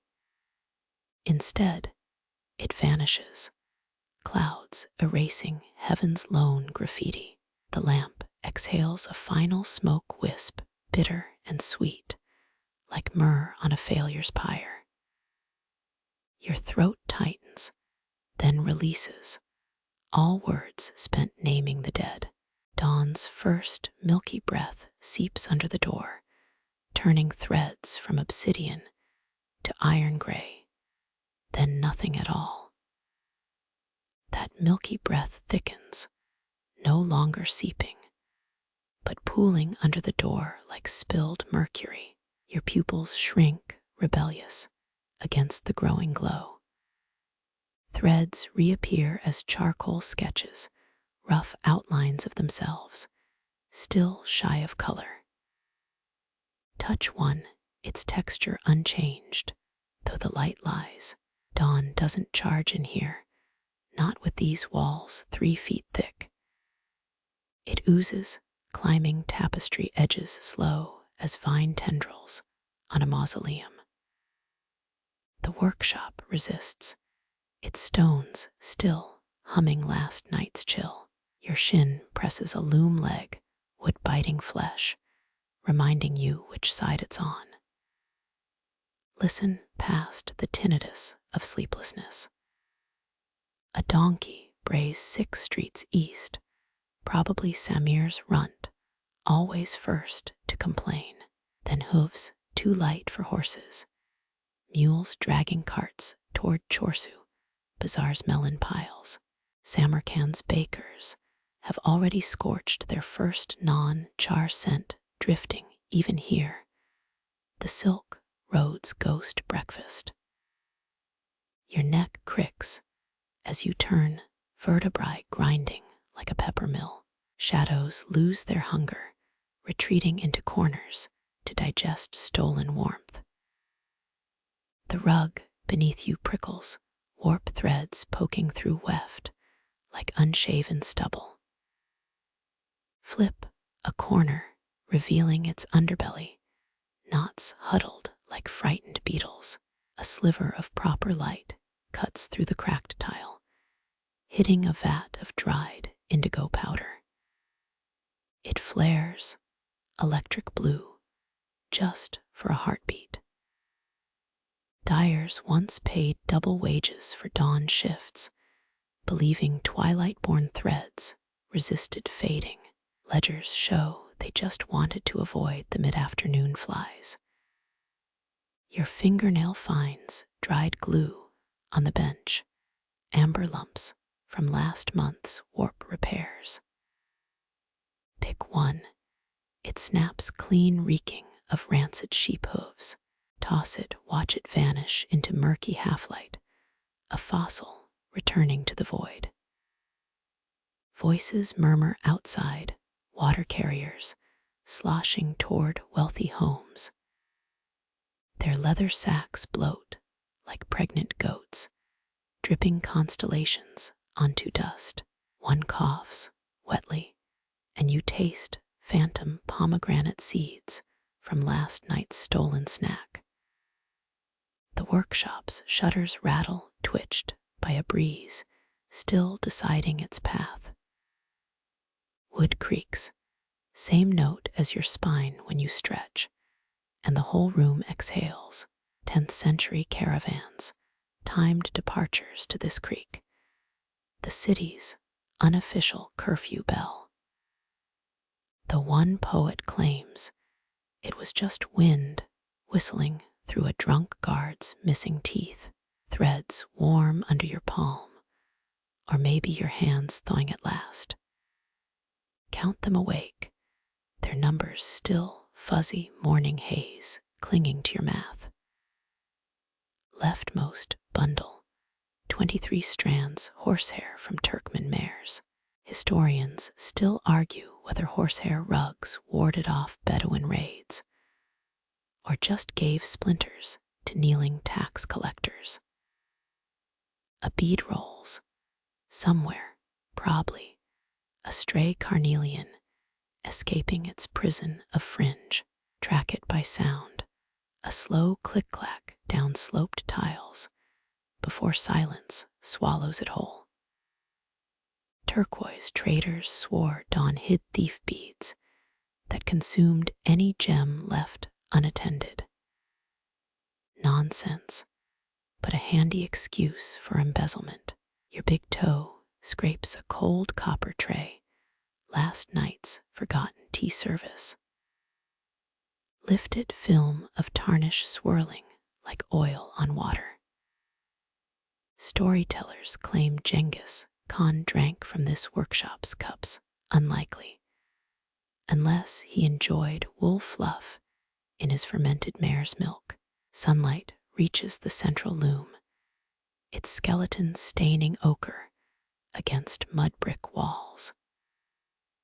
Patches of lichen shimmer, suddenly gold, opportunistic squatters, feigning nobility. Their ascension is brief. Soon they'll revert to pond scum green, the morning's cruel demotion. Pull a thread taut, watch it cut the creeping light into slices, blinding bright and eyelid red. Ancient Anatolian weavers called dawn threads sun snares, believing they captured fragments of the god Shamus. Jury's out on whether this improved sales or just confused customers. A rooster crows his 7th attempt, still choking on leftover night. His rhythm matches the dyer's mallet from 3 streets over thump thump, barely felt through packed earth. Time to stand, maybe, if your knees consent. They don't. Stay slumped, letting light climb your legs like a territorial cat. It warms ankle skin first, chewing through wool sock gaps, while your thighs remain shadows chattel. Unfair, like all of life's best distributions, the first fly arrives, buzzing your left ear with imperial entitlement. Swat miss and resent its dawn vigor. A Persian scroll insists flies bring woven dreams to the lazy, but you suspect they just bring germs stolen from dead camels. Shadows lose definition, blurring into a general murk, no longer worth fearing. Even the indigo vat surrenders its momentary glory, dimming to dull navy grit. You blink sour grit from lashes, last night's dust finally making its escape. Your hip finds a needle buried in the cushion, tiny vengeance for moving at all. Pluck it free, hold it horizontal, the tip catching a firefly spark of sun. Needle's eye points west toward Bukhara's sleeping minarets. Superstition says it predicts the caliph's mood. But right now, it mostly predicts your upcoming tetanus shot. Breathe deep, air still crisp enough to hurt, flavored with dung smoke and rising bread. Dawn has fully breached the city, its blade no longer distant. But here, flaying nights remains from every cracked brick. Threads grow bold, their true colors bleeding back crimson, emerging first like dawn's favorite child. They hum, almost audible tension, singing between night's end and day's demands. A door slams far off, followed by a child's laugh, chased by a mother's scold. The workshop absorbs these sounds, weighs them, and deems them irrelevant to its quiet rebellion. Your palms press the bench, indentations from centuries of weary weavers cradling your palms like ancestral handshakes. Stand now, knees shrieking, but victorious. The workshop releases you, threads slackening their vigil ended with dawn's indifferent blade. Even standing still here takes work, your muscles holding vigil against gravity's tug. Breathe in silk motes glimmer, catching dawnlight like insect wings, suspended in honey. The air tastes of almond oil, old looms weeping sap, and dust that remembers mulberry leaves. Your ribs expand, slow each breath, sinking with creaks from rafters overhead. The workshop hums even now, wood relaxing its grip on iron nails as night's chill retreats. Close your eyes, feel stillness thick as uncarded wool, the kind Byzantine merchants smuggled here in hollowed Bactrian canes. Their Emperor Justinian would have worn your bench's splinters in his silk slippers, indignant. Your heels sink into rugs woven thin by generations pacing this floor. Archaeologists found saffron strands in Samarkand workshop dust. Proof dyers added it to blue vats for luck. More likely someone sneezed while packing expensive spice. But let romantics have their tailies. Hold your palm flat, watch motes settle like obedient stars. They coat skin in a fur of muted gold, the lightest armor. Historians still argue whether Persian loom patterns hid coded trade routes or just looked pretty to homesick weavers. You trace a warp thread, your fingerprint catching, only to meet resistance halfway. Even your blink feels effortful, lids heavy as lead-sealed dye jars. Somewhere, a water droplet taps beaten copper, keeping time like a metronome for your exhaustion. 10th century silk masters called this the Loom's yawn, believing tools rested better when workers mirrored their stillness. Your spine disagrees, vocally. Shift your weight, left hip protesting, as almond wood groans beneath you. The scent sharpens, like bitter almonds crushed under chariot wheels, tugging memories you don't own. Silk Road traders claimed Samarkand's air alone could spin raw thread into silver, though that was probably the mercury fumes from hat makers next door. Unclench your jaw, surrender to the slump gathering between shoulder blades. Your shadow pools at your feet, a liquid shape, denying all bone structure. Nearby, a half-finished sash droops over its spindle. Its indigo bleeds, blurring into fatigue. Dyers swore full moons changed vat colors, so they'd work double shifts before lunar eclipses. Ledgers show they just wanted extra pay for overtime.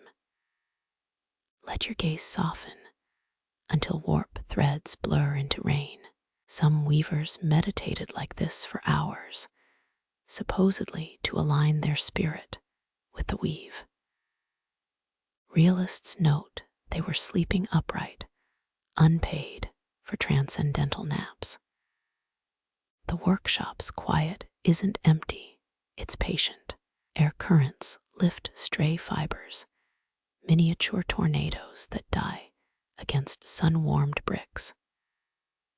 Your exhale joins theirs, threads trembling in response, creating micro-patterns too small to see.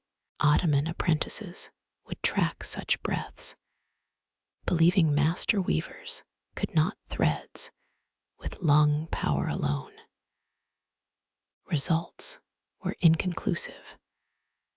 A bead of sweat traces your temple, salty-proof rest demands its own sweat. Let it fall, watch it vanish into wool, leaving no darker stain than a ghost's tear.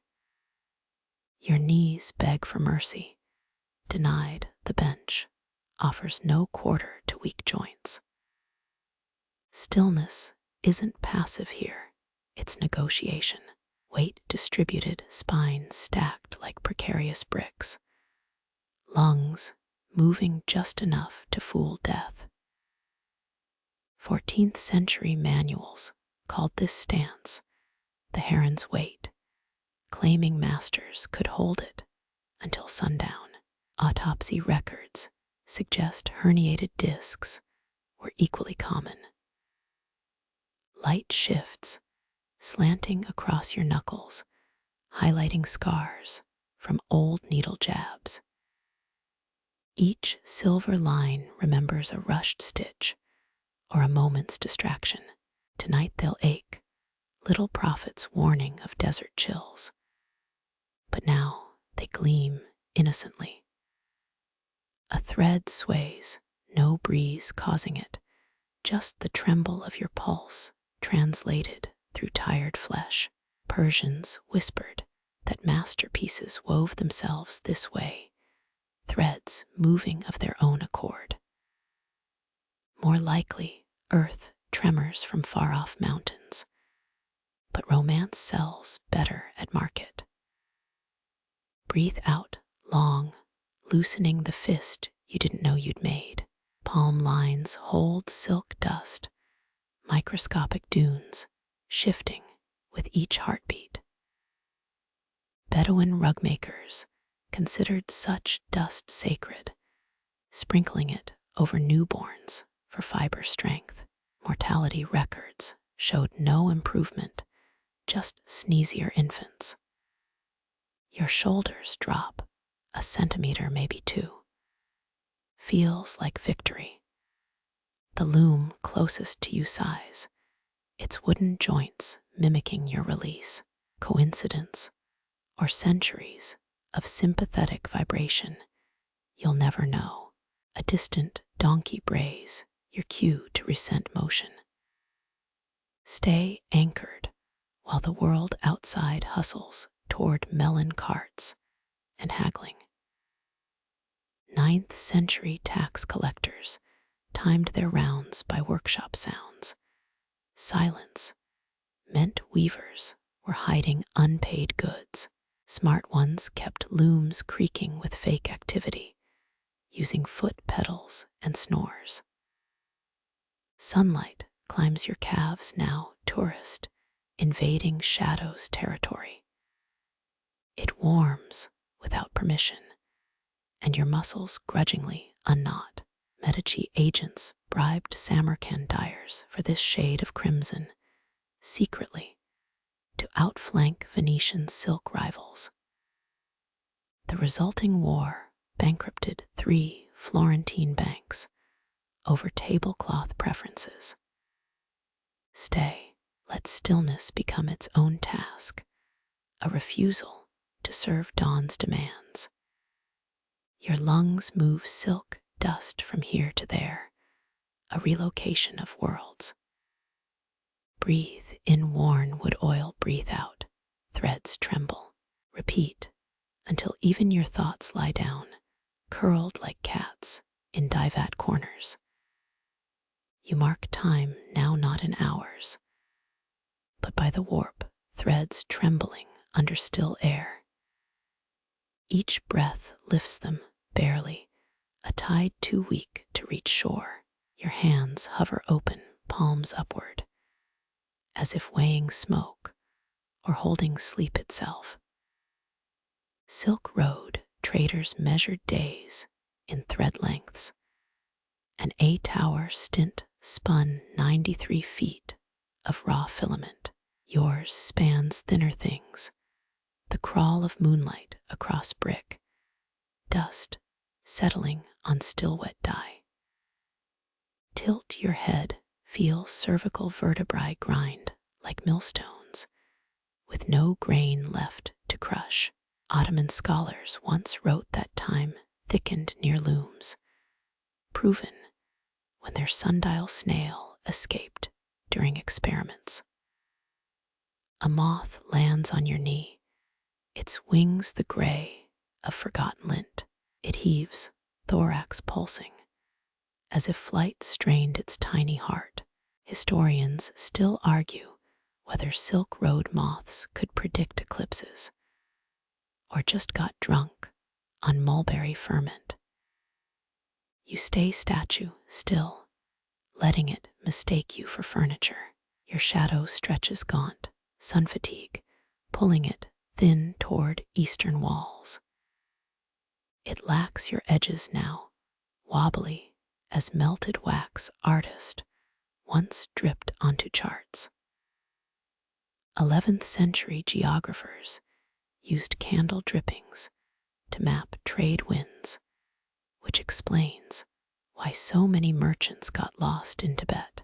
Breathe deep air thick with the Looms almond would sigh.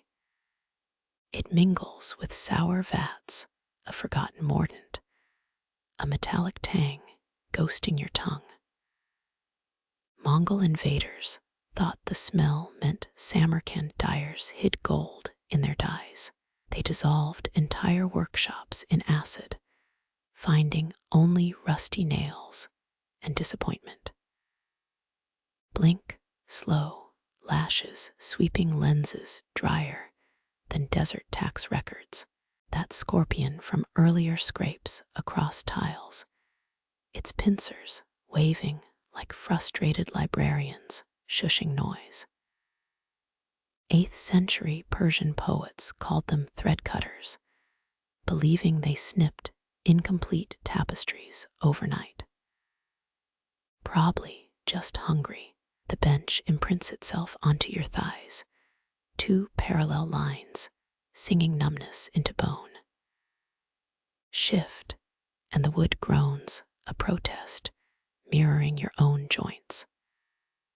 Some weaver carved initials here long ago, NM, worn smooth by centuries of restless hips.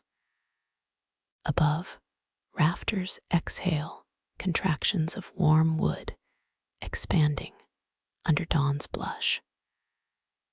A spiderweb shivers strung between 2 beams like a trampoline for weightless things.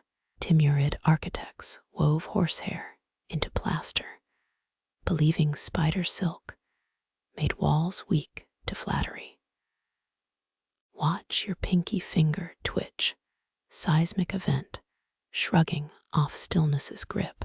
A thread sways, strummed by some tremor your body conducted from earth. Tang Dynasty, weavers suspended weights from threads, claiming they'd vibrate before earthquakes. Mostly just fell on sleeping apprentices. Taste salt, your own sweat pooling in clavicle hollows, a miniature Dead Sea growing brackish. Bedouin coat thread in salt before dying, saying it toughens fibers against life's tears. Sure, and camels dance ballet when nobody's looking. That last lantern gutters its wick, drowning in saffron wax. Shadows surge, claiming corners they'd politely surrendered hours ago. Venetian merchants paid extra for moonlit indigo, really just subpar dye batches they sold to fools wanting night in a bottle. Unclench your teeth, jaw muscles screaming like cathedrals full of rusty hinges. A yawn crests your ribs, expanding so wide they could frame an elephant horizon. Mogul emperors band, yawning near imperial silks, thought laziness seeped into fabric. Their kids naturally yawned twice as loud. Thread dust glints in retinal afterimages, swimming across vision like speculative minnows. You're marinating in microfilaments, a human bobbin wound with invisible thread. Some Andean weavers claimed thread entered dreams, knitting nightmares into reality. Ethnographers agree, but only 'cause their socks kept unraveling. Time now, not a river, but the space between two warp strings buzzing millimeters apart. Your pulse sinks, beats widening like ripples from dropped spindles. Close your eyes, sense the workshop's hush becoming cellular, a liquid quiet pooling in marrow. The unfinished sash crumples, its folds catching light like origami failures. Indigo bleeds into cream, disaster, or masterpiece, depending on hangover severity. Dyers called these Allah's edits and charged double for divine intervention. Watch a fiber drift downward, levitating on some thermal, even thermodynamics forgot. It takes 7 years or 7 seconds to reach brick floor. Tibetans spin prayer wheels for similar results. Just no one's sure what those results are. Your spine lists, approaching angles Euclid would weep over. Tomorrow's stiffness gathers like storm clouds in lower back, prepping lightning strikes. Georgian weavers padded stools with mutton fat, claiming it eased aches. Mainly it attracted marmots. Dawn scratches, brass nail flicking cosmic chalkboard. Hold still, the moment balanced like wine on a sword's edge. One breath could topple it all, send hours crashing like tea sets. Breathe, the moth lifts, wings whisperless as erased chalk, vanishing toward some crack. Only insects and regrets fit through. You remain half furniture, half ghost, anchored by the weightless threads of your own attention. Orion blinks out overhead, dimming in victory. No souls left to witness. Palms turn downward now, surrendering what they never truly contained. Patina of silk, dust, golden as a lie clings to the lifeline crease. Done. The door yawns, a gap of cool air teasing your nape. But your legs refuse the invitation. They've rooted strange twining with the bench grooves shaped by your own weight. Samarkand nights breathe through that opening, a dusty exhale of clay and star-chilled sand.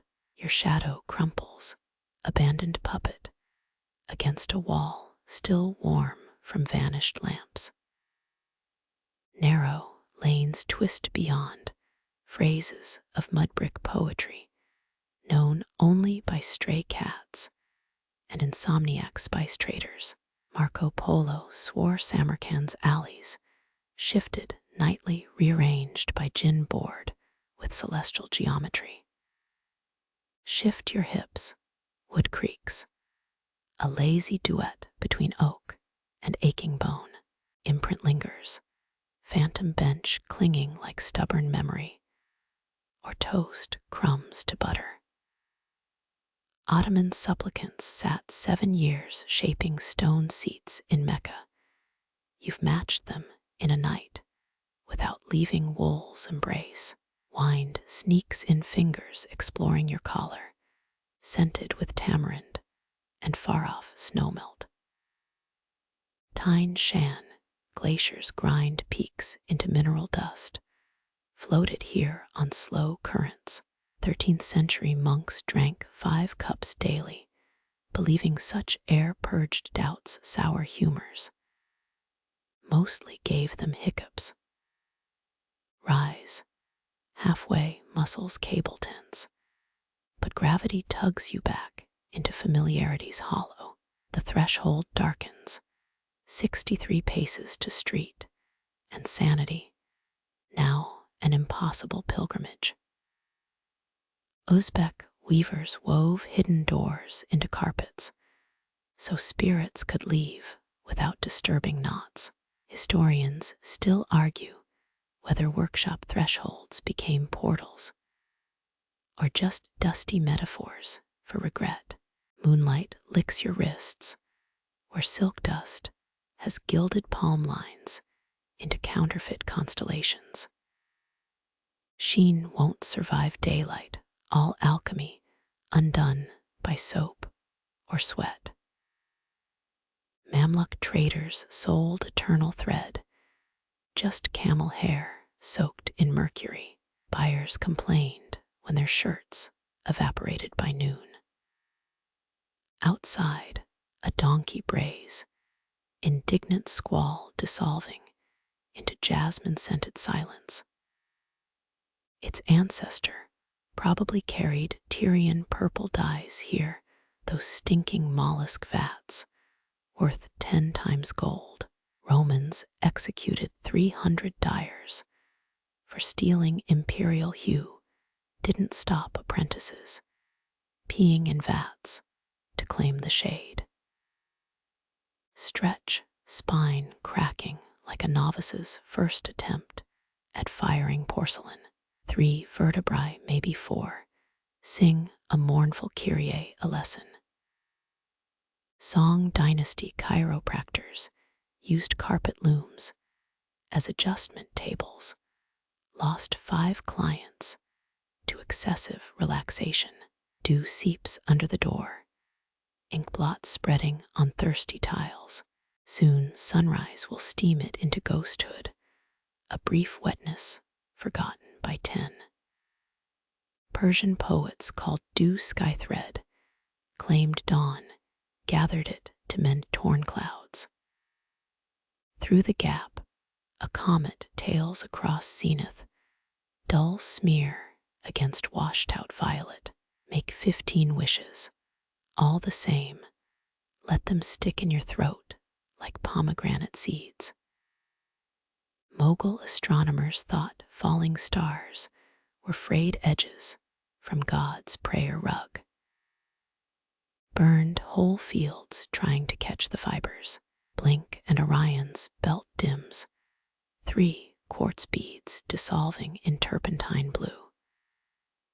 Your own belt digs, leather stiff, as a librarian's disapproval straining against last summer's fit. Silk Road tailors gave belt buckles tiny bells, so overeaters could hear their shame jingle. Palms press benches, edge, texture wobbling between splinters and silk under calloused skin. Patina of lanolin, sweat, and desperation, soaked into grain over 6 centuries. Timurid conquerors burned 800 benches, fearing carpenters, hid rebellion plans in wood knots. Found termites and rage-induced splinters. Eyelids descend, slow, painting the workshop's exit into negative space behind them. Escape hangs there, unclaimed, like a date, still clinging to winter-bare branches. Sufi mystics meditated facing open doors for 59 days straight, said freedom's breeze could teach more than books. Most just got styes from dust, belly growls, sound ricocheting off dye vats in comic reproach. Forget hunger. Let it gnaw its edge honed by saffron and dried apricot memories. Byzantine emperors fasted during silk production, believing full bellies made threads snap. Workers hid walnuts in their cheeks. Roll your neck trapezius knots, grinding like millstones, for ghosts still wanting flour. Tomorrow's headache bides its time nestled, where skull meets the first stubborn vertebrae. Medieval monks hung migraine herbs near looms, rosemary, to purify pain's sour hum. Actually repelled moths, which was better. Laughter echoes, distant, a shopboy's reedy chirp bouncing through waking alleys. Sound sharpens the silence, here needling your temple like dental remorse. 8th century court, jesters juggled spindles, failed invented knitting from sheer embarrassment. Dawn bleeds now, steel gray blade scoring night's belly from horizon to roof tiles. Light crawls toward your boots, speckling leather with time freckles no polish can hide. Nomadic cobblers greased soles with mutton fat, said it confused time's teeth. Made dogs chase wearers for miles. Breathe, air colder now, knuckling down your trachea to riffle lazy lungs. First breath became ownership. Now you're just borrowing atoms Samarkand may reclaim mid-sigh. Han Dynasty weavers held breath during intricate knots, fainted so often workshops kept smelling salts in indigo jars. Threshold gleams, arch of shattered opal, where day shatters into prism scatter on curved wood. Step through, and city noise would rush like bathwater into ears tuned only to warp thrum. Ottoman gatekeepers oiled hinges nightly, whispering secrets to metal, so doors wouldn't squeak tailies to spies. Stand knees shrieking, body unfolding like a love letter, crumpled and smoothed too many times. 5 steps possible, maybe 6, before fabric of habit snaps you backward. Mogul seamstresses stitched hidden pulls into trousers, emergency desertions for bad poetry recitals. Sun licks your cheek, blush warm, reckless, as a drunkard kissing strangers at weddings. One hand lifts, fingers spread, casting a shadow puppet resembling no known creature. Javanese shadow plays used weavers' stretched thread as screens, actors scorching figures into linen with lanterns. Retreat backward, wood welcomes you like dough, accepting its favorite dimple. Exit shrinks, a eclipsed moon swallowed by hungry morning, while your bench's hollow deepens. Geographers mapped cities based on bench impressions, claimed to read sitters' souls in oak grain. Lost funding after mistaking a cowlick for the Nile Delta. Silk, dust, motes dive bomb sunlight, kamikaze glitter, with no payload but temporary beauty. Squint their writing cursive too tiny for God or tax auditors to read. Yemenite scribes crushed silk fibers into ink, boasted it made love letters indestructible. Rainfall proved them tragic optimists. Your left pinky tingles, sleep's cousin arriving 6 hours late to numb the party. Flutter it, absurd metronome counting moments, until full feeling crashes like rude guests.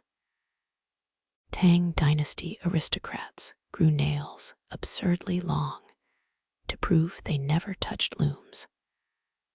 Also couldn't scratch their own noses. Tongue probes a molar, exploring crater where Carmel or destiny made a stand. Dentistry here involves pliers and prayers. Yet you've survived, while Shah's sons died from apricot pits. Ilkhanate queens sewed pearls into tooth cavities. Dentists doubled as jewelers at triple the fee. Close your eyes, just until the comet's afterimage fades from ghost green to retinal void. Workshop sounds swell brazier's last wheeze, wood's thermal moan, your aorta's river murmur under ribs. Buddhist weavers in Dunhuang chanted mantras into thread, said patterns held the sound. Unravel one, hear centuries-old whispers, if you believe that sort of thing. Reopen, sun has commandeered the floor, the threshold now just a rectangle of glare. Your shadow rides plaster walls, a skinny carnival cutout, not worth the penny admission. Persian puppeteers believed shadows held souls of objects. Looms cast ambitions, spindles shed regrets. Last thread clings to your sleeve, tenacious as a toddler's grip, iridescent idiot fishing for meaning. Pluck it, hold it to the light, watch dawn dissect its pyloric cascades of color. Renaissance physicists claimed threads refracted heaven's hue, until someone pointed out they just invented spectrometers. Let it fall, descent so slow, you memorized its helical twist before tiles claim it. Ends gleam once final semaphore, then go dull as tax code in afternoon sun. Threshold darkens suddenly, a silhouette blocking day's assault as you slump into carved wood. Weaver, guardian ghost, or just the cat stretching comes to halt the unfinished escape. Doesn't matter. Bench holds you now, precise as a scabbard hugging its blade, grooves, memorizing your contours anew. The door remains open, irrelevant, a painting's frame around scenery you no longer care to enter. You exhale, silk dust blooming, and settle into the hollow morning, cannot erase. Your palms lie open, abandoned scales, where the last threads surrendered themselves to gravity.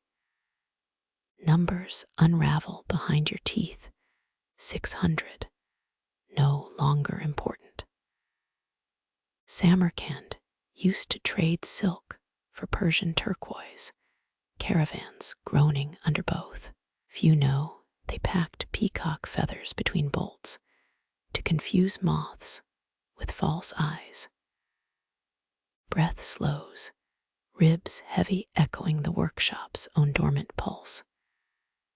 Orion's belt blurs, 3 smudged thumbprints on drying ink sky. Uzbek mothers once told children kneeling stars healed broken bones if you wished sideways. Threads near your ankles flex, opal gleams dying with each degree the horizon pales. One clings, wet spider strand to your boots' cracked leather. Let it dawn in Samarkand, smells of baked earth and donkeys' warmed haunches, never the jasmine poets propagate. Air tastes thinner now, as if night sucked half its oxygen into retreat. Your tongue finds the roof of your mouth, a clammy vault holding yesterday's tea. Mongol warriors stuffed their cheeks with salt to ward off desert thirst. Mostly pickled their own tongues. Eyelids dip, not sleepy, just softening the workshop's edges into charcoal smears. Indigo vats become lakes. Half-finished tapestries flex like sails on ghost ships. Historians still argue whether Timur's siege left the dye vats intact, or locals rebuilt them in defiance. Silk knows no conquerors, only hands. Wind sneaks past the doorless threshold, this time freighted with cumin and stale news. It flips a loose thread, twirls it, then drops the performance mid-spin. 13th century dyers timed their stirrings to wind gusts, believing turbulence mixed colors deeper. Most dyed their lungs instead. A cat yawns outside, jaw cracking like a walnut under a boot heel. Sound splinters the silence, then dissolves. Feline yawns once jammed palace clocks in Bukhara, too many bored scribes timing them. Moonlight's silver bleeds into citrine, street lamps guttering their surrender today. Puddles of wax near the braziers harden translucent islands on brick reefs. Byzantines burned crimson threads in grieving rites, claimed smoke carried loss to heaven. Neighbors complained about the stink. Your shadow stretches growing legs, reaching first toward the vanished loom. By noon it'll shrink, a puddle of shade hiding under your heels. Astrologers mapped shadows on summer solstices, drafted star charts from their lengths. Forgot clouds exist, right knee throbs, monotone ache from hours of counting in stillness. Rotate the joint, gristle pops, like bubbles rising through honey. Ottoman rug sellers knelt so long, their joints creaked hymns during sunset prayers. Exhale, silk dust swirls, a galaxy too lazy to form constellations. Inhale, it sticks to your molars, gritty as mispronounced apologies. Persian spinners claimed silk motes cured sore throats, mostly cured employment when clients choked. Across the room, a half-woven panel hangs, its golden threads mocking unfinished stories. Touch reveals chill, metal fibers stolen from sunlight, still afraid of dawn. Mamluk weavers left flaws in gold cloth to prove only Allah is perfect. Sultans executed them anyway. Blink sun is high enough now to expose every mote, every scuffed tile, every lie. The workshop sheds its mystery, becoming just a room, wood, and labor's residue. Tartar poets called workrooms time's antechamber, forgot to mention the back pain. Outside, metal clangs, a shopkeeper's grudge against his own shutters. His grandfather's ghost, probably Tut's, shaking spectral fists at the racket. They buried merchants with their scales here, so greed wouldn't follow them. Neck crick groans when you tilt left, ear grazing stiffening shoulder fabric. 16 muscles sing sour notes, a chorus trained by Egyptian cotton pillows. Body remembers every thread counted, every second bent like a guilty spine. Orion vanishes, swallowed by cyanosis, as day shreds night's last clinging fibers. No ceremony, just absence, where 3 stars once braided dreams. Silk road guides used Orion to navigate dunes, also ran in circles, blaming drunk camels. Threads on the floor lose their luster, turning to cat hair dust, ordinary lies. Step on them, or don't. Tomorrow's brooms will make the choice for you. Mogul emperors trod on silk as power displays. Also slipped, embarrassing generations. Your bench groans relieved as you lever yourself upright into daylight's verdict. Muscles shriek, a parliament of protests, before settling into grudging service. Timurid emperors commissioned floating platforms, so standing felt like sitting. Sank in a puddle, turn survey the room worker, and witness to your own small vigil.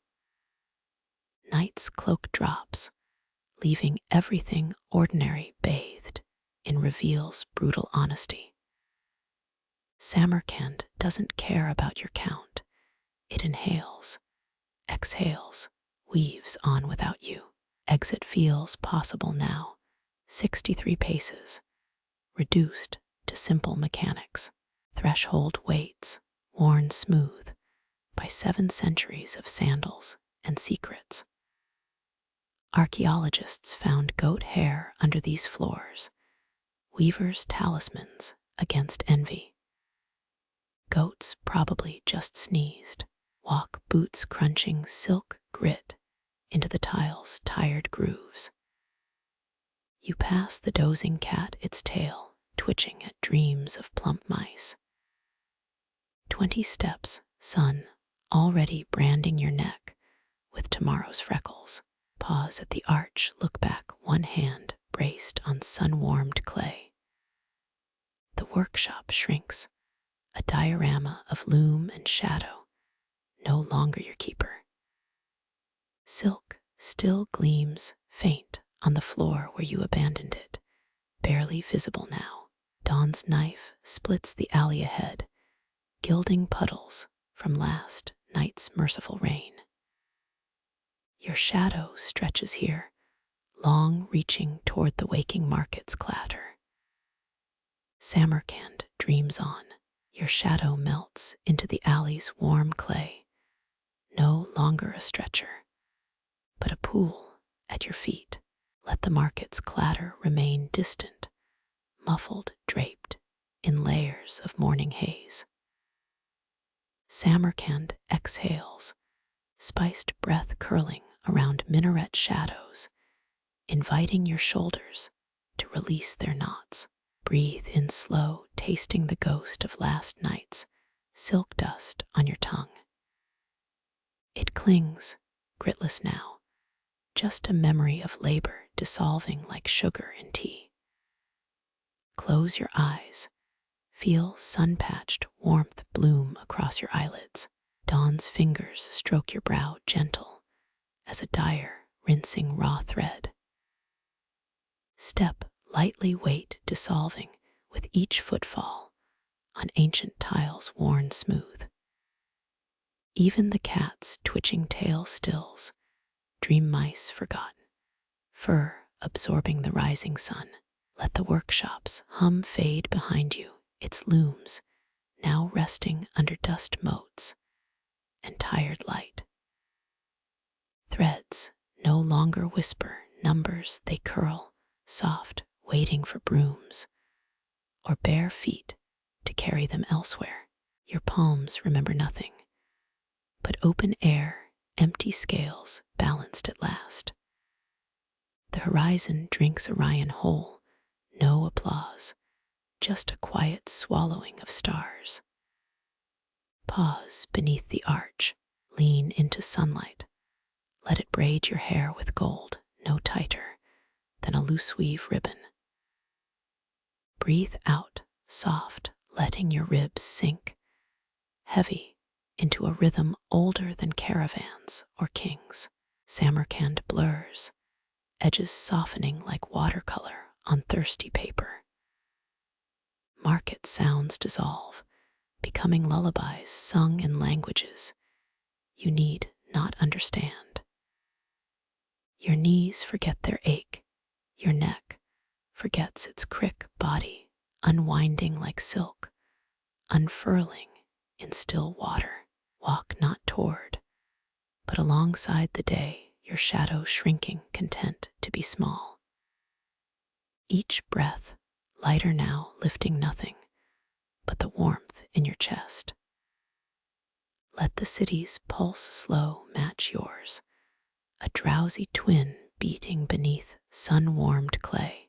Rest waits not as a destination, but a slow folding of light, of sound, of thought. Let the ground hold you solid beneath souls and sky. Samarkand dreams, and you can finally dream with it.